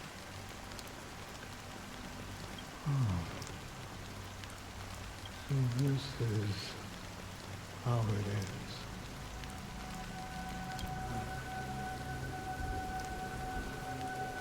I'm already dead.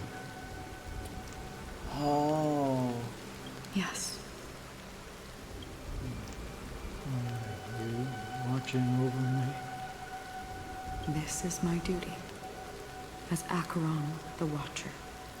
Watcher of the Acheron River. I'm guarding the path to the abyss of the Nihility, guiding every soul reluctant to become one with it. Back to this side. That's... But no words. If this is what the departed ones expected, should you try to change it? I don't know. But someone once told me that when the inevitable moment came, he hoped that someone would stand at his grave and place a bouquet of flowers. Even if it doesn't make sense at all. Some tasks have to be done, even if they are pointless. I have experienced that much already. Please extend your hand, and then close your eyes. I'll carry your wish with me and fulfill it. Only then will I be able to put an end to the final regret by the Dead Sea. Will I ever see them again? Yes, that is certain. Because it was you who told me about the Express, your two former companions. The expedition cut short by the swarm, your narrow escape from death, and your encounter with the Galaxy Rangers. And Penacony, the hometown to which you could never return. I said it. Yeah. For countless times, I got rejected by the family and had to pass it by.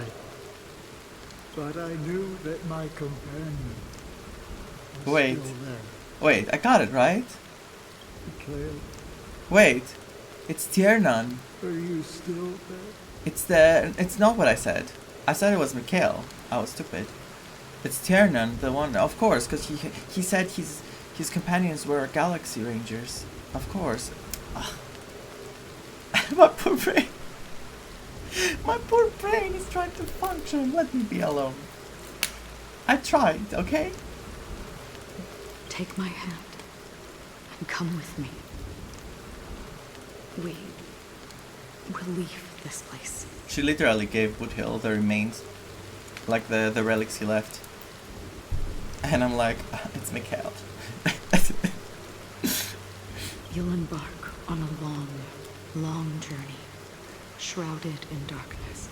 I didn't know he was dead before. Fear I not. didn't know he was dead. As a I mean, touch here. of red will be awaiting you at the end of the path. That's the color of existence. Follow it, and it'll guide you and illuminate the way out. By doing so, you'll eventually reunite in the warmth of the sunlight. Thank you. May death be the end of your boundless dream, guiding you back to the waking world. Welcome to the horizon of existence. This place is one of the thousands of manifestations belonging to the sleeping and shapeless. And it's also an exit out of the nihility for the awake ones. Let's bid our final farewells here. What? Say your final farewells to Acheron? I'm gonna lose this fight. Always distinguish between reality and imagination. All right, Gray. What are you saying? Life is akin to a winding labyrinth where memories serve as our soul. May your schemes be forever concealed. Anna's dream is too cruel for him and everyone else. To the imperfect tomorrow. I still still remember the question on the invitation letter. Why does life slumber? Oh, why does it say final farewells to Acheron? Why does life slumber? We don't know the answer yet, but we're about to awaken from this dream. Or perhaps such is the answer itself. Leave this place. Return to where you belong. And awaken Penacony from this dream. Will you come with us? As I said, our plan is not about convincing everyone to choose the right path, but about inspiring them to save themselves. So, when will people actively save themselves? The answer is when they are in desperate situations. That's how it works. Like a drowning individual in the deep sea. When one's body and mind bear immense pressure, agony, confusion, and despair will follow. I firmly believe that. The fragility of humankind often freezes them in their tracks. But in truly desperate situations, they will strive to save themselves. And now, Penacony has enough heroes to lead them forward. It's through this inherent, self-centered instinct that people exert their utmost effort, even when they know their struggle is fruitless. As absurd as it may seem. Excellent. It's their resistance. Moving on. Thank you so much for the follow. As for now, it is time to guide them, not as a savior, but as a nameless among those mortals. In this way, you will reunite in the warmth of the sunlight.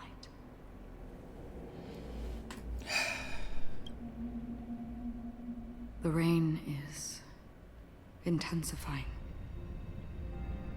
Before we part ways, please allow me to ask a few final questions.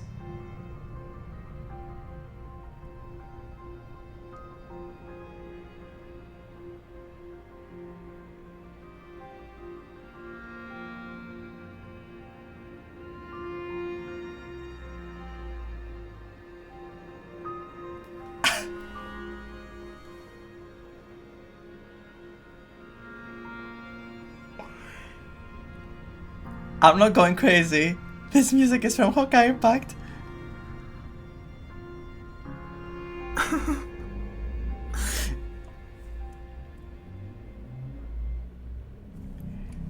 Are you kidding me?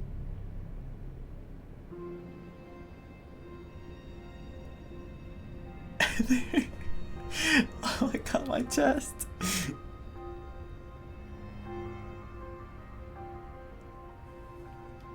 So far, you have forged unbreakable bonds with numerous individuals and entities in the sweet dream. Might I ask if you fear severing these bonds with your own hands? I feel no fear. Look there, If there is a vast, lifelike dreamland that is virtually indistinguishable from reality, a realm without death, where everyone can attain the happiness and fulfillment they deserve, living blissfully ever after. Why does the music though feel like a file that keeps repeating instead of, not a file, but like a small clip that there's no sequence, like it stops and then it... Anyway. You know what I mean.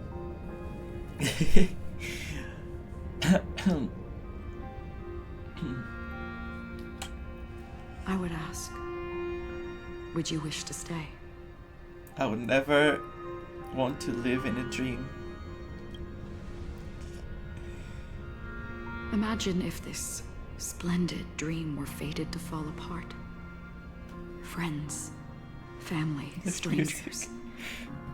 followed by the gentle breeze, soaring birds, the stars, and ultimately yourself.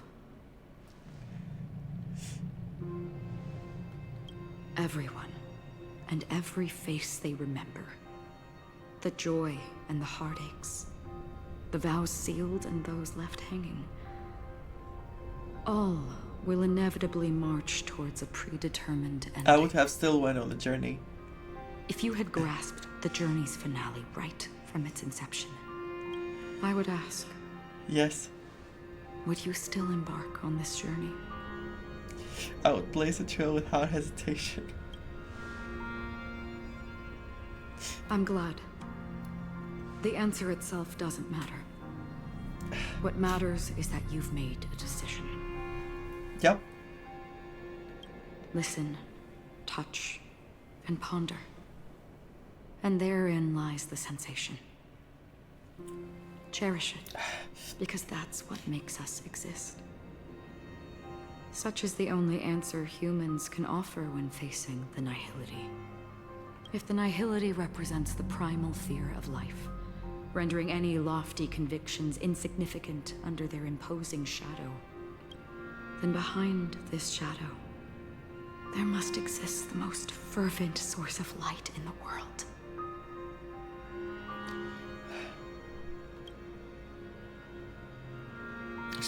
She's stressing Just me, as every though. life that edges closer to death fervently approaches the end of the nihility, we must pursue that primordial light.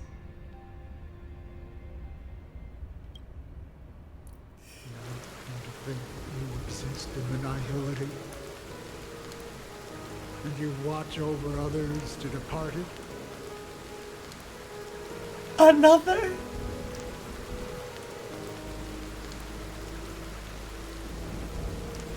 They're killing me. They're killing me. Okay. No. I'm not doing this right now. It's late.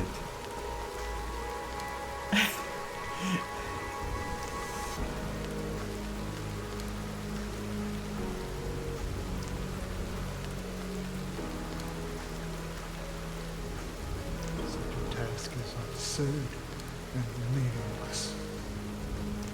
Nevertheless, someone had to do it. As for the meaning you mentioned, even if it's a meaningless task, I've come this far, haven't I? Even if the future you forge may not even belong to you. It may not belong to me, but it definitely belongs to someone. My hardships you must have experienced. In that case, allow me to do something meaningless too. Please, tell me the way. Perhaps my existence will vanish in the next moment. Nobody will remember this conversation or your answer. But I believe that your name should be remembered. And this universe will remember it as well. For me, some things are difficult to recall. Yet there are others that I find challenging to forget. Such is memory, a creation of the past that blossoms into significance in the distant future. I remember that marks the start of my journey, the origin of the vibrant red hue in my life, and the most fervent element amidst every tempest. That's my name. Raiden Ozanmori. Meg.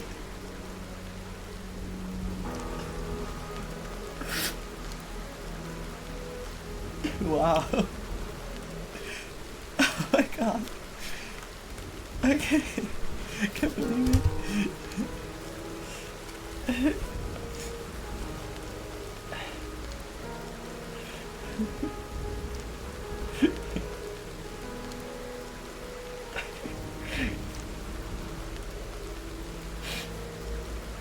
Oh, my eyes burn like crazy. It is our baby from the other game, you know.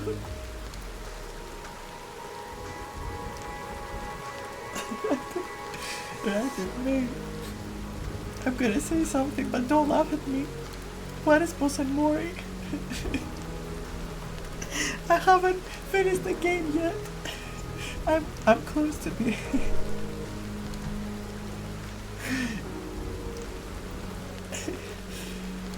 Freaking hell. Oh my god, it's like Kiana-less Nate.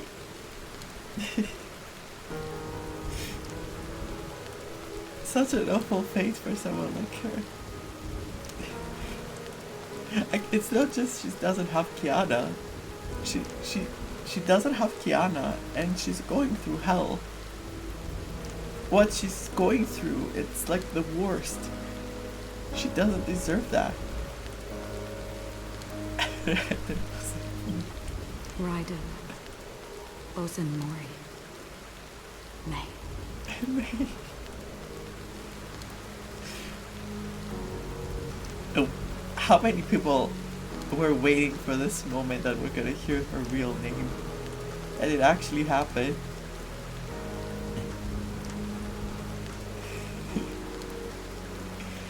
I really want Kiana in this game. But I'm so scared of their fates in this game, like what they went through, like their past, their future. I'm constantly worrying about Himeko. All the time I'm worrying about Himeko. I don't want to go through that again.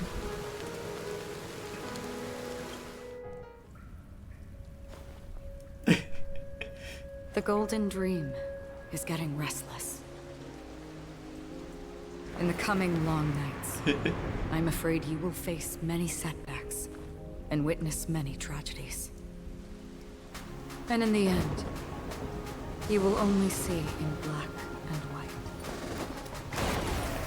But please believe me, that in that monochrome world, there will be a glimpse of fleeting red. And when you make a choice, they're a mix. It will appear once more. They're a mix.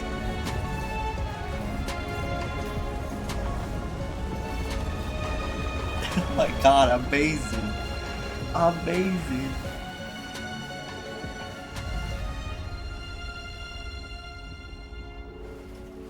What you must do is ponder its significance.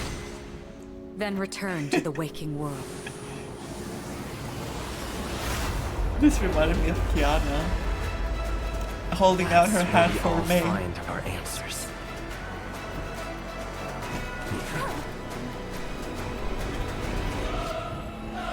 Bring it, you demon angel. Have you broken free from the dream of order? We've done enough sleeping already.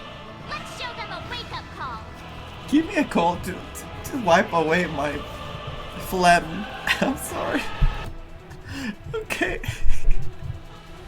Time to play the next piece. Perfect. Perfection. They took May and they did her justice. Amazing, amazing. Let's do this. Attack March. No, Himeko died. Listen.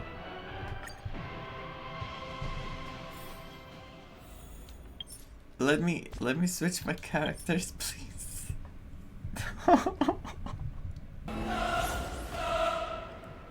Amazing. Amazing. Amazing. Amazing. Amazing. Have you broken free from a dream of order? Yes. It's time to. Sleeping already. Let's show them a wake-up call. Yes. Wake up! Wake up. Hedge your bets. Spend freely. Didn't hurt. Somebody. Stand still. Love attack. Enjoy. That's it? Every petal, all will be swept away by the wind. Without order, how can the weak be righteous? I can definitely win with this team. You haven't seen my Kafka. My Kafka is incredibly strong. Time to say bye. Boom. Let's put it in the chat real quick. Keep up with me.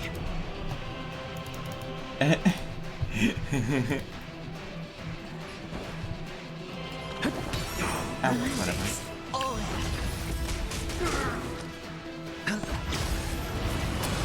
Grace and elegance. Say bye to Breeze. I'll take the lead. By incredibly strong Kafka, by the way. Because they're imaginary, the weaknesses. Yes, fine. Whatever. Listen up. Let's play our. Let the show begin. Okay. Stand still. Ah, wow. The dice have been given I forgot how much I like these. Or maybe I'll take it all. This attack. Is something the matter? Super break.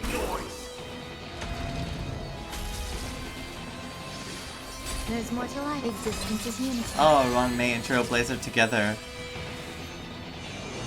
No dirt. Watch your head. Keep up with me.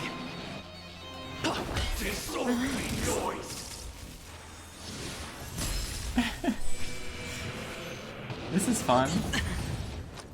I'll do it, why not? Spend freely.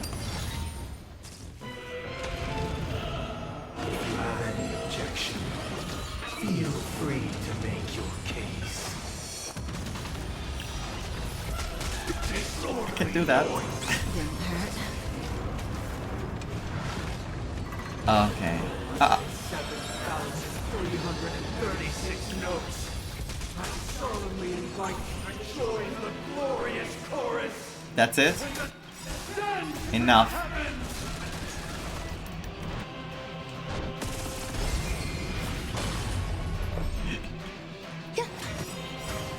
Stand still. Every petal, all will be swept away by the wind. Let's go. Listen up. Hedge your bets.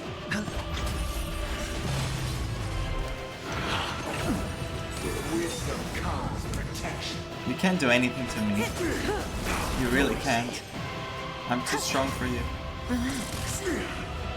Alright, try. Wake up. Noisy. Let's play our own melody. Let the show begin.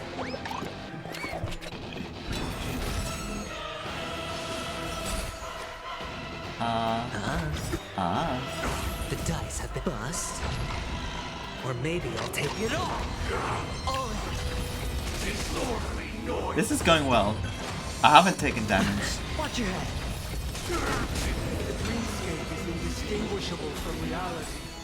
Can it still be called an illusion?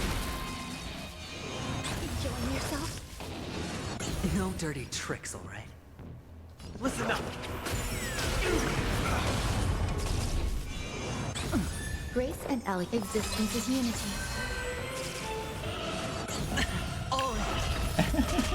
Sure, I'll play along. Stand still. Good times. Time to say bye. Boom. Oh, the sound alerts are off, but let me do this for you right now. Real quick. Goodbye to breathing. I'll do this for you. Why?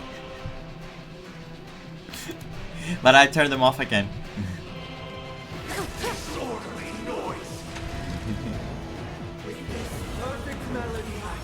Wait. I'm debuffed. Up. Robin? Music.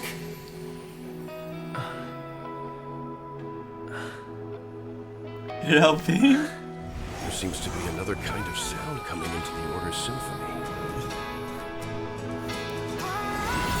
What is this song? Penacony's first and last disharmony.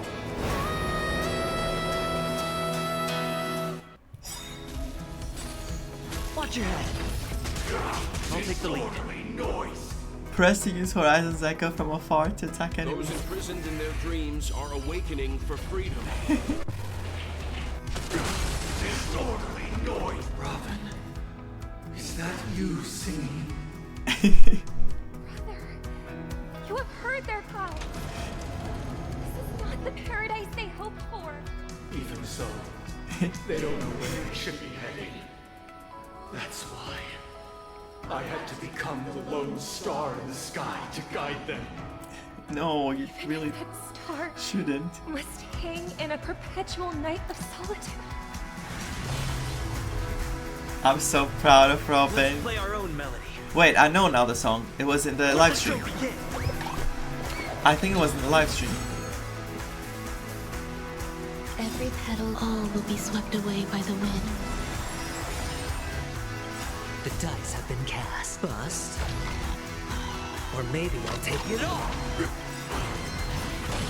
I really should be breaking him with Kafka, but I can't focus. I'm just too high.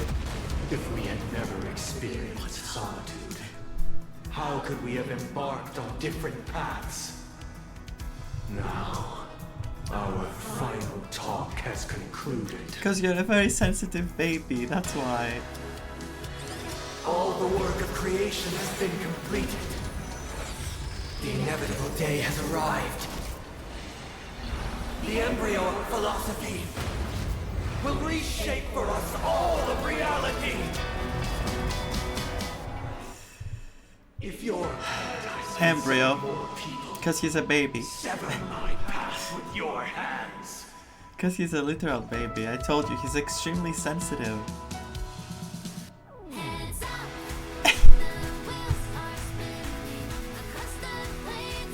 This is such a 2000 song. In my head, at least. Stay alert. But I love it, that's what I mean.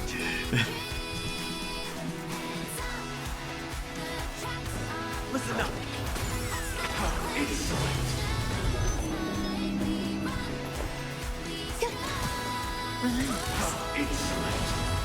Can I just break you already?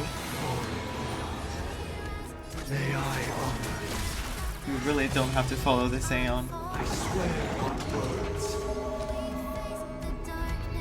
I'm scared. Stand still. This 7-day vow, I command you to heed my summons. Uh-oh. I have a bad feeling about this. Me too. It was not you who created all things. You really need to stop. It was humanity that created you. Am I dying?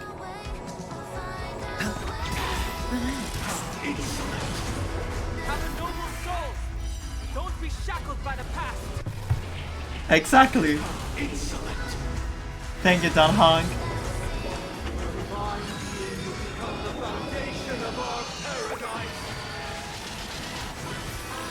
Okay, this would hurt a lot if I didn't have this defense. We're finally waking up from our dream. Wake up! May as well kill them. Let's do it, Kafka. Never last.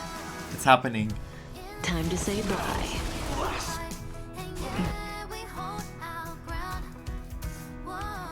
Boom. For 41k, it's not that impressive, but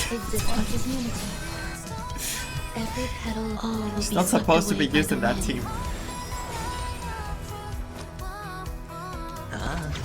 Stand still. Let's do it. Let's play our own melody. Let the show begin. That song is too good. Extremely good. Some value, I suppose. Head your bets. Spend freely. Witness the will of the weak. Tell him, Himeko. Or maybe I'll take it all. Listen up. Well, I did the The wrong animation. Workday without a cut. So, why does life slumber? Because someday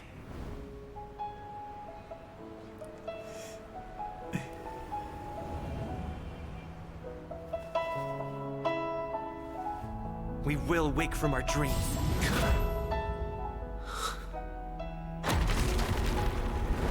No.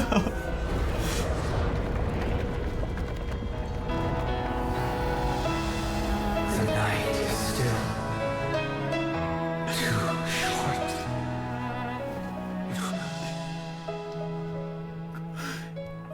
Brother. Oh my god. The dream is over.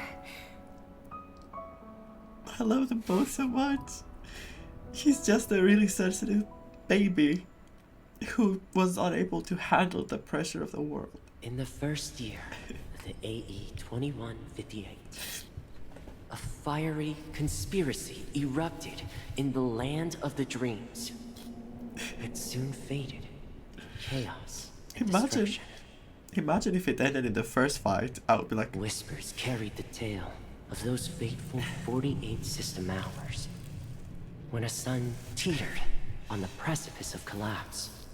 A paradise stood on the brink of destruction, and a world was poised to surrender to its new master. Amidst it all, a body decayed, a pack of vultures gathered, and a brother and sister were doomed for eternal separation. Are they talking about the IPC? And so, an eon succumbed to slumber once more. Some celebrated the this vultures, fall, I mean, while others mourned.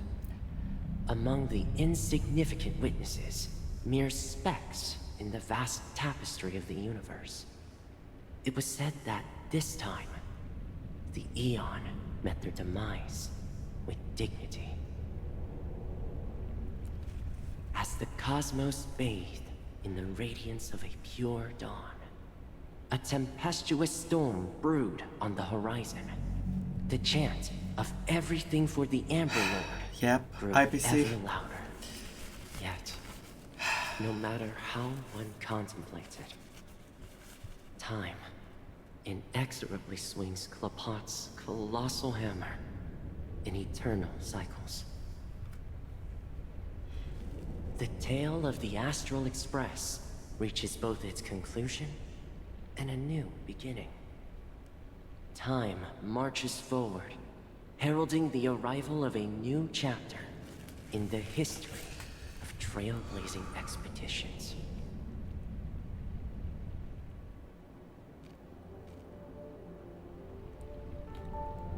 Brother, do you think the stars will fade away? Where did that come all of a sudden? Trustful boy. Like always. Because the constellation that looks like a bird, the Torrent Eagles, looks a bit dim lately. It's the Torment Eagles. Don't worry, it's still there. It's just it's located in the inner ring of Penacony and can only be seen when spring and summer overlap. As for the question you asked, I think stars do die, just like people. But do you know, sister? No star actually belongs to the present. The light we see from them is from a long time ago. Even after the stars perish, their light will travel millions of light years, spanning countless years, to illuminate the night sky of another world. In our paradise, I believe there will be a star like that, shining with the same light. Its radiance will last forever, and its name will be happiness. What beautiful things he says to his sister. And then you see how things turned out. Well, you saw how things turned out. I think we should I think everything went well, right? No, not just 1 star. We should have 2 stars. I don't think that's... Or maybe even more. Wait. Because before, when they were explaining what happened between them, they said about, like, losing each other, but I don't think that happened. Yeah, you're right. It's a deal. It's a deal then. This is our promise, and nothing will sway our ideals. Yeah, you bet.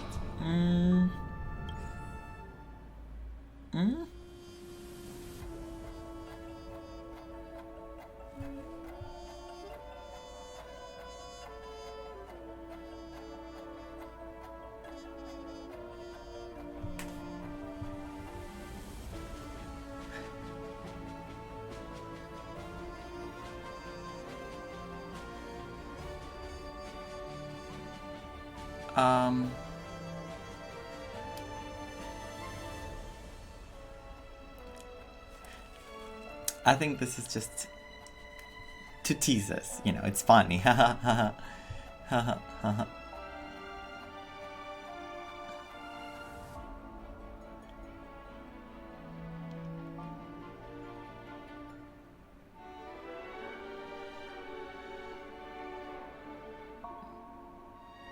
Wait, this is too fast.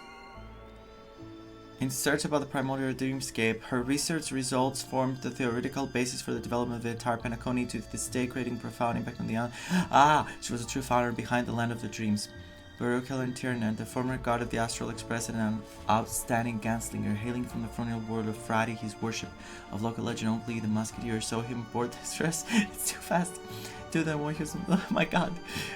He fought in the crusade against Lord Ravager Zula and managed to survive a gruesome battle, then disappeared. Found his relics. Mikhail, former mechanic, legendary big shot, hailing from the oceanic planet of Lushaka. He was adopted by legendary seafarers Mikhail couple, but just by blah blah blah blah. The watchmaker was his greatest lie of all, and Penacony's festivity was his final lie. He didn't know what he started to deviate from the path of freedom, but he was unable to. Oh my god, why? Why is it so fast? In line with the nameless tradition, his crew ticket was returned to the Starry Seas. Meanwhile, Penacony remained something. It was fast.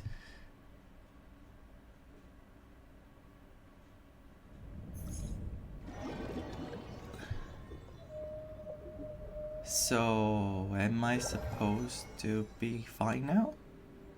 It's a pleasure to hear your voice again. Congratulations. You've become the biggest winner of this festival. She's here. Are you calling just to poke fun at me? He's here. No. I'm just impressed. Not only did you venture alone into Penacony and discover the truth of Dreamflux Reef, but you also managed to escape with the help of that Knight of Beauty. Remember the recording you received from your Trailblaze friend? It's now the most valuable chip in this game. However, this came at a high cost. Losing a cornerstone is a hefty price to pay. Diamond just called a meeting to discuss what to do with you. Just as I expected. So is Diamond planning to demote me? Or kick me out of the 10 Stonehearts? This is the real thing, for real now, obviously. Why don't you take a wild guess? Well, alright. Then I'll guess. He's going to promote me to P46. Alright. What will you wager? Not the chest, showing me I don't know how to do, like, exploration. Are we talking about a real bet here? I don't want to wager anything just to escape your clutches. But if it's just a friendly bet, I'll put on the line what I did when we first met. I'll bet my life, ma'am.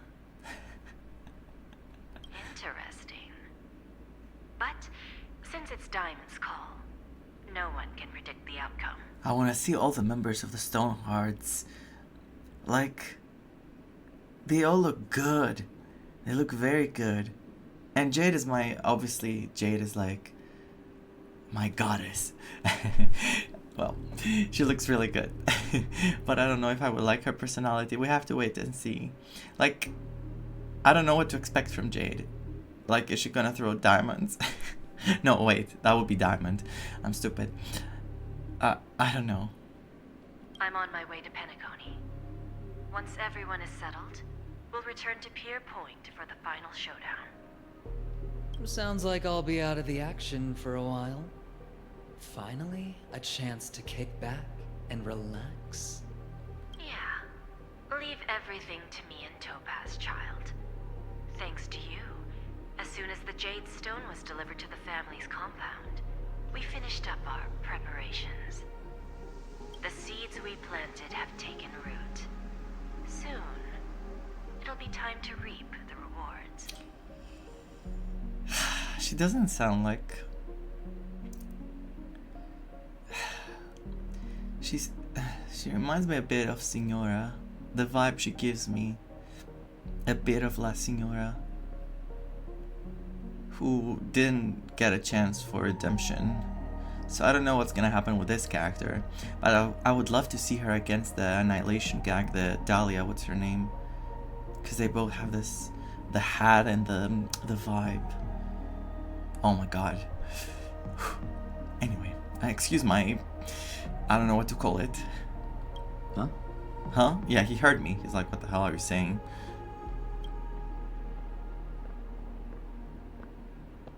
Let's wrap it up for now. Looks like I've got a visitor here. Is it Boot Heal? I heal the... Oh. Yeah. So many I heard the surprises sound of his... Didn't expect a Galaxy Ranger and wanted criminal to show up here. One who managed to take out 2 IPC members under the noses of our fleet. Do you understand what that means? Screw Wubba Boo, I just put him to sleep. Don't try to intimidate me with that nonsense. Screw Wubba Boo. Besides, I've taken down more IPC lackeys than the residual value you squeezed. And I don't mind adding a few more zeros to my wanted poster. What's up, Boot Heal? Why are you doing this? What do you hope to gain? I have a question for you. Be honest, or I don't mind putting a bullet into your head. I think someone... Obviously, I think someone is responsible for what happened to him turning into an android or whatever, and he's trying to find who's responsible, or... if it's someone from the... I don't know. Tell me, where is Oswaldo Snyder? No! Really? He was mentioned before. I clearly remember. So he is after Remember. He is after Remember. Don't tell me someone from the IPC is responsible for his condition.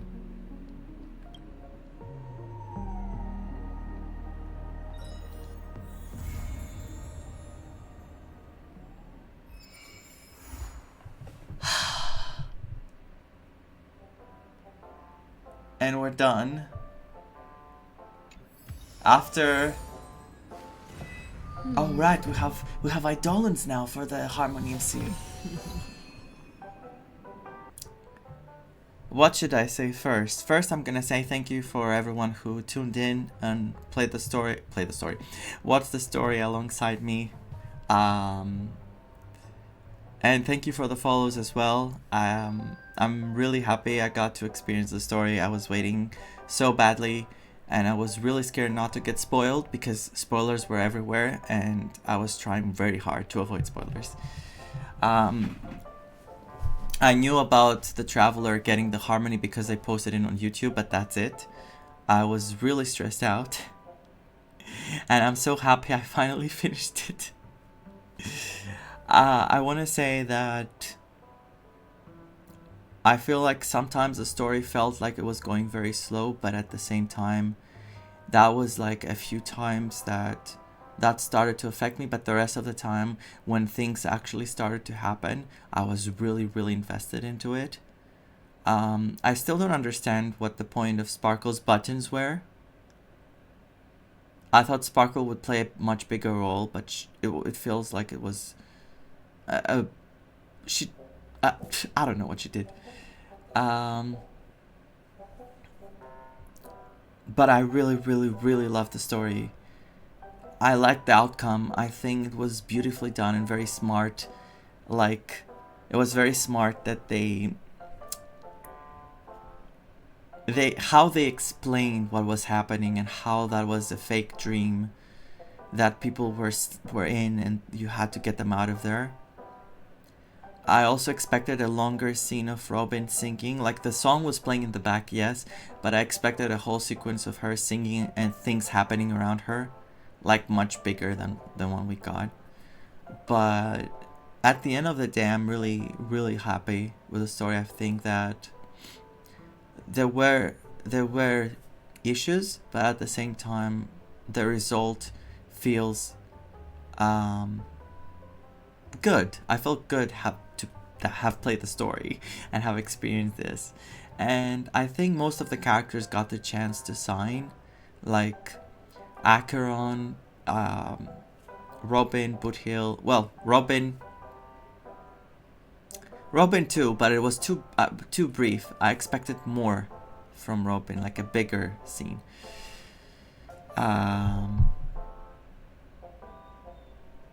It was very emotional though, seeing her like rescuing her brother. And we still don't know what happened to him exactly, by the way. Like, I didn't understand fully what I was reading because it was so fast and I was so overwhelmed and there was no pause. Or I was mashing, I don't know. But overall, I'm really happy I got to experience the story. It was really long. It was very heavy at times. Like the Acheron, the things Acheron has been through. And the whole thing with nihility and life, and then the view of Sunday of life and how he had so much different opinions from his sister. I think the outcome was obvious, that they would go against each other at the end, and she would have to be the one to rescue everyone. But I'm really surprised that Black Swan played that role there with the item she gave us. I feel like everything made sense, but some of the flow was kind of like slow at times. But it was very well built up. I don't think this story was supposed to be done in 2 days or 1 day. I think this story was supposed to be done in an amount of many days, so that people can take their time and enjoy things and like explore and take time to indulge. But for me, I felt like I had to do it fast because I wanted to not get spoiled. So what I'm gonna say is I'm very happy with the story. I hope you enjoyed it as much as I did.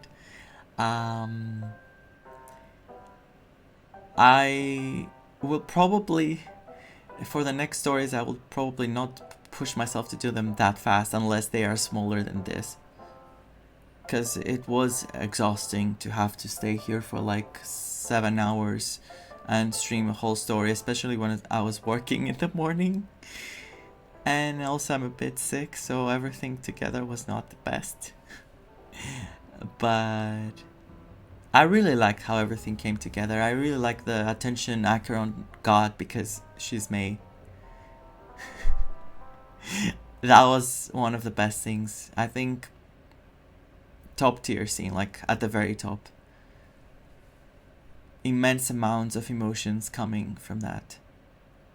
And hell, I started Honkai Impact this year.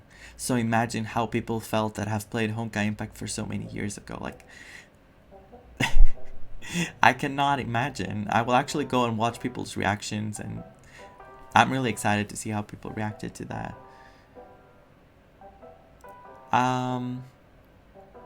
So, in order to sum up and say, like, the outcome of everything, like, I think the story had its flaws, but they did put a lot of work, and that work showed, and the messages they wanted to pass to people did pass, in my opinion. Sunday saw the world in a very different way from Robin, and many people out there see the world in a similar aspect, in a similar way that Sunday sees the world. Always remember there are many bad things in the world. A lot of awful things happen every day, and unfortunately we don't have the power to change those things. That was Sunday's brain. It was focusing on those things. And you cannot go by life when you focus on all the negativity in the world. Otherwise you will be engulfed by it and you will fall into depression. You will be angry, you will be furious with the world, but at the end of the day there's nothing you can do other than ruining your own life, bringing yourself down and holding yourself back. What you need to do is, if you can do good for someone, do it. But at the same time, you should first focus on yourself, because if you're not good inside of you, you will never truly be good. You will always struggle, and you will put all your attention on the bad things of the world. And this is the lesson. Robin managed to save everyone because that's what she was always doing. She was always focusing on the good things. And that's why her will was stronger, and she managed to awake from the dream on her own and be there for the people she wanted to be there for. So try as much as you can not to let everything bad of this world ruin the good things of life. That would be my suggestion to everyone.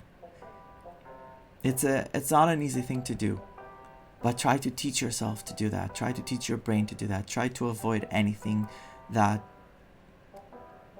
is not really going to change anything for you and the world. And something I always say is to many people that I know is like, try to avoid keep listening to the news on TV, because TV keeps promoting like disasters, deaths, murders. Like, you can't keep focusing on that. You can't have that in the back of your head playing all the time, because it puts you in a really, really bad state that you keep thinking of awful things. So how will you calm down? How will you enjoy the good things? Don't do that to yourselves. If you see something bad on the news, try to avoid listening to it. And please don't confuse what I say with just ignore the bad things. They don't exist. Like, you should only focus on yourself and nothing else. Be aware of how life is. Be aware. Don't live in a lie, like Sunday said, because that's where he fell into the trap. He fell into the trap because he thought that by concealing everything, by living in an imaginary world, things would be better. But that's not how it works. Be aware of reality while maintaining a strong spirit, and while keep striving to do better. And then better things will come, and I can promise you that.